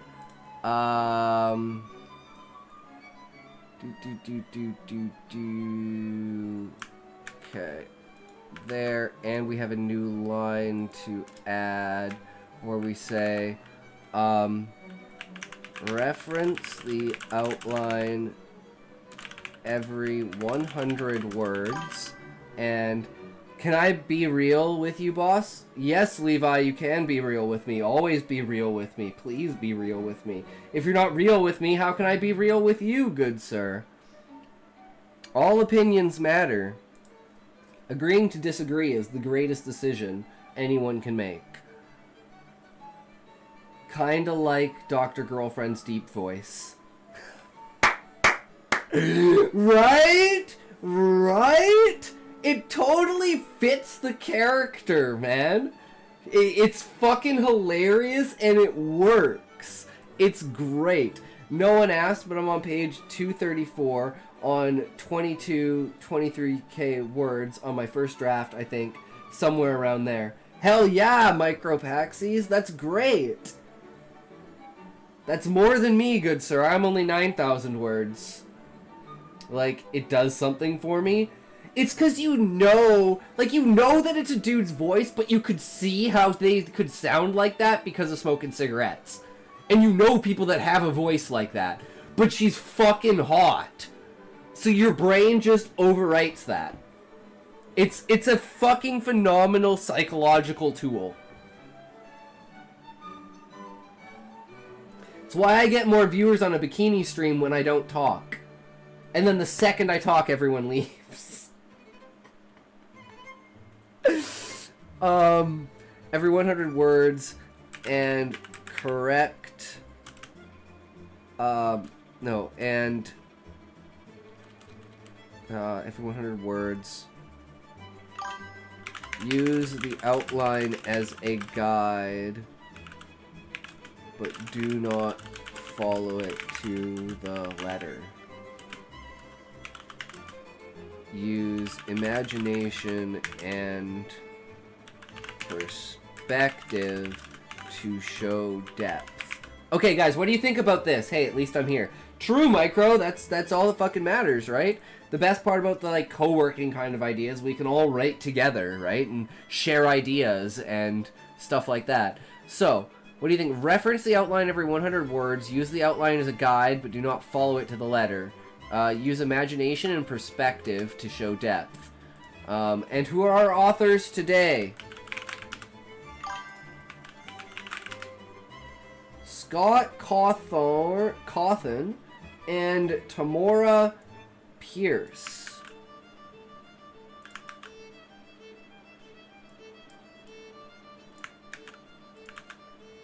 Let me go.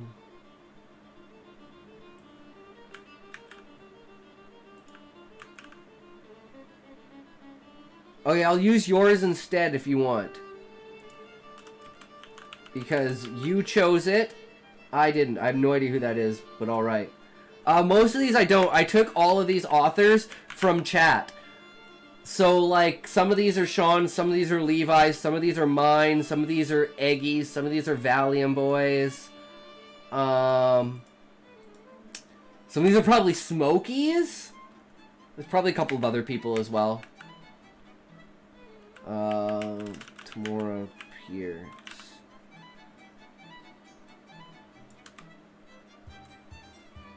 Okay.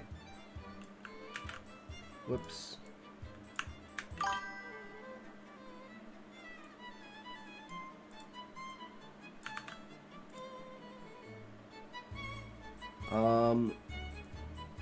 And then we want this. Okay, this will be the third time that we've made a story for this. Let's see if it calls it the long haul again.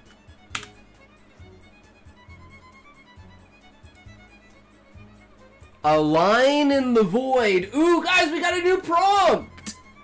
Ooh, I'm excited to see what this says.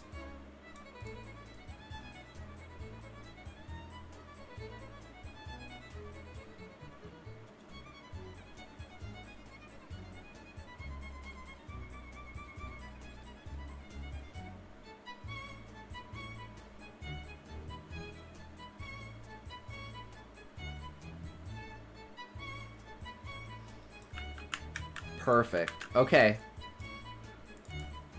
I love it. I love it already.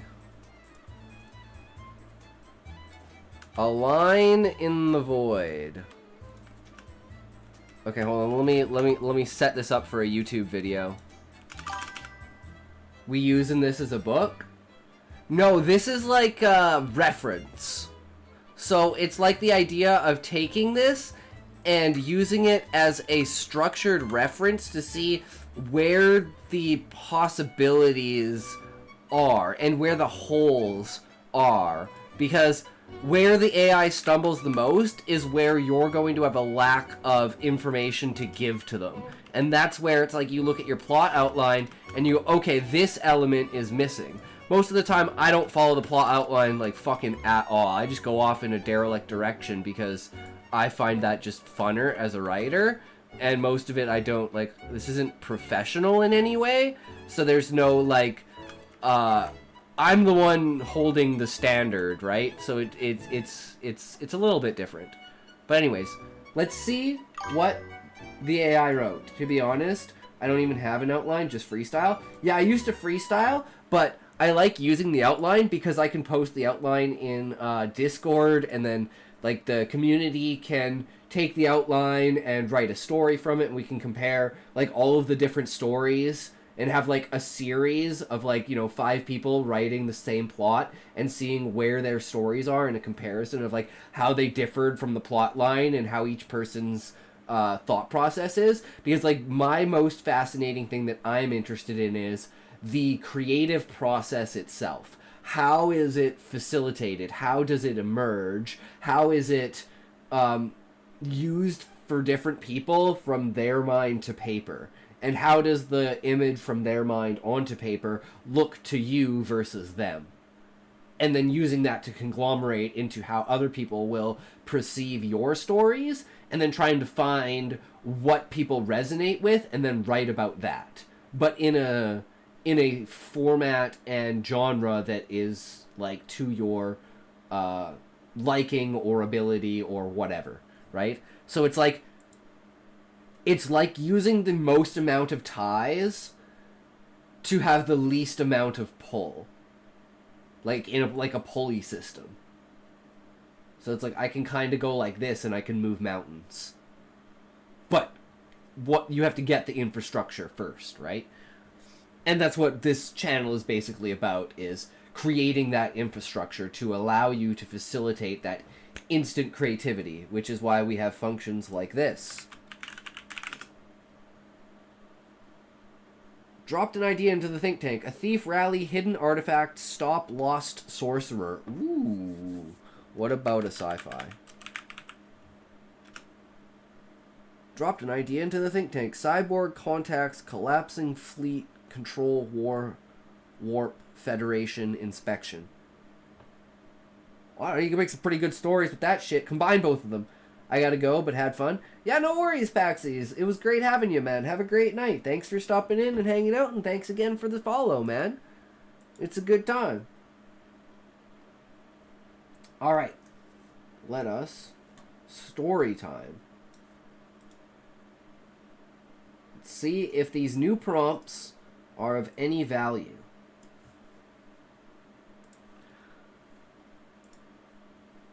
I'm Captain Jervik Helsing, and for 10 years of my life, 8,000 years in the universe's reckless sprint, I've hauled obsolete cargo across the stars.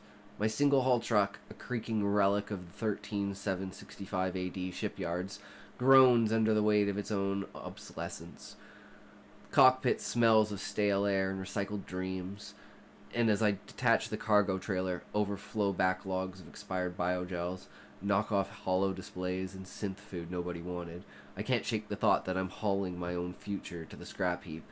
I punch the release and the trailer drifts free, a silent momentum to futility.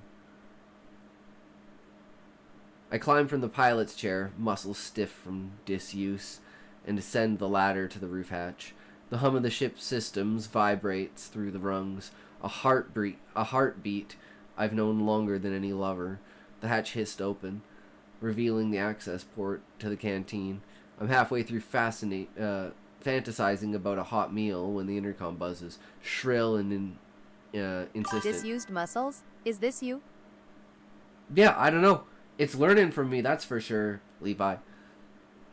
UNICEF failure, sections 1357 to 1538. The automated voice drones. I curse under my breath. The robot workers, those clanking UNICEFs, are supposed to handle cargo sorting, but half of them never engage. I trudge to the master reset panels, flipping switches for 3 sections while my mind wanders. I want my own ship, not this leased coffin, but something I can call mine, something that won't be my tomb. That night, an alarm rips me from cryosleep. High CO2 levels, life support failure. Groaning, I unstrap from the bed, the cold biting my skin. The engine room is a maze of pipes and filters, and I'm elbow deep in a grease clog, cursing the ship's ancient systems. If I owned this rig, I'd gut it, replace every failing part. Instead, I'm patching a death trap. Back to the canteen, I slip into a chair and flick on the news. The hollow screen hums, displaying stock market trends from the central hub. My investments, penny stocks and bioaugs and fusion drives, haven't budged. I'm 43 now. My body's clock in the universe is 21765 AD. Time's a thief and I'm running out of it. I move to the computer terminal, browsing crypto stocks. In this era, money isn't gold or credits, it's tied to ideas, to public faith. Football is a currency, spiking during playoffs. Christianity is a stable coin backed by billions of believers. Even gravity is an NFT, its value pegged to theoretical physics. I hunt for tech that could end my trade, space folding, FTL travel, anything to bet on the future. That's when I see it, Stargate, a startup claiming quantum mechanics can send data faster than light. If they crack physical transport, my truck's as useful as a horse and buggy. I sink every spare credit into it, my heart pounding like I'm docking with a derelict. The years blur, cryosleep stretches decades into moments, and each waking cycle brings profit. Stargate stock climbs, and I'm no longer a trucker, but a player.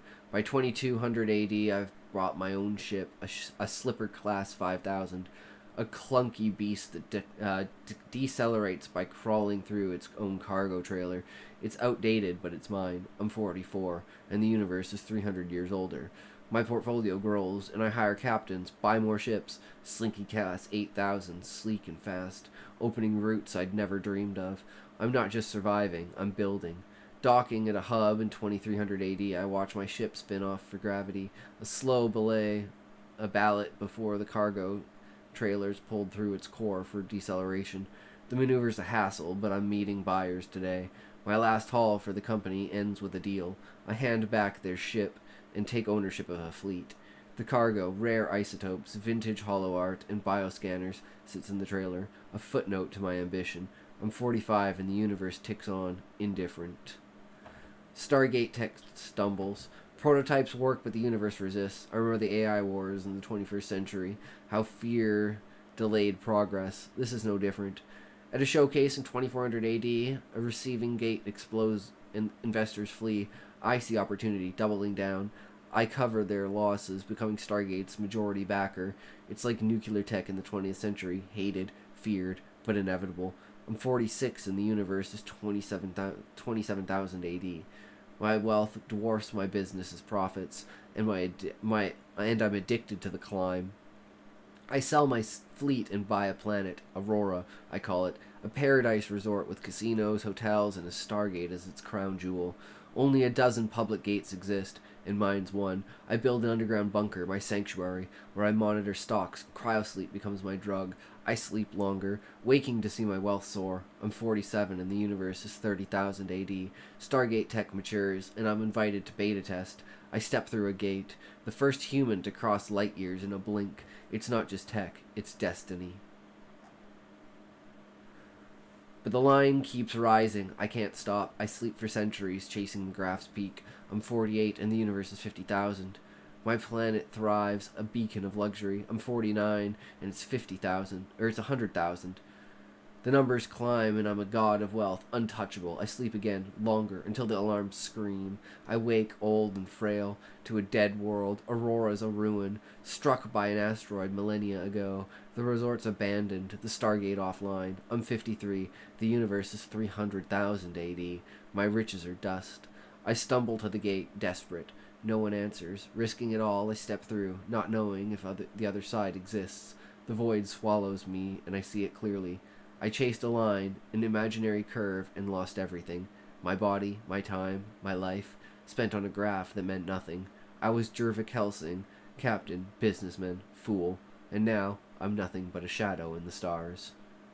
I mean, it's better than the other ones, that's for sure.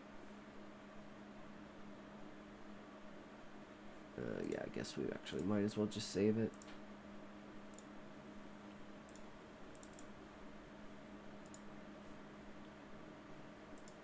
Nothing wrong with that. So I think that's probably one of the better ones, actually. Okay. It also gave me an idea.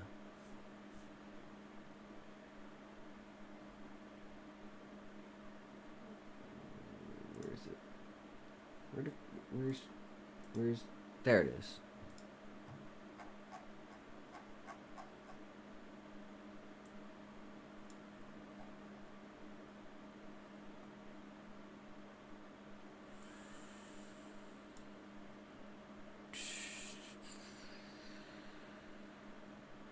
Yeah, this kind of changed into, you know, something else.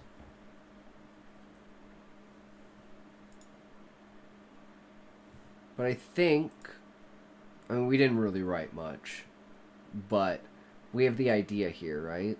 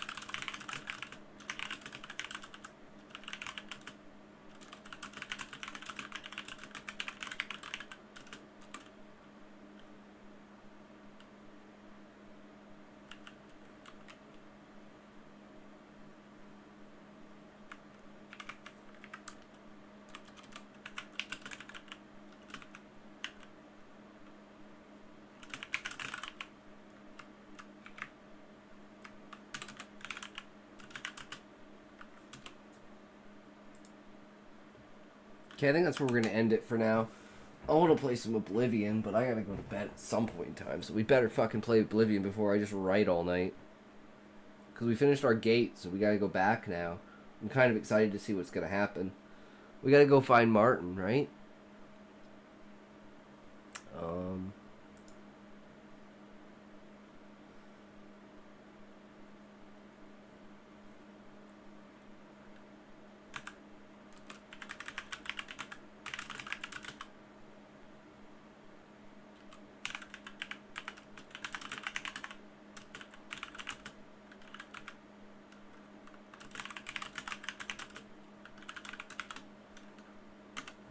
Perfect.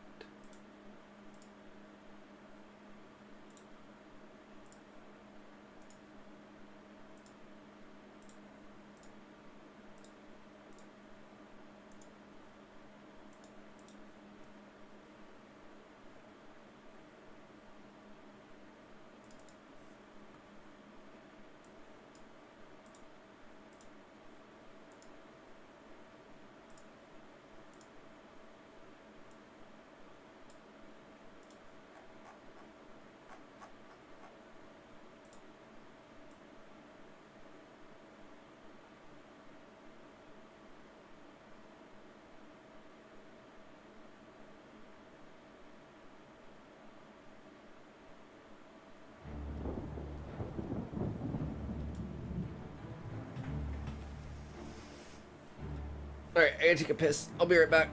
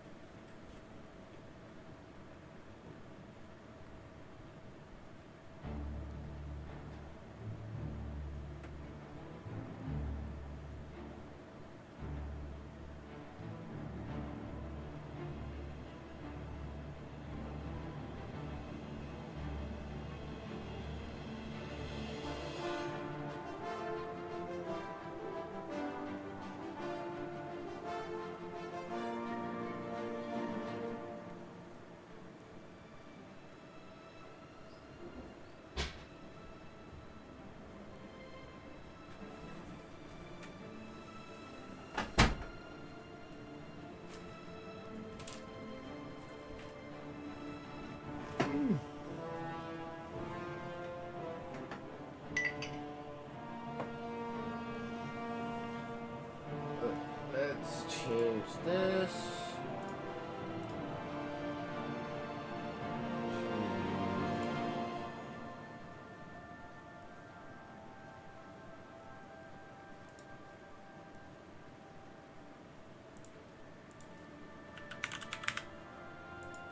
Oblivion.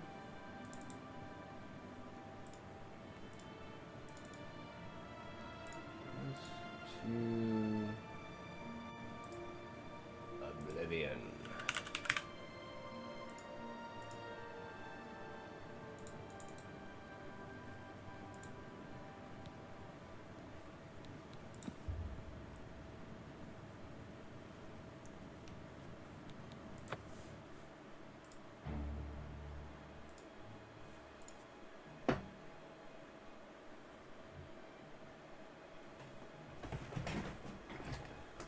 Toke time.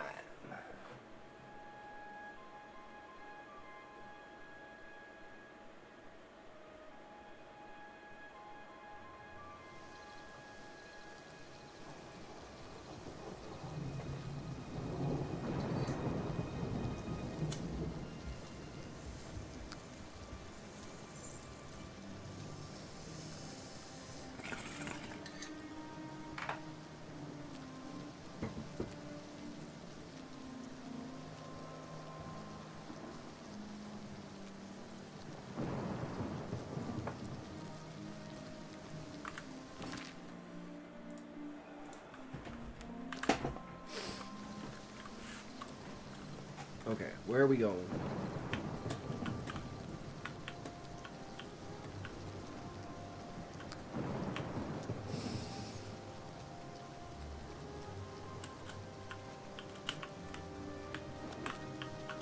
You closed the gate.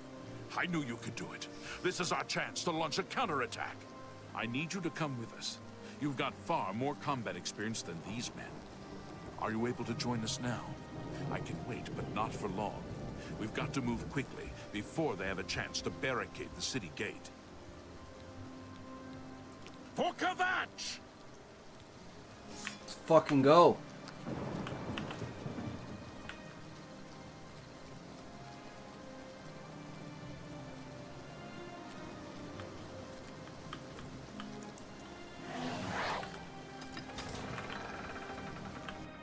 Oh, we have to actually go inside? Fuck, I preempted the gates opening and there being a fight, not a loading screen.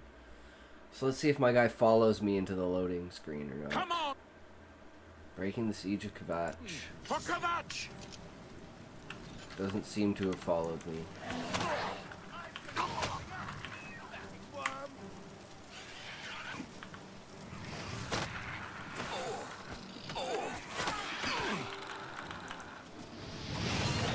I don't know which one's mine.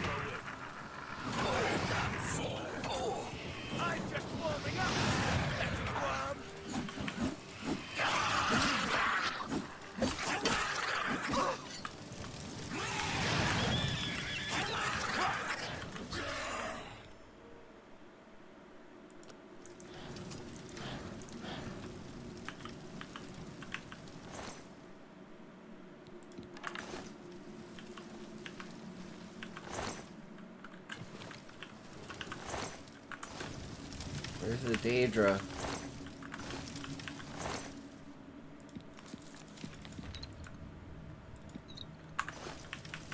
That'll do.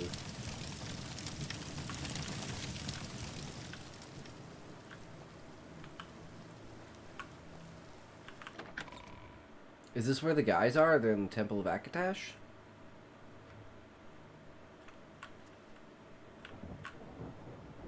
What's it like out there? We were beginning to fear we were the only survivors. It all happened so fast. It was all we could do to round up the survivors and try to get them to safety. We failed them miserably. Brother Martin? Yes, he's right over there. He led a group of us here during the confusion of the attack. We owe him our lives. Take care. How could the Nine let this happen? Are they angry with us? Have you brought help? We've been trapped here since the Daedra overran the city. Wait. Of course I'm in danger, but I'm needed here. I can't leave. I assume you didn't risk your own life to come here to tell me something I already know. Who are you? Look, is that Sean Bean? Yes, I'm a priest. Do you need a priest? I don't think I'll be much help to you. I'm having trouble understanding the gods right now. If all this is part of a divine plan, I'm not sure I want to have anything to do with it. So fucking good. What plan? What are you talking about? I prayed to Akatosh all through that terrible night, but no help came. Only more Daedra. What can you possibly know that would help me make Yeah, I knew Uriel was Patrick Stewart. I could tell right off the bat. I was like, no fucking way. That's so good. Oh, man. The day of great voice acting. Emperor Uriel Septon? You think the Emperor is my father? No, you must have the wrong man. I am a priest of Akatosh. My father was a farmer. An entire city destroyed to get at me? Why? Because I'm the Emperor's son? I don't know. It's strange. I think you might actually be telling the truth. What does this mean? What do you want from me? No. I'm sorry, but even if what you say is true, I won't abandon these people to their fate. I'll go with you when we can all leave here together. Alright, so I just have to go fight a bunch of Daedra? It isn't that I don't believe you, but I won't go with you until I know everyone can leave here safely. Okay, well, how do I make that happen? Too much together already for me to just abandon them to their fate. Okay, well, I guess talk to this guy here. Oh yeah, that's up to Kvatch.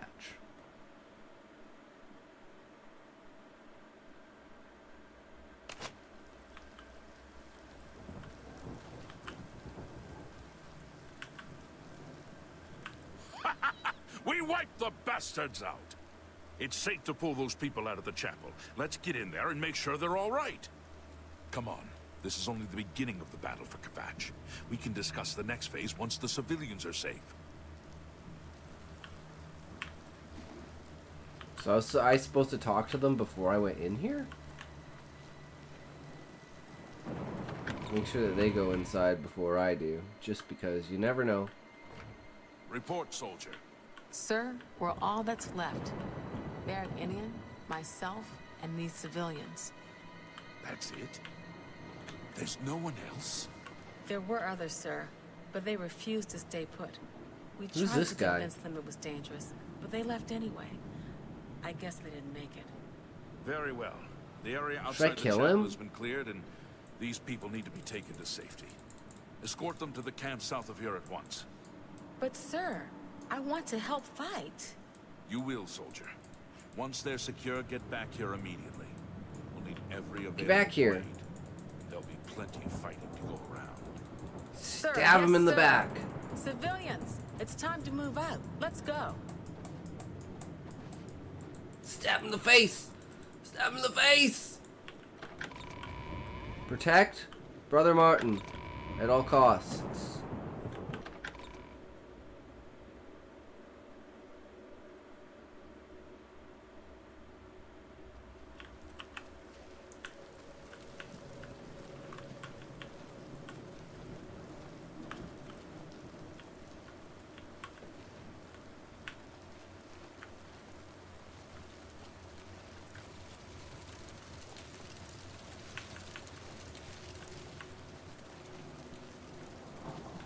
They're not just gonna let us walk away, are they?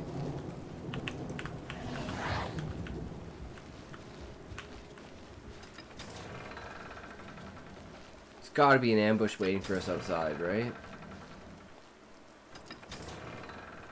Oh wait, I have to talk to this guy?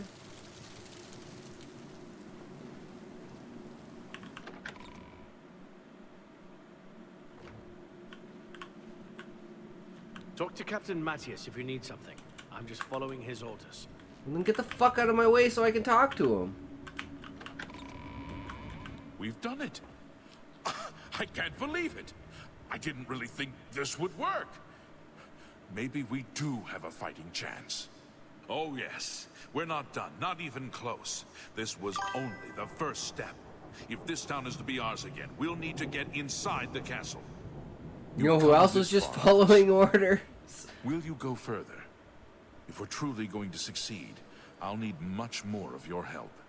I warn you, though, what we've seen so far is nothing compared to the battle that likely awaits us. Take a few moments to catch your breath and think it over. When you're ready, let me know and we'll get underway. Are you ready to go? We need your help getting to the castle, but we need to move soon. I knew you'd be up to it. Our goal is the castle gate. We should be able to use this door to get out to the plaza in What front of the about castle fucking gatehouse. Martin? You know the drill. Stick close and keep your eyes open. Let's move out! What about Martin? We just leaving Martin behind? I thought he was important.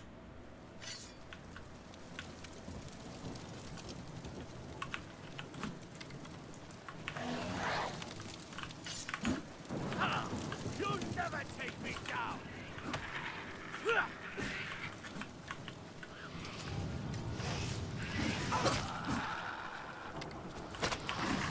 Portal's closed, so he's pretty safe right now. Okay.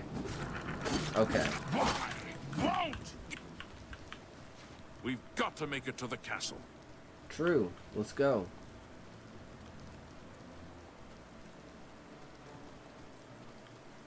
Oh no, we can't get in. What are we supposed to do? Damn it! This is no good. The gates are locked, and the only way to open them is from within the gatehouse. He should be around the camp somewhere. He was with the survivors we rescued from the Chapel of Akatosh. We can't open that gate from out here. The only mechanism for raising it is inside the gatehouse. And the only way to get into the gatehouse now would be through the passage at the North Guardhouse, but that's always kept locked. Hurry and find Barrich Inian. He should be back in the chapel, and should still have the key to the guardhouse. Once you've got it, get to the guardhouse, find the passage, and open that gate. Then we can get inside the castle and secure it. Alright, sounds good. Let's do it. Wait, where's the chapel? Oh, here.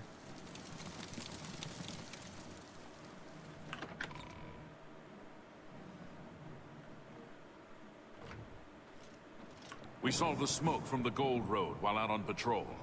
How can we help? We'll be right behind you. I just can't sleep. I'm just waiting for Captain Mattias to give the order. Finally, a chance to fight back. Yes, I have it. Why? You do the guard one little favor and suddenly you think you're Mattias's best friend. You probably couldn't find it on your own. I'm coming with you. If we make it, I'll open the door for you. I've still got some fight left in me. He's gonna die. What the fuck? Where are you going? Oh, you have to go through the Undercroft? Okay.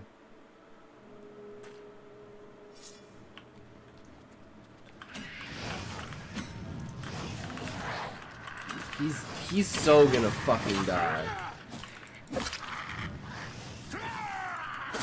Nope, that's my scamp.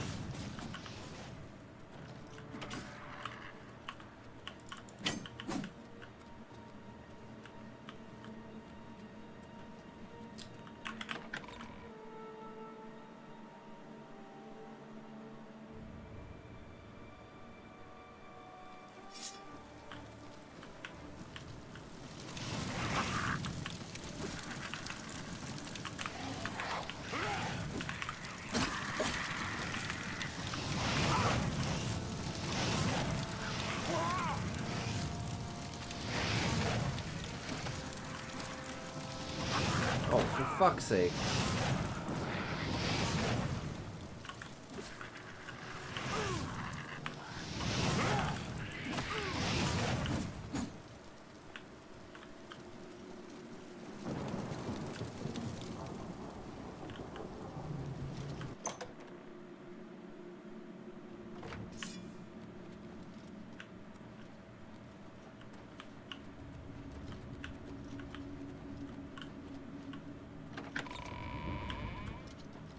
Okay, I gotta get used to this NPC lag shit.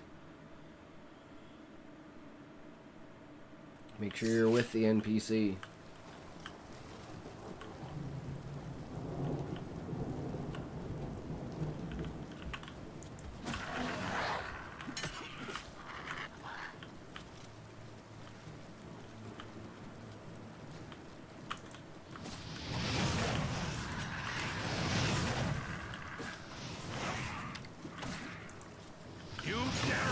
The might of the Imperial Legion!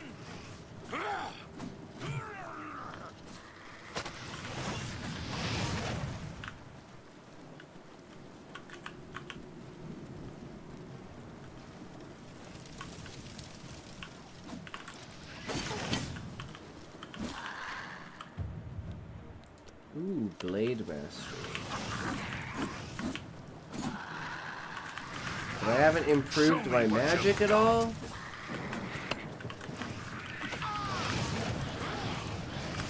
Die, won't you die?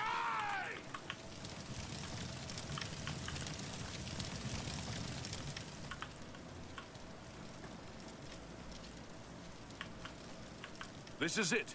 The entrance to the passage is right here. I'll unlock it for you. Best of luck.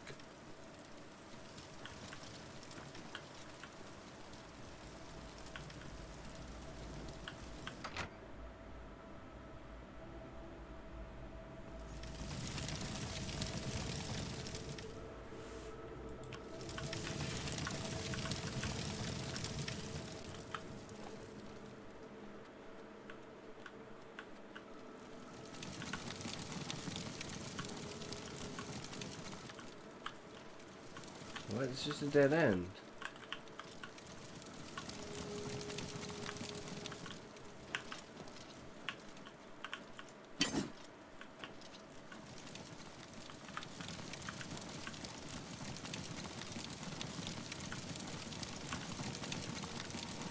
What? Oh.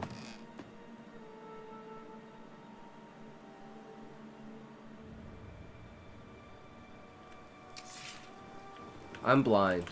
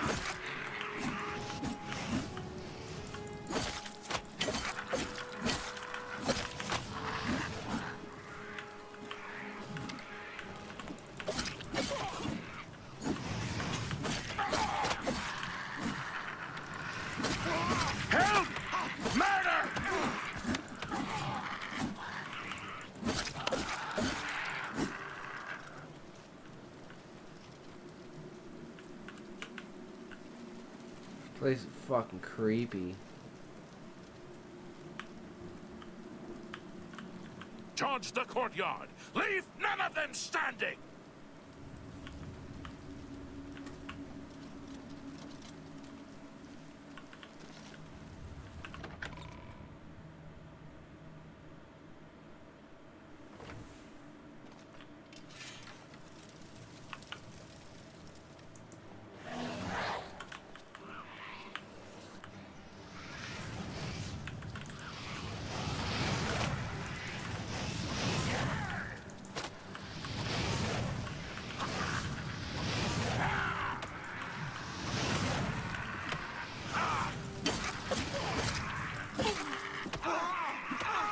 Shit, did I just kill him?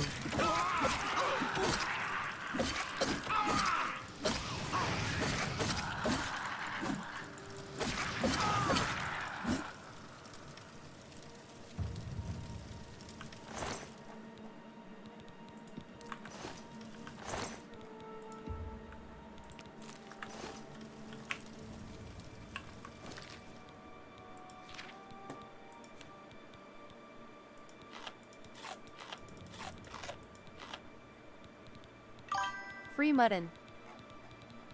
Free hat.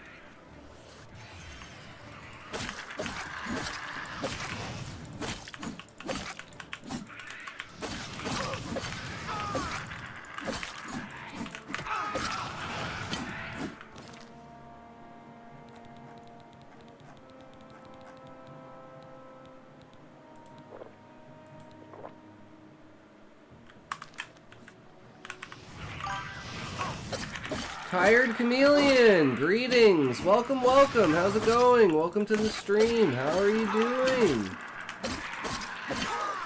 This is our first playthrough of Oblivion. Never played it before, only watched people play it, don't remember anything. Remember to use potions, though.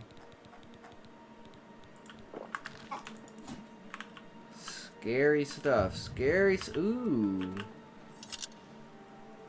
Thank you. Happy to be here. Hell yeah. Alright. Bring me my food, bitches. Oh, I've heard so much about Oblivion. Hell yeah, man. It's a great game. One of the true classics. Let's hope Elder Scrolls 6 holds up to it. Whenever the hell that comes out.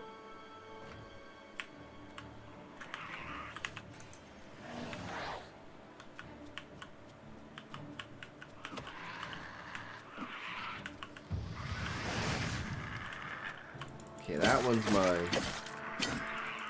I keep winding up killing mine, but I can never tell. Who killed mine? Motherfucker! I just summoned that dude.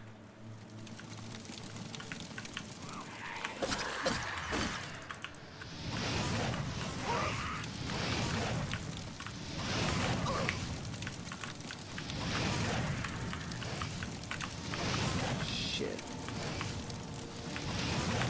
Oh god, he's behind me!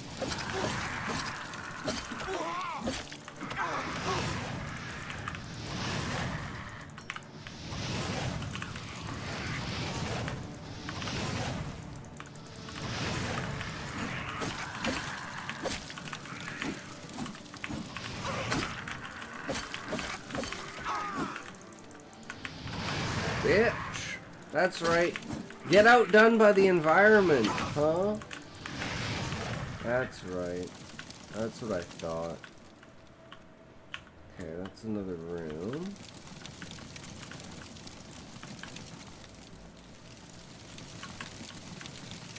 Yeah, I normally do writing content and reading and reacts towards like writing techniques and stuff like that. And then at the end of the stream, we always like to play a video game. And right now, it's Oblivion. Because, hell yeah. Monster Hunter Wilds just wasn't doing it for me. Long-time Monster Hunter fan, but still, I like the quests. And, it just, I don't know, I still haven't killed Zoshia. And I guess, I mean, I'm waiting for Master Rank either way. So, I'm gonna probably fucking die if I take too much damage. I've lurked your writing content a little. Nice! Glad to hear it. Dude, look how close I was. I was like, oh my fucking god, I'm gonna goddamn die. That's what you do. You just go balls to the walls, and then you just win. Which is what we're gonna do right now. Oh, wait, we can't do that. We need to do this. There we go. Let's do it! I lost every single one of them. Fuck. God damn it. I tried, guys. I tried. Yeah, man. Lurkers are the best people because they're the majority of your audience most of the time. But since I'm such a small streamer, people, like, will talk to engage, right? So it's like, wait, did I go backwards? I can't tell. So, no, it's a little bit different in a really, really small community. But it still means, it means a lot more because it is a small community, right? So, always feel free to lurk. No requirements here. The only requirement is that we be as serious... Oh my god, I'm gonna die. Yeah, kick is awesome most of the time. Ooh, we got him. I was gonna say, that's why I like this. Of course, again, Alt-Tab. They actually let me do that. I love it.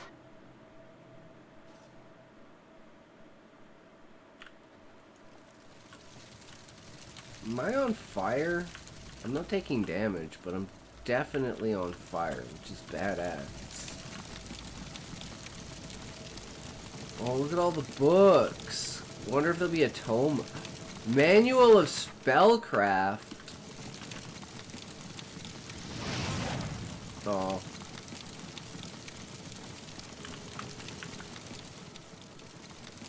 Okay. I think this is the way to go, or was this another dead end?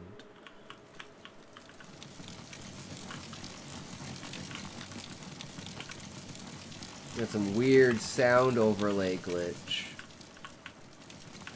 So yeah, this is clearly simply a motherfucking dead end. Ooh, a chest. Is there anything in here? An hourglass? Yarn. Crafting materials are always welcome. Yeah, the kit community's great.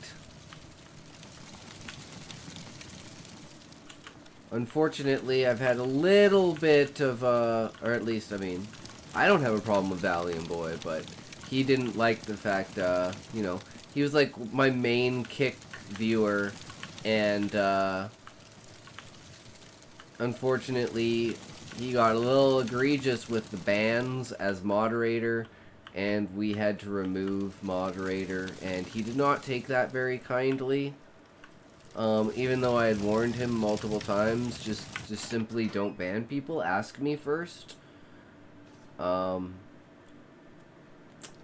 it's like an obvious view botter, right? But, you know, it is what it is. So maybe he'll come back. Yeah, I mean, it can't be helped. Like, you know, it's my fault for giving him moderator. But I was like, I pretty much give moderator to whoever asks, because I just don't care, because the community is so small, right? What are you gonna do with moderator in this community, right? I don't know where I'm supposed to go or what I'm supposed to do. Levi, any hints if you're here? Like, is there a door that I'm missing?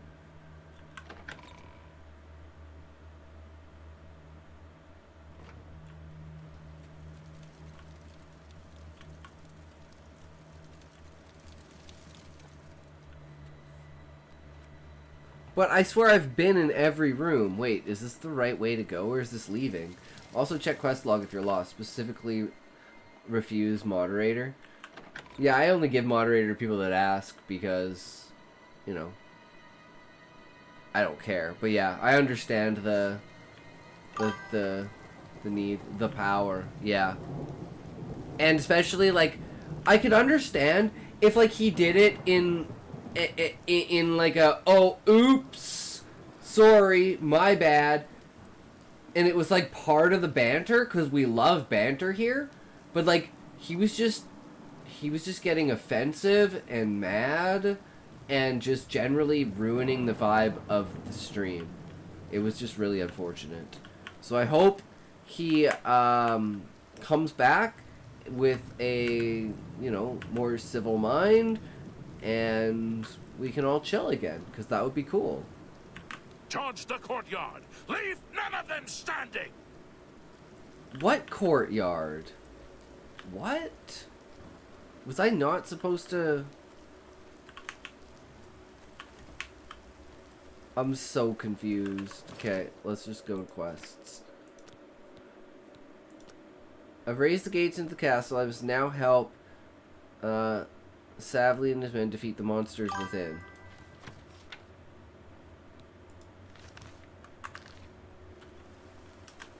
I'm like, is there another room in here that I'm supposed to go in?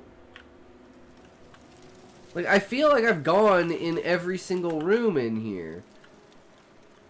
And, like, everyone's dead. Like, all my bodyguards died. Okay, this is the Great Hall. I haven't found anyone. Okay, so we've gone to the west dining hall. And there is literally absolutely nothing here. Oh, I'm looking for a corpse. Okay, I guess I'll look on the ground.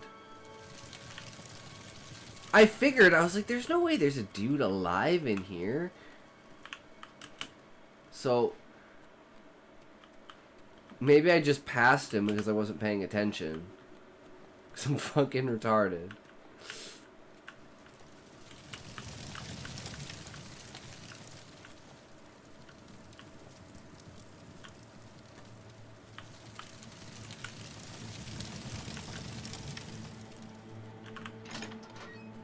Spare quarters? Or is this sparring quarters?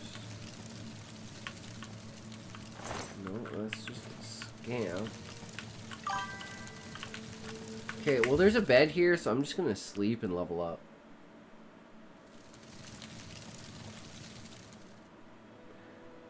Okay, so agility 5. Intelligence 5, willpower 2. You sleep rather soundly for a murderer. What the fuck? That's good. You'll need a clear conscience for what I'm about to propose. Wait, what the fuck? Is this the Dark Brotherhood? You prefer silence, then? As do I, my dear child. As do Who did I kill? Silence. What the fuck? Symphony of death. The orchestration of Sithis himself. What the fuck? Ironic, then, that I come to now as speaker for the Dark Brotherhood. My name is Lucian Chance. You're right. Is the will. I forgot. Mother. I forgot I killed that fucker. Observing as you kill. Observing as you end life without pity or remorse. He fucking screwed me over, so I fucking killed him. That is why I stand here before you. And I couldn't even loot his corpse. An offering, an opportunity. That perfectly respectable businessman. So, I have your rapt attention. Splendid. Now listen closely. On the green road to the north of Breville lies the Inn of Ill Omen. There you will find a man named Rufio. Kill him, and your initiation into the Dark Brotherhood will be complete. Do this, and the next time you sleep in a location I deem secure, I will reveal myself once more, bearing the love of your new family. Please, accept this token from the Dark Brotherhood. It is a virgin blade, and thirsts for blood. May it serve you well, as does your silence. Now I bid you farewell. I do hope we'll meet again soon.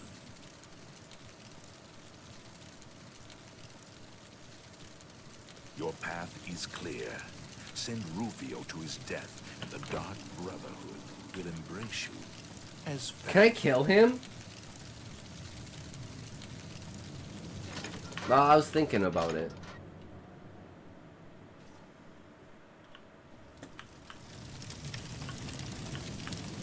He'd probably fuck me up, though. Okay, and this is the last room. Count's quarters. So it was in the Count's quarters, we just didn't see the guy.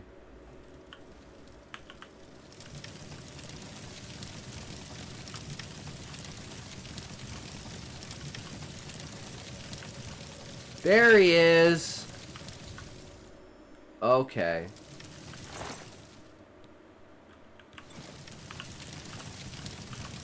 Blind. Yeah, I'm absolutely... I didn't know I was supposed to look on the floor. I was fighting monsters. Okay, let's see.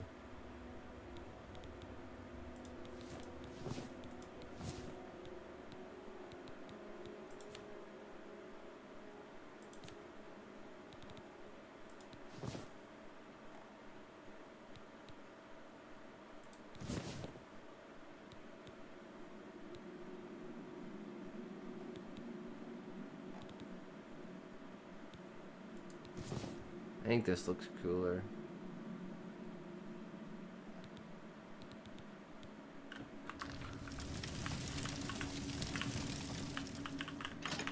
Okay.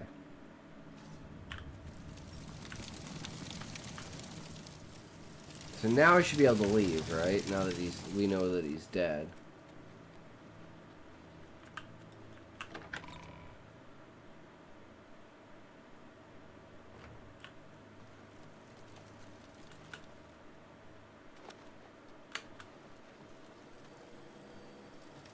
Maybe there's like one monster left or something? I have no idea, because he said kill them all, right?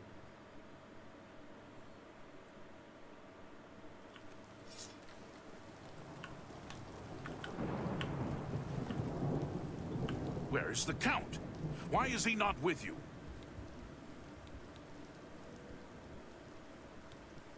How dare you mock him, even in death? Had you not been instrumental in getting this far, I'd put you down where you stand. Good luck trying. Where's the Count's ring? Do you have Yeah, I'm wearing it, bitch. Secure it at once. It's the only thing we have left. Wait, Do do I you have have the to? Count's ring? Wait, do I have to tell him I have it? Fuck. At least this is safe. Thank you. I shall make sure. God damn it. I was hoping I could keep it. When a new Count is crowned. Here. Yeah, me. Take this. I have no use for it. I'm tired of fighting. What? It may serve What the you fuck? well in days to come. He just gives me all of his shit? What a little bitch. Bye. Am I overburdened? No. A good weapon, maybe? No. Ooh, what about the Blade of Woe? Oh, right. That's the blade he gave me. I'm gonna Bro's a stab town him. guard. This is more than he signed up for.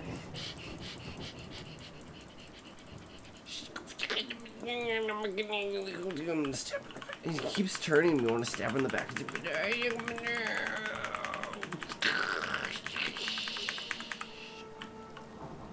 I mean, that's very true, right? What now?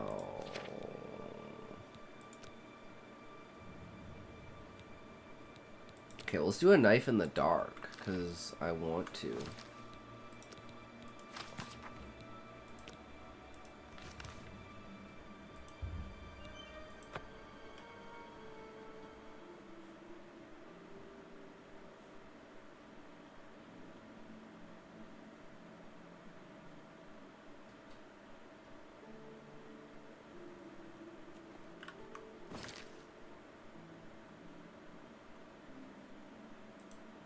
Wait, why does it say join the Mages Guild? No, I want... What? What? I want...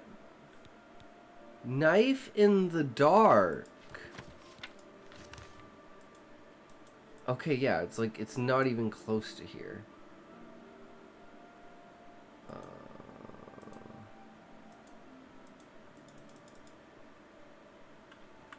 Wait, what?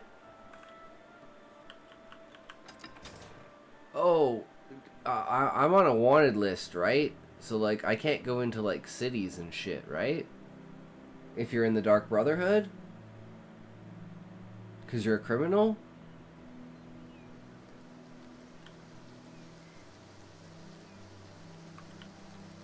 Well now, what do we have here? Caught in the act and no gold to pay your fine. I'm confiscating your stolen goods. Now it's Only off if to you've jail got a with bounty. Wait, what? What stolen goods do I have? Then pay with your blood. Peace. I have stolen goods? What the fuck? I swear I don't have any stolen goods on me. Is he still chasing me? Oh, fuck. Is he gonna, like, chase me forever?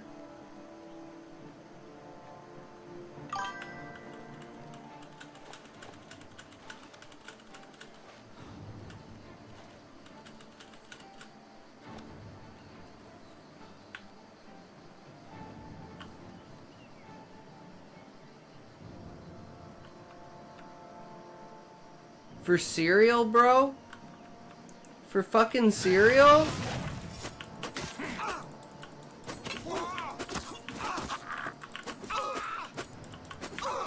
God, I'm gonna die.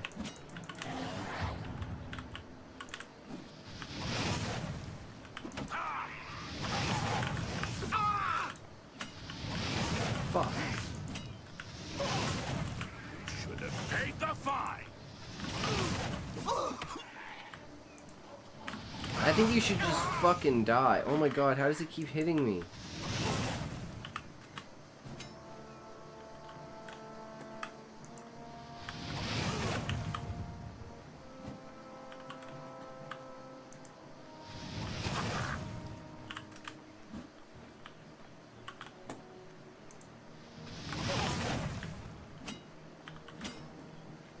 Oh god!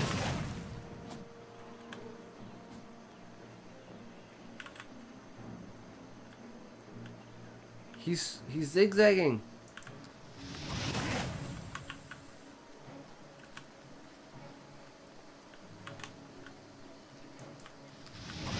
Yes. Okay, I think we got this. I think we got this.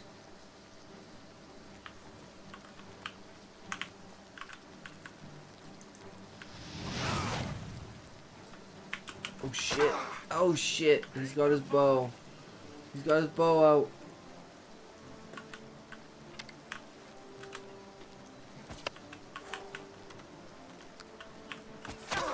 Ah shit, one more hit and I'm dead.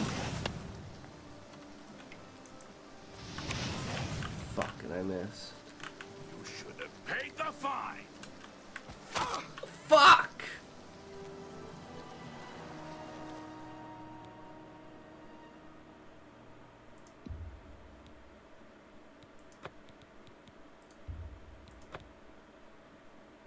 Get owned, criminal. What the fuck did I ever do? I don't know why he pulled his bow out. I guess I ran too far away. Motherfucker.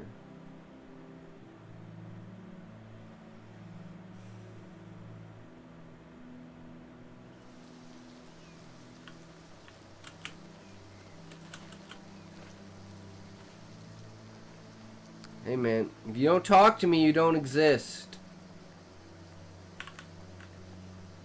Wait, what the fuck? Why is he following me? Okay, we're going back in the city. This is bullshit. Honestly, I don't know what crime you commit, but 1,000 septims is usually what murder gets you.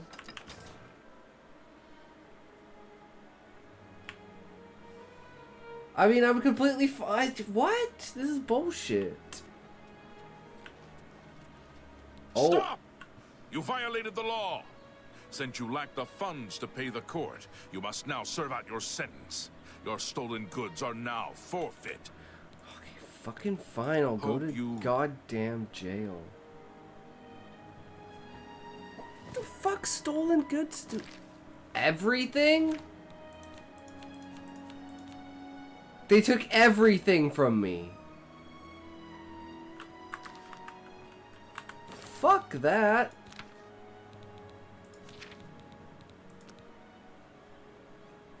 Or can I get my shit back?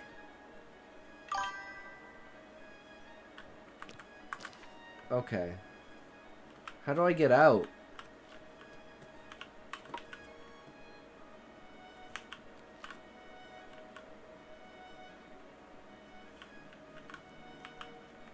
I didn't want to sleep because I don't want to level up again because I want to stack more. Wait, did I just lose stats? Your armor skills decreased by 1, your athletic skills decreased by 1, your blade skills decreased by 1. What? How can I help you? Okay, fuck this. I'm just loading my game. I'm just killing this guard. I can do it.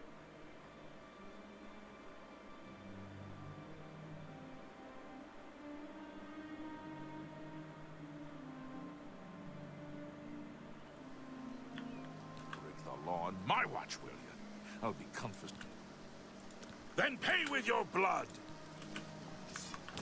Okay, now let's find out. Can I figure out if anything on me is stolen? Isn't it red if it's stolen?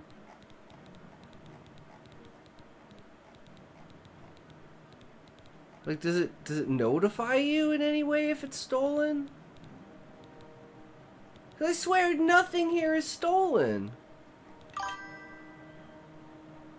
There's a little red hand. But this is all of my stuff. I don't see anything.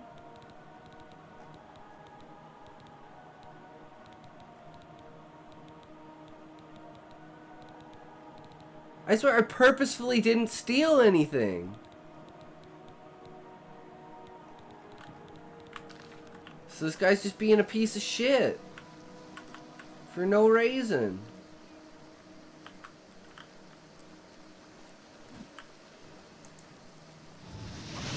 Okay, can I load my game before I teleported? Like, is there a load before this?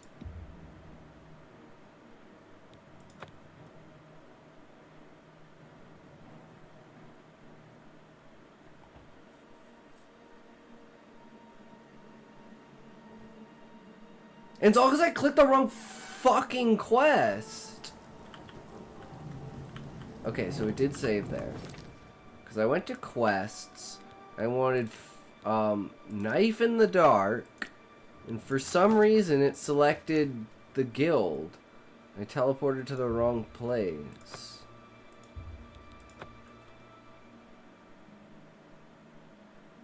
I want to go kill this guy.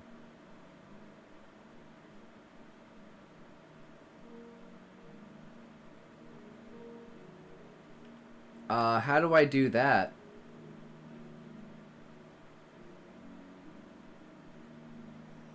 I think it's in the character page.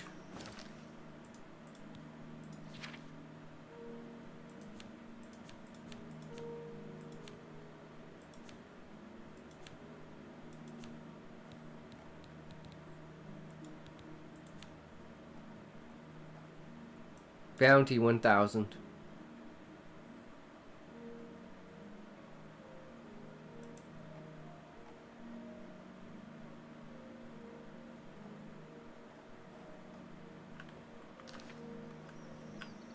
Well now, what do we have here? Caught in the act and no gold to pay your fine. I'm come to skip. Okay, oh, just a general bounty. It's not done by holds. Pay with your blood. I don't know, but either way.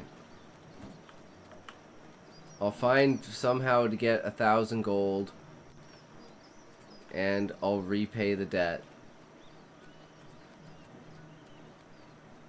But I need to be able to sell something. And I don't want to kill another guard.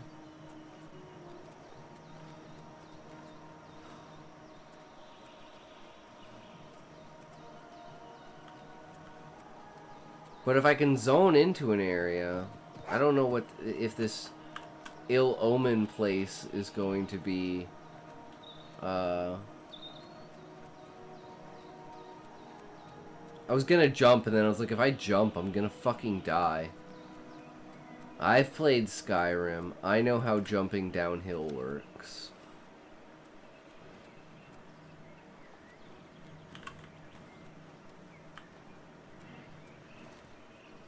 Wait, it's only a wolf after me?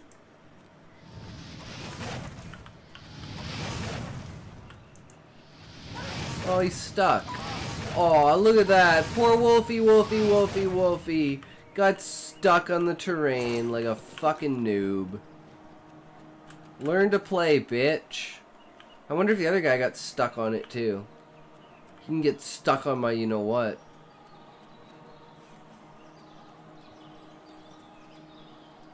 So I need 1,000 gold and I just dropped a Warhammer with 100 gold. How do I get gold? I guess I should just sell my fucking potions. I'm never gonna use them. I'm a goddamn hoarder.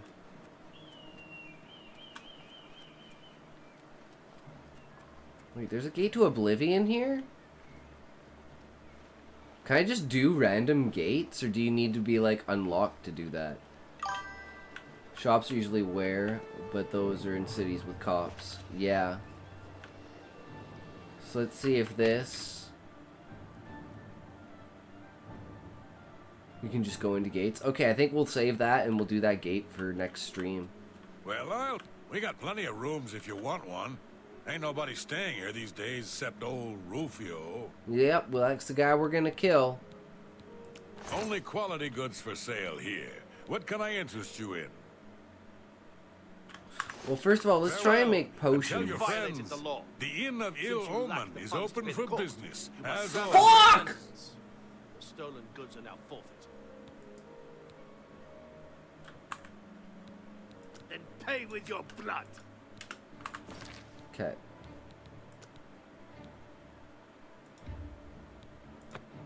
We gotta be super fast. And then we can pay off our debt. We just have to make sure we're super fast.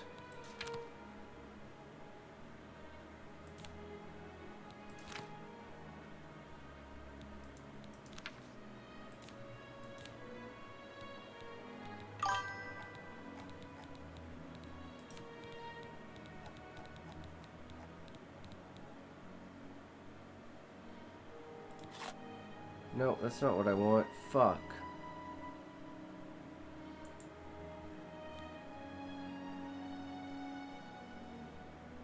Maybe I got the bounty from killing the guy.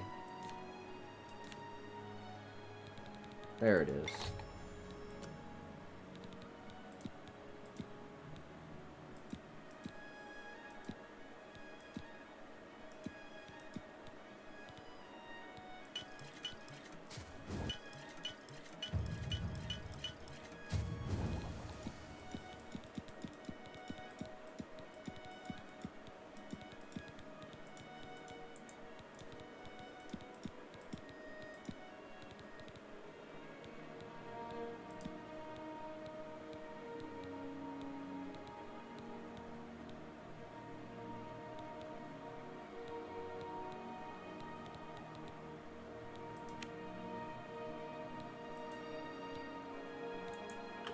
It seems like too much. You weren't seen killing Shady Sam, and you went to Carol since then without getting harassed. That's true. I'm wondering if I killed one of the guards accidentally, the Legion that was on my ass.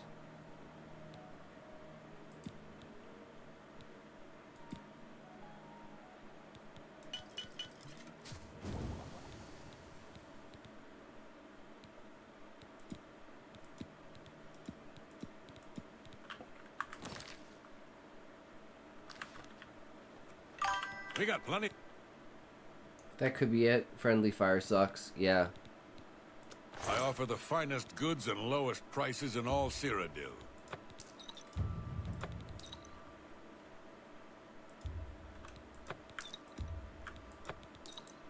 Is there a fast way to sell?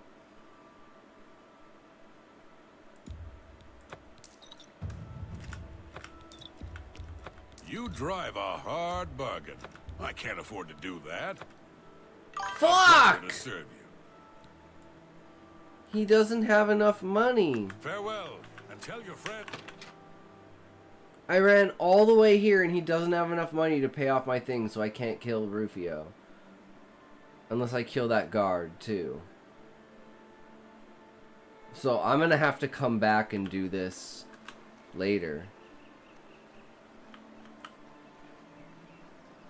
Or whatever I ate made me invisible. What the fuck? Okay, then. Sounds good to me. Also, the way gold in shops works is jank. It's the cap for the value of individual items, but they still have money after buying.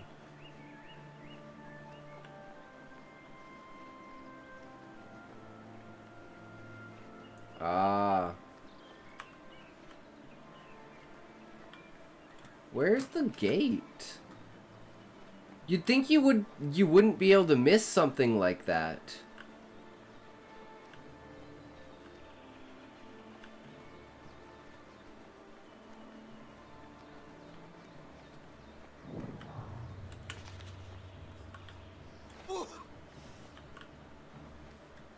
But the fuck is the gate?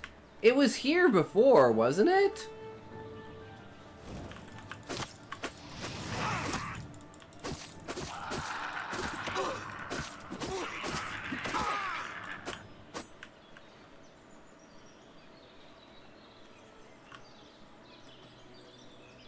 It's just gone. What a fucking joke. Their spawns are randoms. This one could be just bugged. Well, that's what I get. I come all the way here, and I'm like, at least I can do the gate. No fucking gate. At least I'll be able to fast travel back here.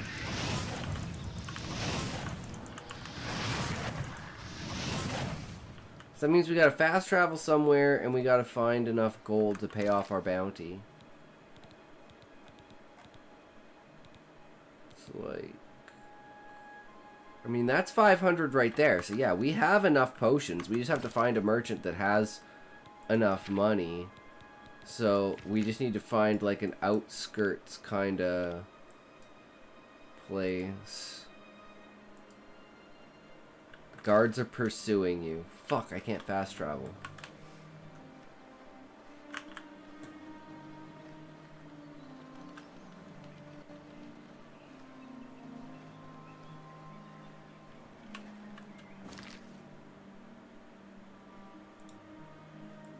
How far away do I have to be?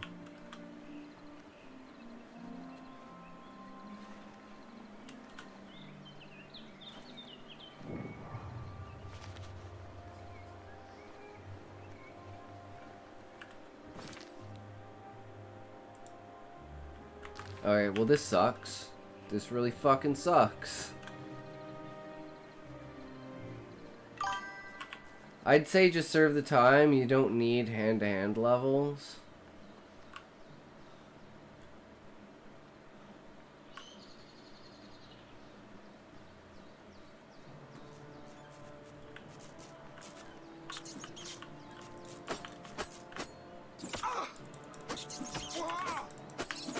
Oh my god, I can't hit this thing.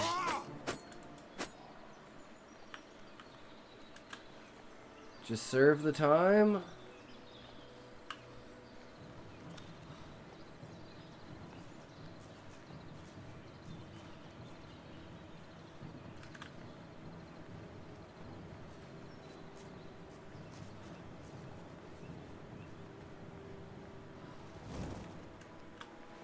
Well, this was an adventure, that's for sure.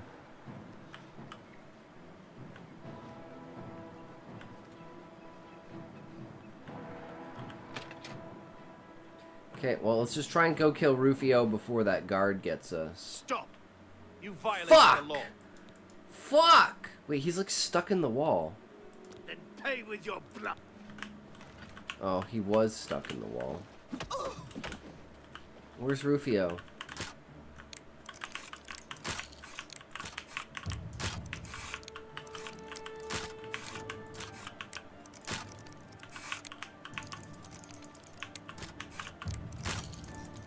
Why can I not do this? Oh my god. Rufio? Wait, is this Rufio? Minerva? Where's Rufio?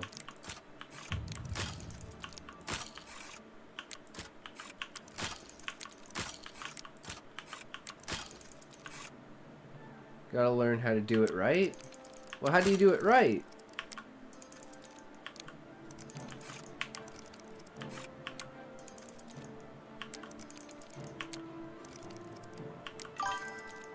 Only activate when you get a slow tumbler.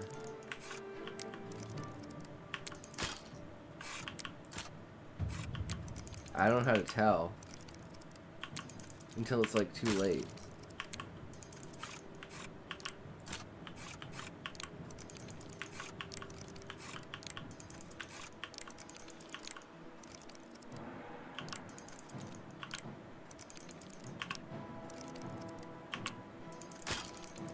Fuck if I understand how this is supposed to work.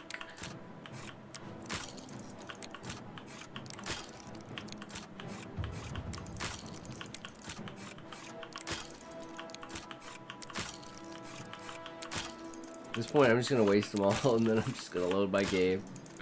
I don't understand.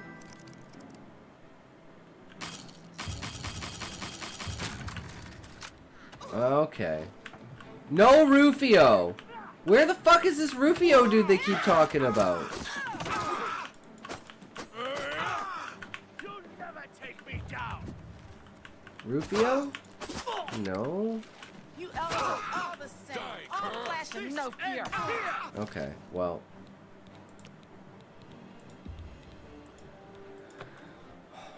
Whatever, it is what it is. There's no Rufio here.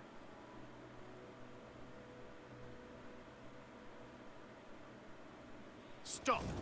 You violated the law, since you lack the funds to pay the court. Hope you rot.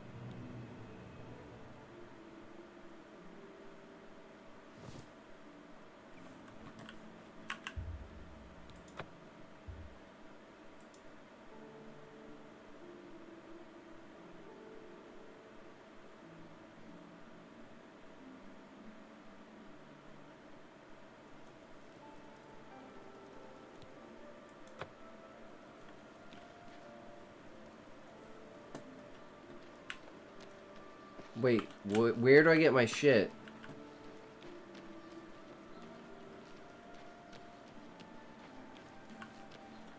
Aye. Protect and serve.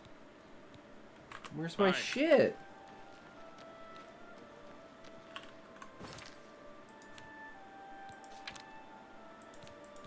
Oh, okay. It just... Wait! Okay, I was like, no, it didn't take these. Fuck that. That'd be bullshit. Or my dagger. It didn't take my dagger either. Okay. I don't know. It is what it is.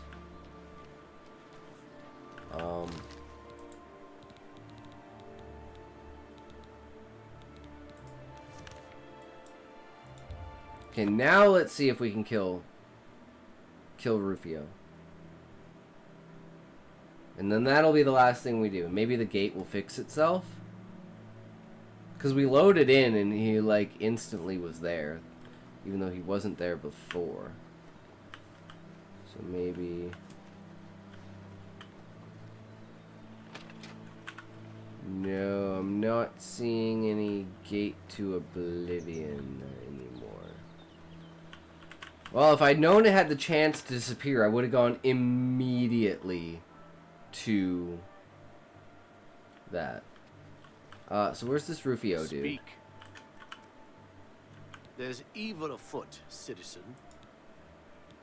The Mythic Dawn have been leaving notes in Talos Plaza. I hope no one believes their lies. Farewell, citizen. Well, well, who might you be? Yeah, I still got rooms. What do you need? Rufio?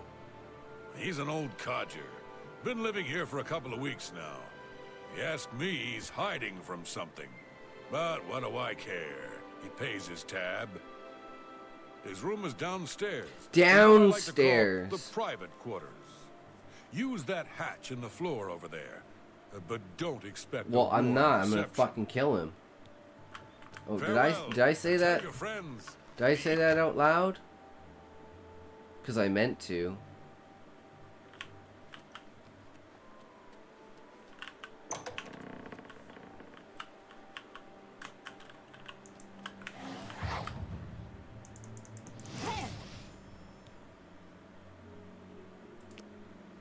Oh, I thought he would be, like...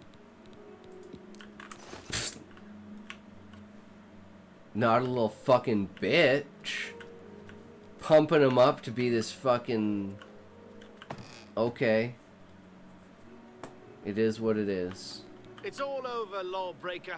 Your spree is at an end. I'll take any stolen goods you have. The next move is yours. That's too bad. I was hoping you'd resist arrest. Okay, here's the procedure. We go to the castle. First, we search you. Confiscate any stolen goods. Then you pay your... Okay, cool. 40 gold bounty? Was that really what it was? for killing that dude? I found like 12 gold on him. That's Take hilarious. this. It's from a friend.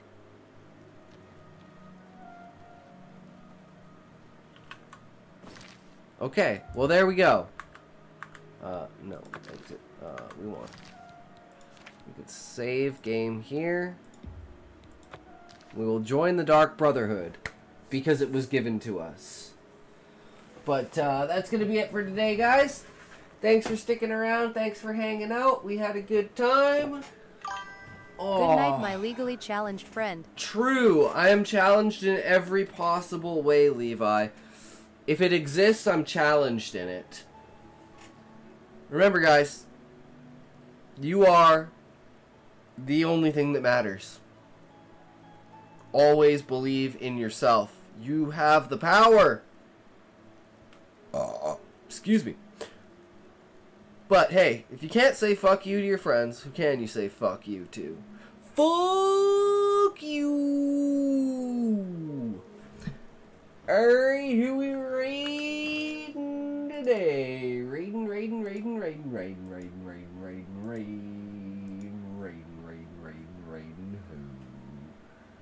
Who we raiding?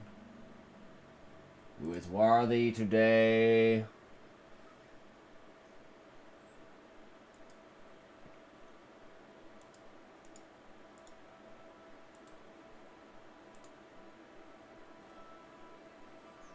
Aha! This is a good one. So we have possible 1. It looks like that's the only one. I mean, I don't know what this is, but this, yeah, it's the only one that looks good. Okay, we're going here, guys. We've been here before. I don't know if you guys have, but I've been here before. I done this. So it's gonna be a good time.